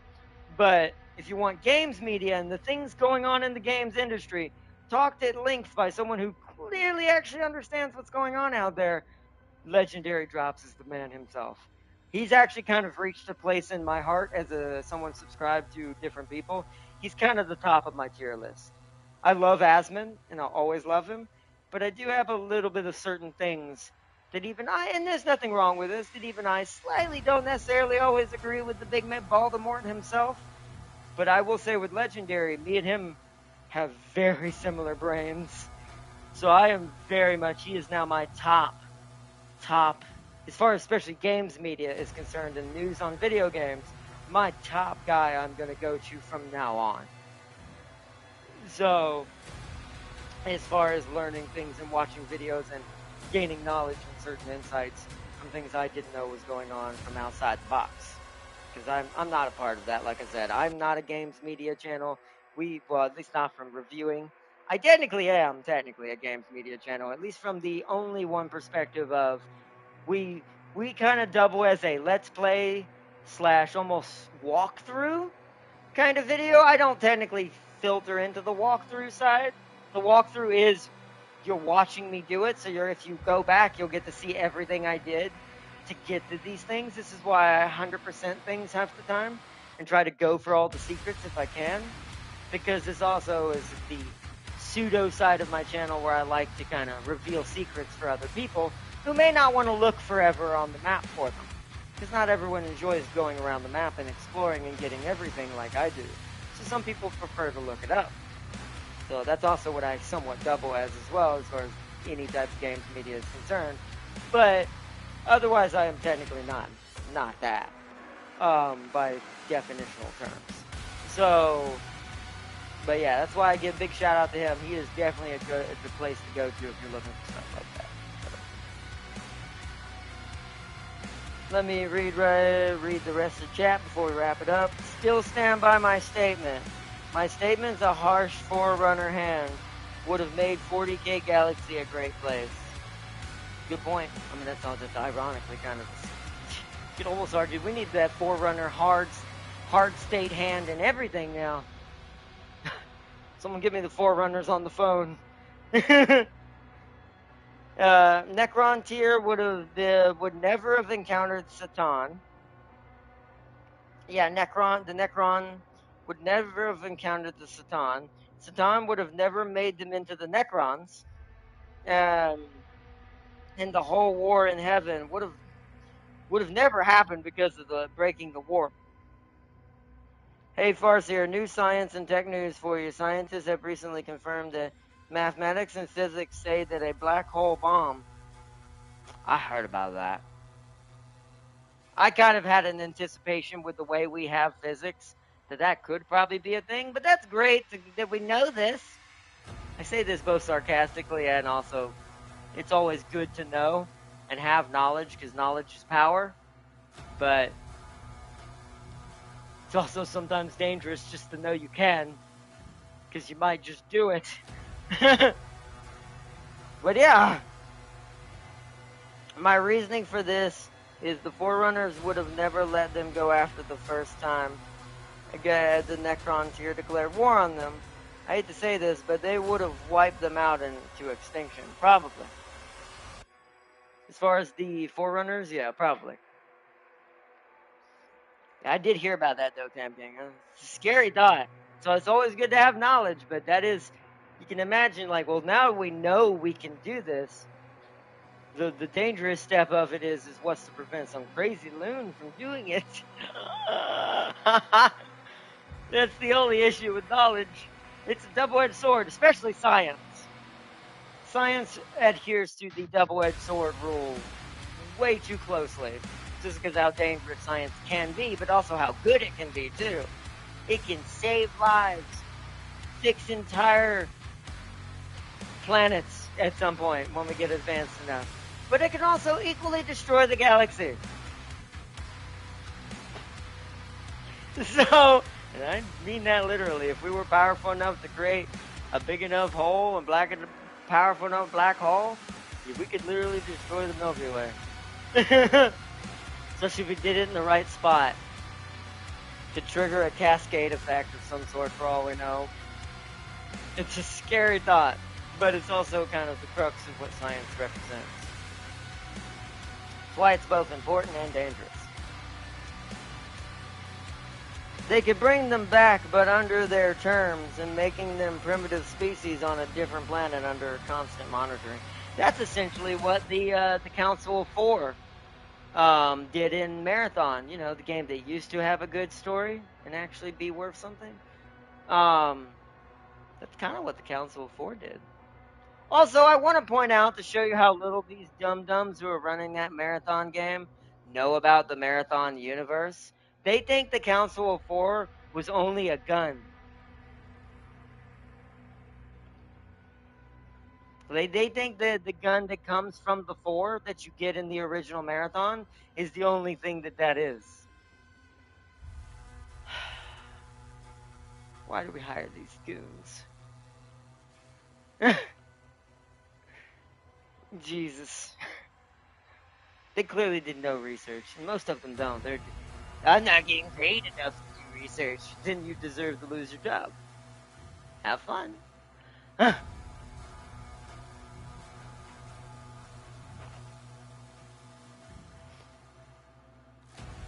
So, but that is my final 2 cents on the craziness that is developed over the last couple days with some of the gaming industry. That's what I focus mostly on, but because I'm a big part of gaming and I like gaming and I've been playing games since I was literally 3 years old, officially. 2 years old technically, because that's when I first played Sonic and all that fully. When I was 3, no, 2 years old would have been Mario. 3 years old would have been Sonic. I got them backwards. So, yeah. So I've been around since officially actually being able to play the game properly, any type of console game, since literally the era of first Sonic the Hedgehog. Literally. Shows that I'm slightly an old man, slightly. But just a little bit. Not quite there yet. We're getting there. But, yeah, I have a big stake in this. This is what I chose is not only because of disability, because I can't go out and do as much as normal people can do. And most people have a backup plan. Like if you can't stay in and play video games and chill, some people do this just out of choice, of course, who are hardcore gamers as well that are completely normal. But in my case, physically, it made perfect sense. I had no way of going out there and doing playground stuff like other children at that age. I had no ability to play sports. I still don't have that. I can't do that without being a machine or being in a suit. That would be no way for me to do that. Or having robotic arms. So, this in turn made sense why I got so deeply enrooted in video gaming as a culture, as a as an experience, I'm not going to call it a product, because that's a part of the issue I think in the industry as well, is they look at it too much like a product instead of people experiencing this product as an experience, which is to me what it is. So all the experiences, all the things I learned, the confidence that even video games has given me, because that's another thing people don't. They try to, and this is something that pisses me off as someone who's disabled, who dealt with confidence issues all my life from things that actually did hurt my confidence. There were physical things in real life, not a video game. I always hate when you hear someone say, "Oh, he plays video games. He must have terrible social blah blah blah blah blah." No, no, ma'am, no, sir. Whoever may say that. Video game is the reason why I became confident enough to push my body as a disabled person harder. Because it allowed me to get out there, get out of my bubble that people live in nowadays, the people who would say statements like that I just said a minute ago. It's like people, it gets you out of your bubble, it gets you in with other people, and then people are like, well, then there's like people talk shit in multiplayer games and blah, blah, blah, blah, blah. One, you don't have to listen to that. Those are just random people. Their opinion matters not. They're just some Joe Schmo sitting in another controller or console or PC. That doesn't matter. And also, I do think to a certain extent, and I've said this before, there's a bit of healthy bullying that I think is allowed. And what I mean by this is, we do it to each other as a natural species anyways. You'll do it to your friends. I mean, me and James do it to each other all the time. There is a natural, especially in males, like men, this is a big thing. Like, women do this too, but especially in men, there's a huge dynamic where we kind of have to kind of poke at each other and kind of have to test each other's limits and put each other in each other's place, because if we don't, the pride in the way of the male brain works will go completely rampant. And now, once again, the female brain does this too. It just, because it's not running on as much testosterone, it doesn't get to that limit as fast. But it has been proven, as many Karens we've seen in society, that, yeah, I think they need it too. I think it's a human trait across the board for both genders, and that a little bit of healthy bullying goes a long way to push you in the right direction, because it forces you almost mentally. And I'm not talking about bullying unhealthily, like you're going around punching people or screaming at your top of your lungs and trying to tell people they should die and shit like that. Like, that's different. That's harassment. That's not bullying. That's harassment. And it's like, that's a whole nother thing.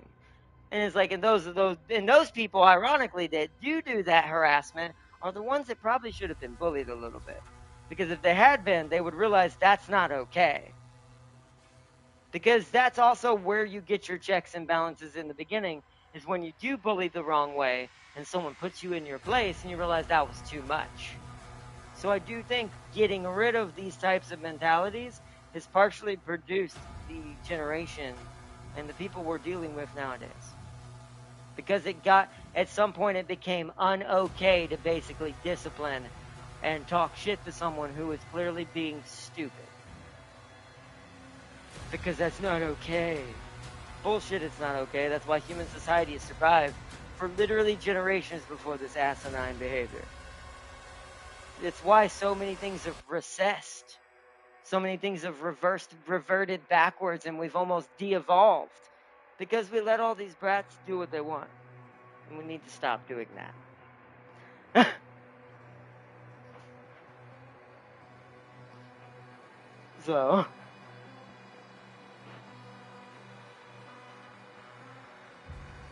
So they reconstituted the marathon version of the Forerunners into a gun? Yep.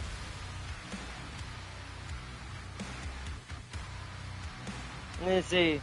Someone whooping your ass in a fight for something you did needs to come back. Yeah, especially if you did something really stupid. It's the same reasoning why people think that when you see I'll give you an example before I go. I don't want to get too much in this because this well is too deep, or it'll keep going infinitely. That's another thing I have to learn as a content creator. I have to know when to check myself and end the subject for a bit because I tend to go off on huge tangents. I know I do. Trust me. I'm very self-aware of that. But I guess my final crux on that is like, I'll use protesting as an example. True protesting versus riots. So, standing outside of a place you don't like to protest, peacefully, not obstructing people's lives, but you're getting your message across, that's protesting. Like you create a line, but you don't block anything. You just, you talk, you say your words, you preach or speak the message as they say. But the moment it crosses from that into the shit we've been seeing where people burning shit, obstructing property, blocking civil infrastructure, which would lead to problems for everyone, not just some, that's a riot. And that's where I am a wholehearted believer and supporter of the police in that aspect. When it gets to that level, you fucking arrest everyone. Because that's not a protest. That's terrorism. And riots, because rioting is terrorism. It's promoting terror. It's trying to use fear as a weapon to try to say your word is above everyone else's. At that point, I don't care how many people hate me for this. Yeah, I wholeheartedly support aggressive behavior in police when that starts happening. If you're gonna be a stupid ass idiot and start lighting shit on fire, putting people in danger, ruining infrastructure, and breaking property, causing property damage, yeah, you deserve to get smacked in the head with a stick and arrested.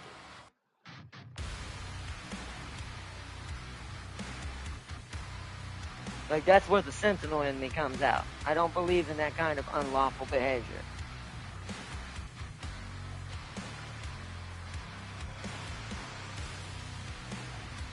And that's the same difference as someone beating you up if you were stupid. Like if someone whoops your ass because you decided, I'll give you an example for anyone to relate to this so people understand what I mean. Let's say you see a guy, I'll go out to this limb, trying to hurt a lady, right? Let's say you got a guy physically assaulting and trying to hurt a lady. Yeah, that's the guy as another guy you damn near beat to death. Because that's needed. He needs to be shown that was not okay. On a level so high, he will never do it again. And that's pushing him to death almost. And I believe in that in some cases. If you're going to get to that kind of violence with anybody, then you deserve the person who is the hero in the scenario to damn near kill you. And I'm going to say that word out loud. I do not care in that aspect because that is a true harsh reality. I'm not saying you should finish the job. But if you don't push it far enough, that person's just going to do the same thing. It's with anything. It's the same reason why we should be allowed to pop our children with just a normal open hand palm. That's to show the child you're not allowed to be a brat.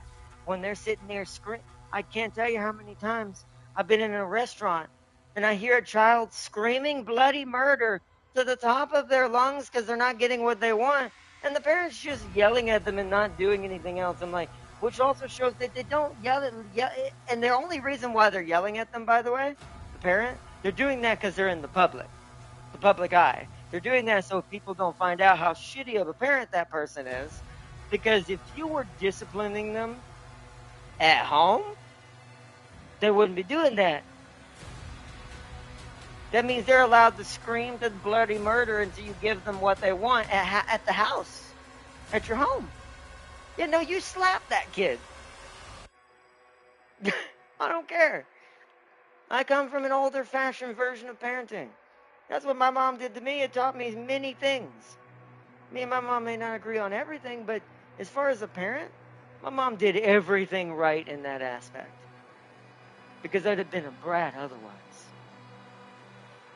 So, and that's the only reason why I even have the outlook and the maturity I have today is because of some of the things that or some of the times my mom literally popped me across the mouth, hardcore to show me, fuck no. It's like as an adult to an adult, it's a different situation. At that point, it becomes more.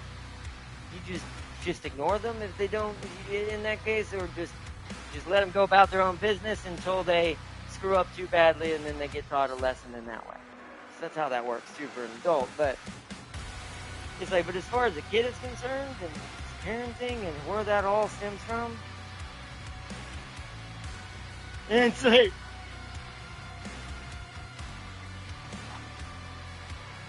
Shouldn't be allowed in public until 18. Yeah, see, ban kids from all restaurants. Oh, that's what you were talking about. I don't know about that. I think that's a little much. Because that's a violation of freedom of rights of the parent and their family. But once again, now, I will say they should be able to be kicked out. I won't say ban, but I do think Tam King's halfway onto something. I do think a restaurant should have the right to kick a family out like that. I'm not joking. Once again, y'all are seeing the devil advocate of the side of me now. You're seeing the true inner Ardnot and Guardian that has had about enough of all of this. And actually, I already am at that point, to be fair. But that is a legit thing, yeah. I don't think they should be allowed to be banned, but if you are allowing your child to cause that much of a scene in a restaurant, and you're not taking them outside to do something about that, because that's another thing you could do. You could just get up, grab that kid by the hand, walk him outside to the car, and discipline him in the car. Because you are disturbing the public at that point. Whether it's not, even if it's not you directly, your child is doing so. And since you are the parent and the adult in the scenario, you hold entire responsibility for that child's actions. And that's something we don't do enough of. Because that would also promote better parenting. If we started holding these parents responsible for these dumbass kid decisions that these kids are making, oh, I bet you they start disciplining them overnight. Because now they have to deal with it. And it's like it's the same principle. And it's starting to happen. Once again, we're seeing more and more and more of it coming up out of the woodworks now. And our society is starting to realize we left something behind we should not have. And we need to pick it back up. Wholeheartedly. But I do agree that but I do agree halfway with what Tam King said. Like I said, you should be allowed to be kicked out if you're going to allow a scene like that to be created. As the adult itself, if an adult created that scene, same difference. Although in that case, I think banning is more likely. I think if it's an adult creating a scene in any public place, then you ban them. That's not a kid at that point. They should have the maturity and to know what it is to be a grown-up with other grown-ups. If they're getting to that point as an adult, though, yeah, then banning is required. They should not be allowed back in that restaurant or that premises. Almost like a court order, what do you call them? Restraining order, even, almost. Because an adult, that should never come from any adult. Like the things I have seen in videos of certain adults who have that same mentality that child screaming to the top of their lungs does, but as an adult,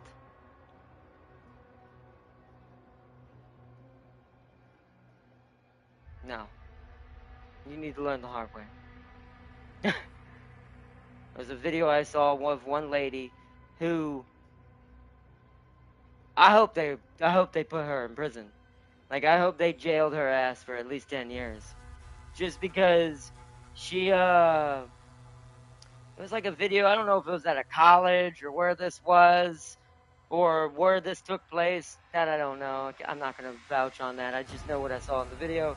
There was a lady who was talking to a cop in this video, who had told them, because apparently I didn't get to see before what was happening, but apparently this lady was creating a scene in the campus, and was harassing people and saying shit to them and all kinds of shit that you would, if once again, if someone was allowed to punch someone still, she would have got punched by anybody, whether it be another woman or what, it doesn't really matter. It's like she'd have got punched if that is like for that kind of behavior. But she took it so much further.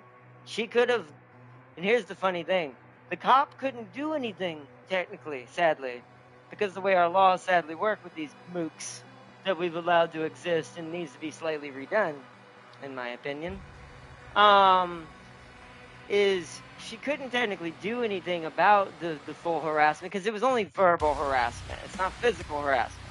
There is a limit that a police officer, that most people don't realize, that they really can't do anything in most cases until something, sadly, as it's been said, physically happens, or some sort of even minor assault happens, like which she ended up causing and ruining her life, which once again, well deserved. So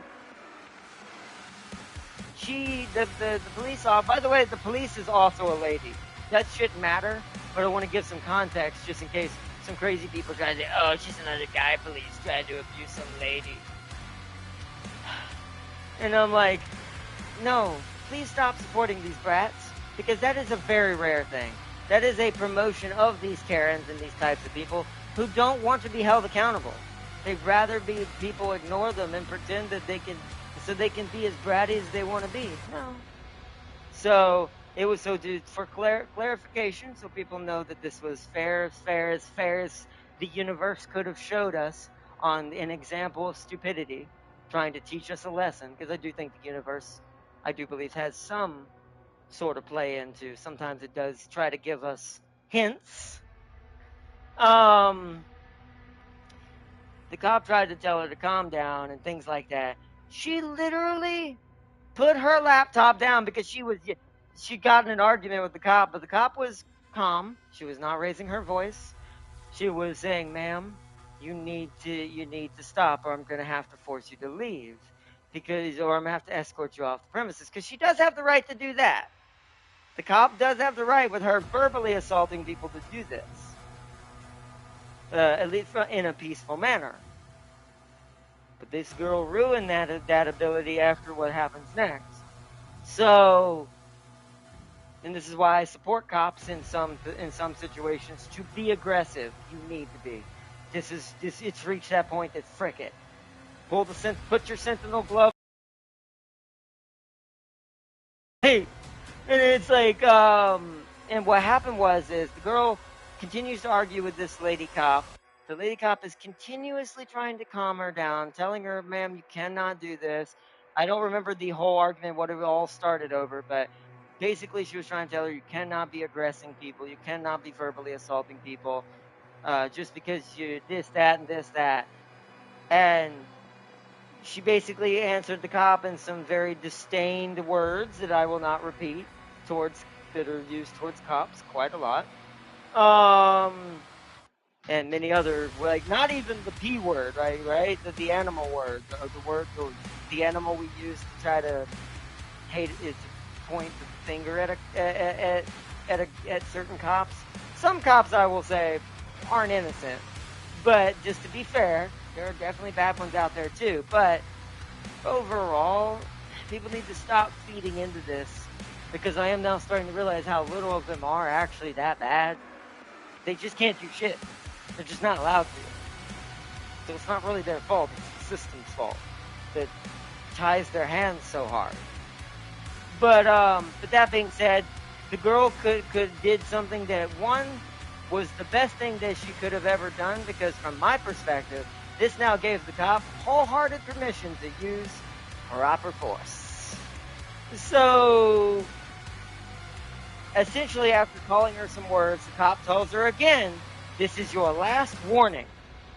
You aggress again, and you call me something like that again, or anyone else in this room verbally assault them, I am literally escorting you out. That was her final warning. The girl put down her laptop, got up, and shoved the cop almost off her feet. Yeah. After that, the cop absolutely, not in the most professional way I can say this, fucked her. And what I mean by this is she nailed that dumb bitch's ass and then took her ass down, cuffing her. And then the girl, realizing I just fucked up, tried to pretend that she has some mental disability all of a sudden, saying, I have no control. When I'm in a corner, and just starts screaming like a child in a restaurant. I'm not going to do it, but going like a fucking pterodactyl. Trying to pretend she's being assaulted. Fucking hate that shit. And it's like,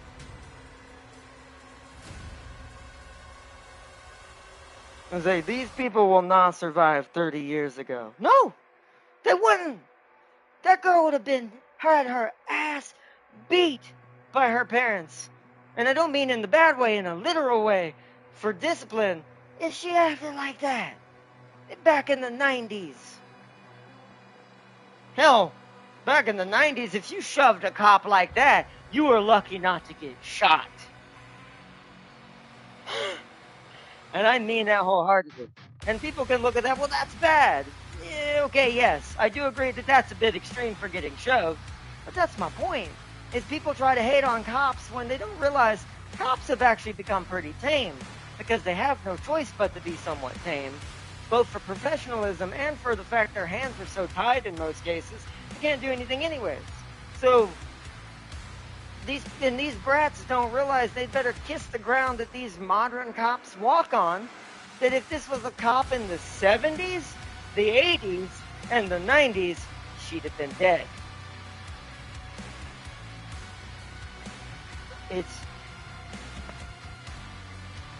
It's absolute brat mentality and slob-like behavior is what it is.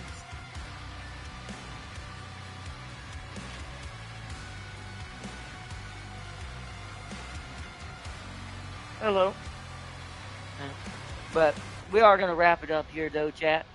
We've talked about all this. I don't want to go too deep into the well. Like I said, part of me has always thought about maybe I should become a media channel and maybe cover some of this, because I have a lot to say about it, and I come from a more common sense perspective, as someone who just lives with it and is trying to live their life as anyone else would as an average person.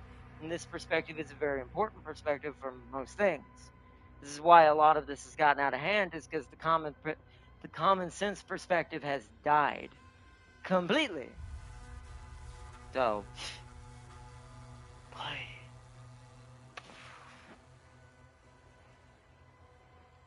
but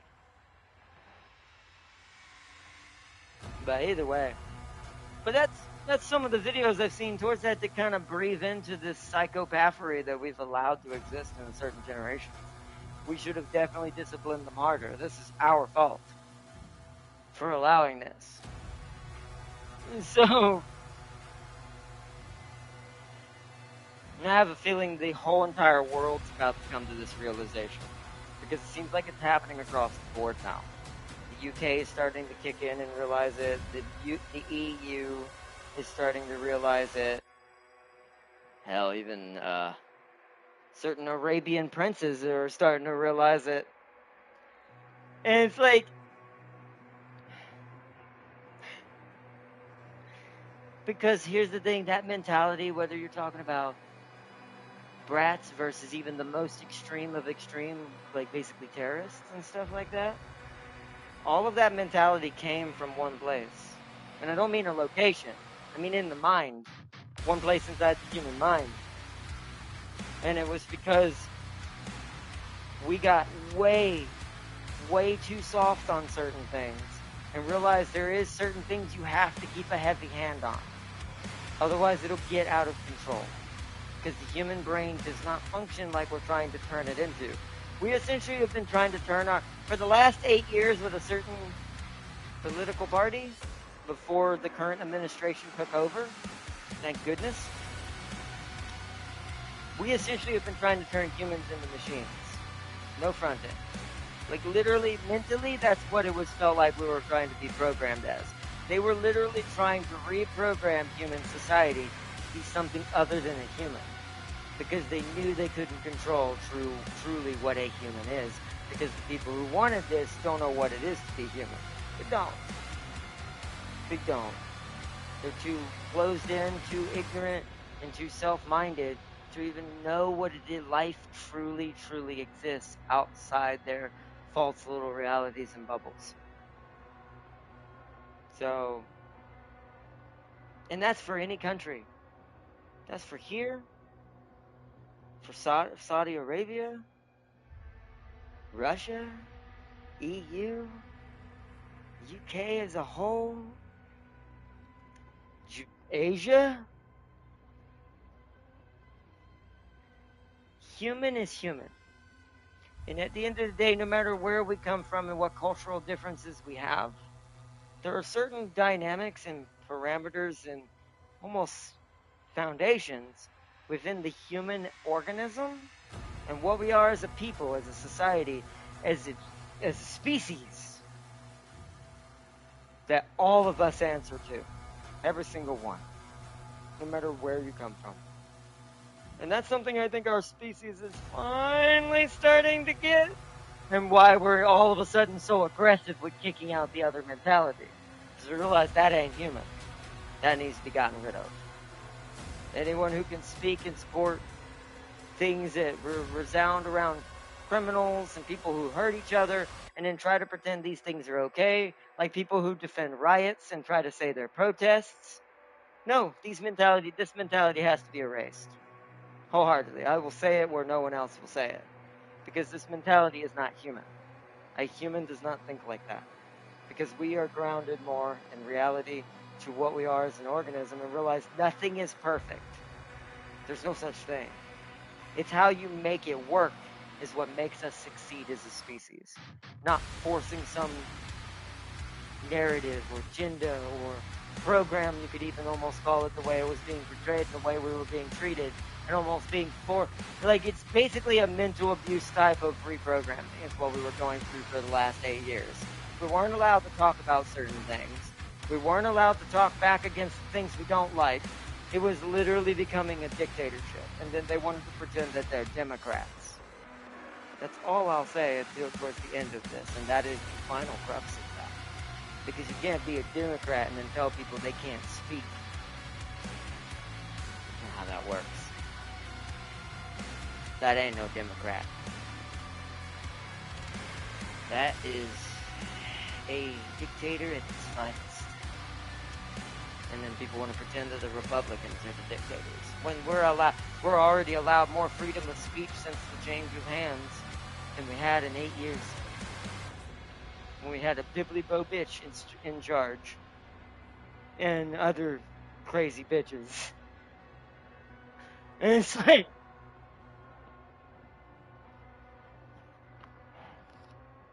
but either way, let's wrap it up there. Let's see, Bayard, and I'll quote Mike Tyson on this, people. People has gotten comfortable saying stuff without the fear of being punched in the face. Yes! Good on Tyson for saying that if he said that. Thank goodness there's still one good, powerful dude, Chad-like man out there that remembers this. Because even he's learned that the hard way from his life over the years. Because he grew up in those eras. If anyone has any real actual words to those kinds of things, it's those men. Men like that who grew up during the eras where we truly actually had our heads on straight somewhat. We may still make our mistakes and sometimes do bad things. It's human, once again. We cannot have the good without the bad and the bad without the good. That's a biological organism law. Both on a genetic level and to a mental social level. It is a fact. Only a machine can exist without conflict and emotional tension, as they would call that. It's like, and emotional might not be the right word. I would say social tension is what it should be called, because it's important for that to be somewhat the thing, to keep both sides honest. So, but either way, let's see, GGO, I have some virtual deforestation and mass animal extinction to do. Are you talking about getting on Palia? I am probably going to get on there and check some things on Palia. I've got this little free-to-play game that Tam King told us about that I've been playing in the background. We actually might check it out because it's got an interesting lore and story I didn't quite expect, not only for today's time, but in a game like a Stardew online game. It's just about farming and crafting, cooking, fishing, and all hunting and all that. I never expected a game like that to have this kind of actual story and narrative that touches on something very realistic. It makes jokes on it, and it does play lightheartedly with it. But there's something I'm noticing underneath the hood that touches on a very big subject in society today.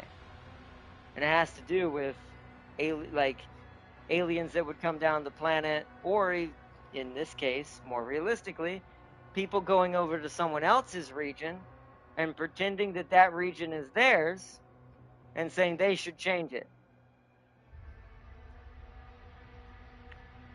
You'll probably know what that was a reference to. But anyways, that is the last thing we'll say here, and I hope y'all have a good one. Big, massive shout out. Once again, went off on a massive tangent. For everyone who's watching my Doom streams, you don't have to stick around once we get to this point. If you're not interested in any of the discussions that sometimes crop up on this channel, aka tangents, that I sometimes go off on, I have nothing against if you want to go and just go to the next video and you were just here for Doom. Nothing wrong with that. To be fair, it does sometimes suck that I end up doing these during video game plays when it should be a vlog that I do this on. But sometimes it's hard.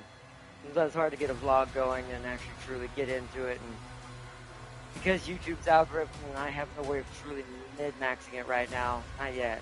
I have a plan to work with that at some point. But, how should I put it? Is sometimes it's because of how little my vlogs get pushed out. Creating vlogs is less useful for my channel, sadly, unless it's a video game update vlog.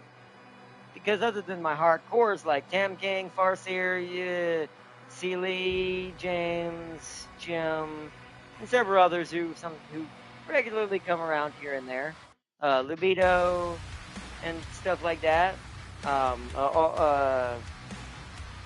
Vlogs are a little harder to properly initiate and properly get going on my platform and for my channel, or not platform, on my channel for my platform. If it was Twitch, you'd probably be a little more forgiving. Twitch is better for that kind of stuff. I just don't like Twitch. I don't like what it handles, how it handles itself. It's got good tech. It's definitely got a good UI, user interface, and all that, but I mean, it's tomato, I guess. You could equally say YouTube is just shit in some ways, so I don't know. Maybe one day, but I don't know. I'm just not into the way YouTube handles, or not YouTube, Twitch handles some of its stuff, so it's just a personal preference, and that's probably hurting me by doing that. So, like I said, we'll discuss it, and I'll come back to that track once I initiate my plan to how to help promote me here on YouTube as well, to get myself into the algorithm and kind of promote myself a little higher, even with the stuff that I'm talking about. So, the one good thing I will say about the tangents, the stuff that I mentioned sometimes throws you to the top of the algorithm a lot faster, just by saying it, because the AI heard me mention probably certain subjects. So, but I don't want to do it that way. That, to me, unless I'm going to devote to being a more of my gaming channel, I don't want to really use that to try to get myself in the algorithm. That to me is too cheap, considering I don't technically fully do that for my channel, so yeah. But we shall see. But thanks for everyone who joined for the Doom side of things as well, to the Dark Ages. After all that, I want to also give credit to Doom Dark Ages for actually listening and actually becoming the game we wanted back.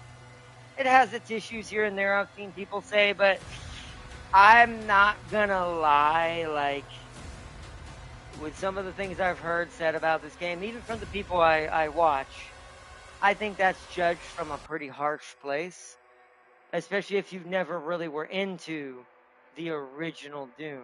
Like, you never played the originals. If you just played 2016 and Eternal, I actually could see maybe you might not like this game. Like, I could see that from someone outside's perspective, that you might not like Dark Ages. But I can tell you, as a franchise of what Doom is as a whole, this did it. This is an example of what you do when you realize you had something that wasn't broken to begin with.